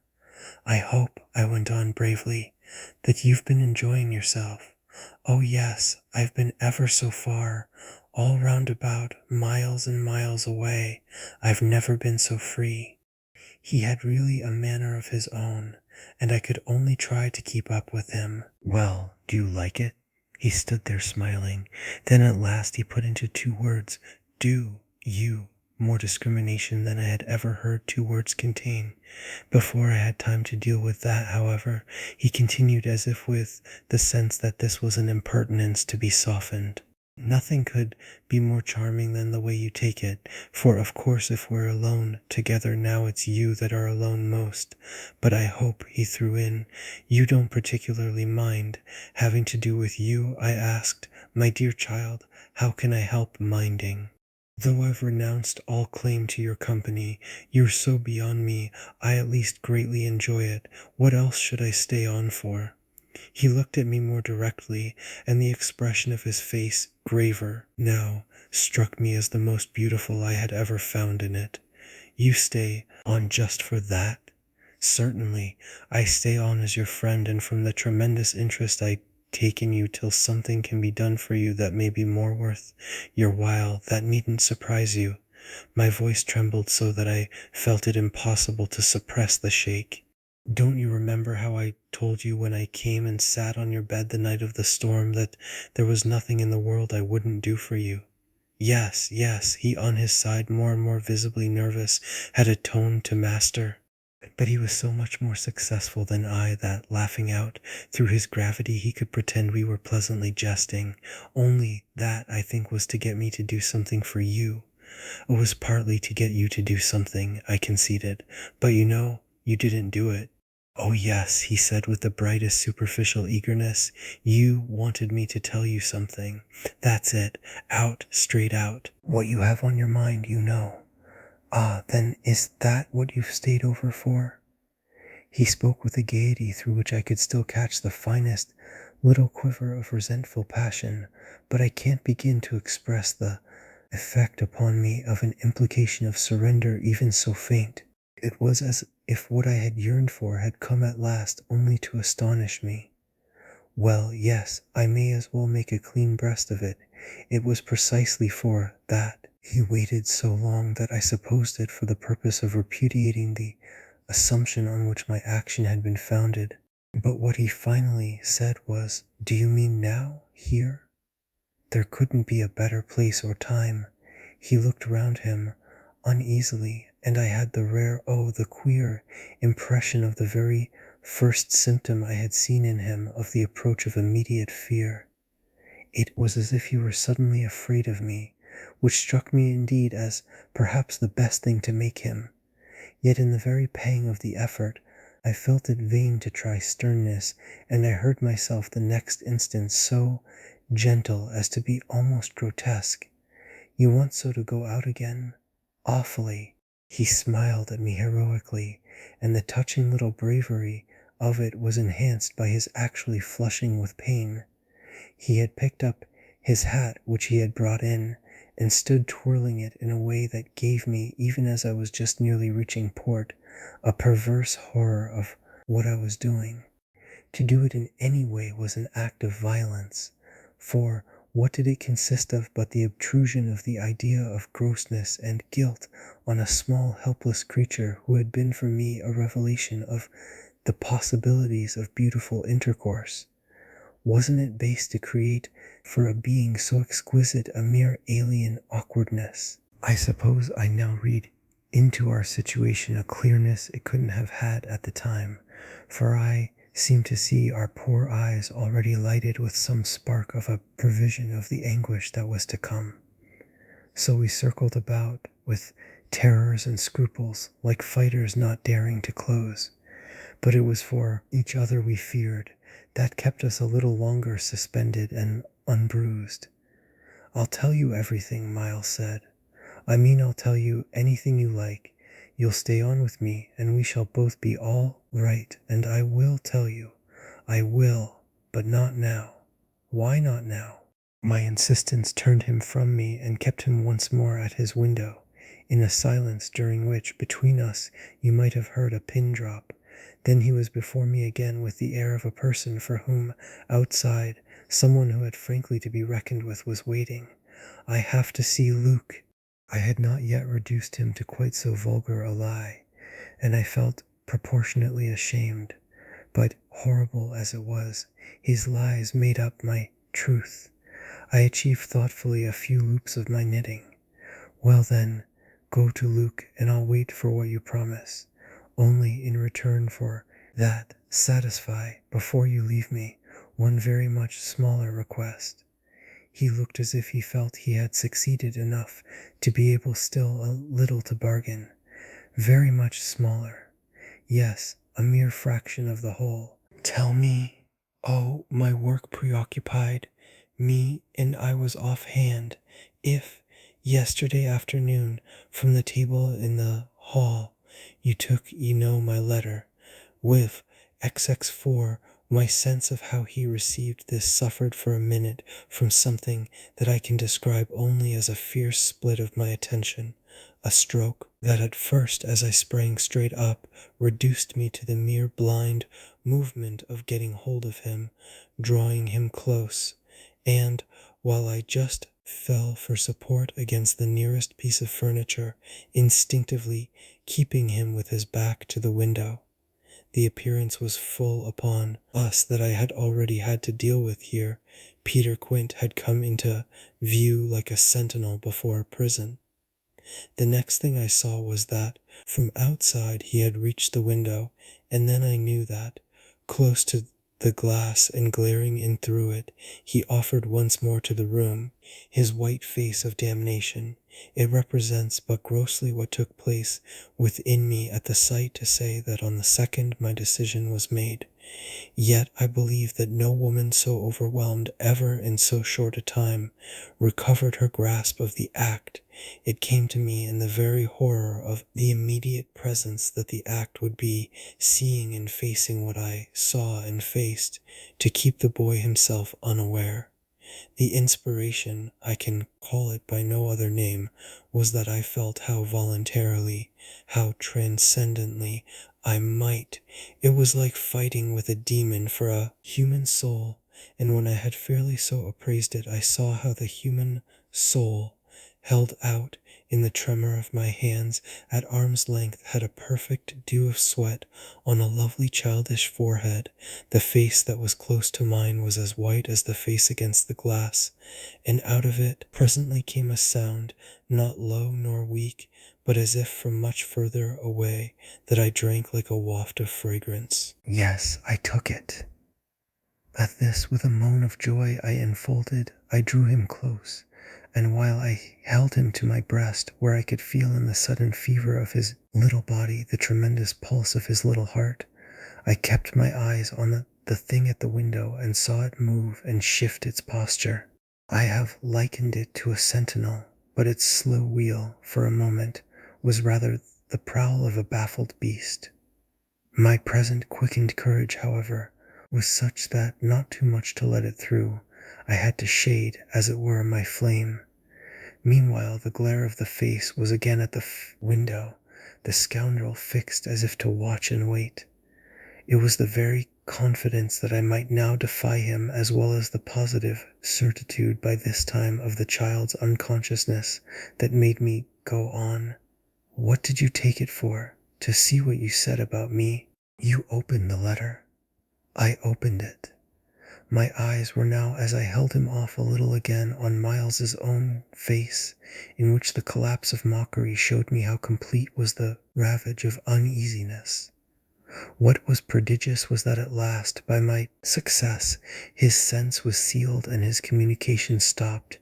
He knew that he was in presence, but knew not of what, and knew still less that I also was, and that I did know. And what did this strain of trouble matter when my eyes went back to the window, only to see that the air was clear again, and by my personal triumph the influence quenched? There was nothing there. I felt that the cause was mine, and that I should surely get all, and you found nothing.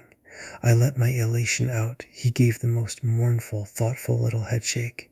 Nothing, nothing, nothing, I almost shouted in my joy. Nothing, nothing, he sadly repeated. I kissed his forehead. It was drenched. So what have you done with it? I've burned it. Burned it? It was now or never. Is that what you did at school? Oh, what this brought up. At school? Did you take letters or other things? Other things? He appeared now to be thinking of something far off, and that reached him only through the pressure of his anxiety. Yet it did reach him. Did I steal? I felt myself redden to the roots of my hair, as well as wonder if it were more strange to put to a gentleman such a question, or to see him take it with allowances that gave the very distance of his fall in the world. Was it for that you mightn't go back? The only thing he felt was rather a dreary little surprise. Did you know I mightn't go back? I know everything. He gave me at this the longest and strangest look. Everything? Everything, therefore did you? But I couldn't say it again. Miles could, very simply. No, I didn't steal. My face must have shown him I believed him utterly, yet my hands, but it was for pure tenderness, shook him as if to ask him why. If it was all for nothing, he had condemned me to months of torment. What then did you do? He looked in vague pain all round the top of the room, and drew his breath 2 or 3 times over, as if with difficulty. He might have been standing at the bottom of the sea and raising his eyes to some faint green twilight. Well, I said things. Only that? They thought it was enough to turn you out for. Never truly had a person turned out shown so little to explain it as this little person. He appeared to weigh my question, but in a manner quite detached and almost helpless. Well, I suppose I oughtn't, but to whom did you say them? He evidently tried to remember, but it dropped. He had lost it. I don't know. He almost smiled at me in the desolation of his surrender, which was indeed practically by this time so complete that I ought to have left it there. But I was infatuated. I was blind with victory, though even then the very effect that was to have brought him so much nearer was already that of added separation. Was it to everyone? I asked. No, it was only to, but he gave a sick little headshake. I don't remember their names. Were they then so many? No, only a few. Those I liked. Those he liked. I seemed to float not into clearness, but into a darker, obscure, and within a minute there had come to me out of my very pity the appalling alarm of his being perhaps innocent. It was for the instant confounding and bottomless, for if he were innocent, what then on earth was I? Paralyzed, while it lasted, by the mere brush of the question, I let him go a little, so that, with a deep-drawn sigh, he turned away from me again, which, as he faced toward the clear window, I suffered, feeling that I had nothing now there to keep him from. And did they repeat what you said? I went on after a moment. He was soon at some distance from me, still breathing hard, and again with the air, though now without anger for it, of being confined against his will. Once more, as he had done before, he looked up at the dim day as if of what had hitherto sustained him nothing was left but an unspeakable anxiety. Oh yes, he nevertheless replied, they must have repeated them. To those they liked, he added, there was somehow less of it than I had expected, but I turned it over, and these things came round to the masters. Oh yes, he answered very simply, but I didn't know they'd tell. The masters, they've never told. That's why I ask you. He turned to me again, his little beautiful fevered face. Yes, it was. Too bad. Too bad. What I suppose I sometimes said, to write home. I can't name the exquisite pathos of the contradiction given to such a speech by such a speaker. I only know that the next instant I heard myself throw off with homely force, "Stuff and nonsense." But the next after that I must have sounded stern enough.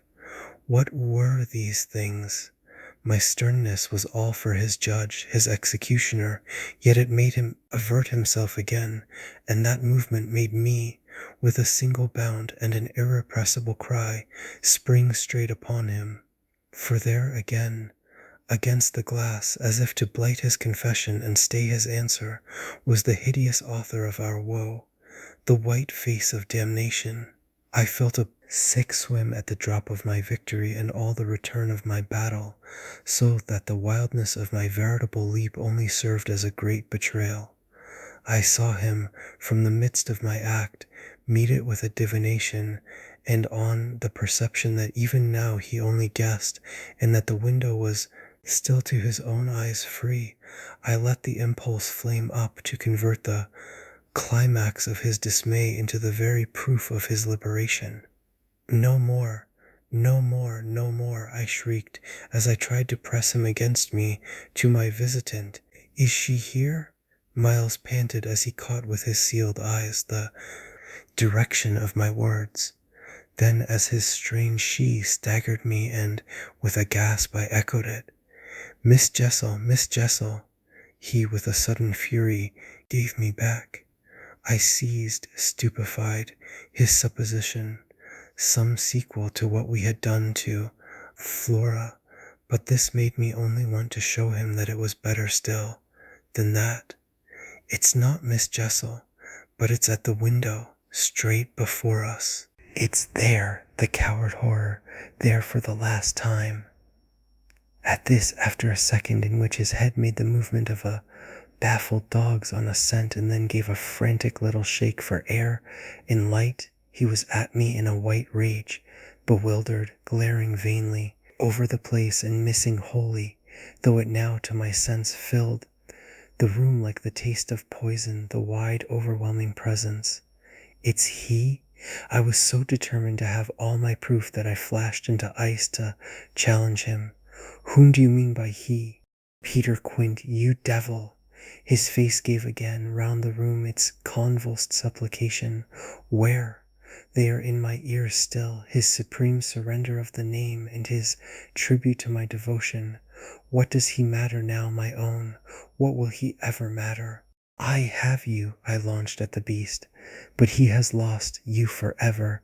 Then for the demonstration of my work, "There, there," I said to Miles. But he had already jerked straight round, stared, glared again, and seen but the quiet day. With the stroke of the loss I was so proud of, he uttered the cry of a creature hurled over an abyss, and the grasp with which I recovered him might have been that of catching him in his fall. I caught him, yes, I held him. It may be imagined with what a passion, but at the end of a minute I began to feel what it truly was that I held. We were alone with the quiet day, and his little heart, dispossessed, had stopped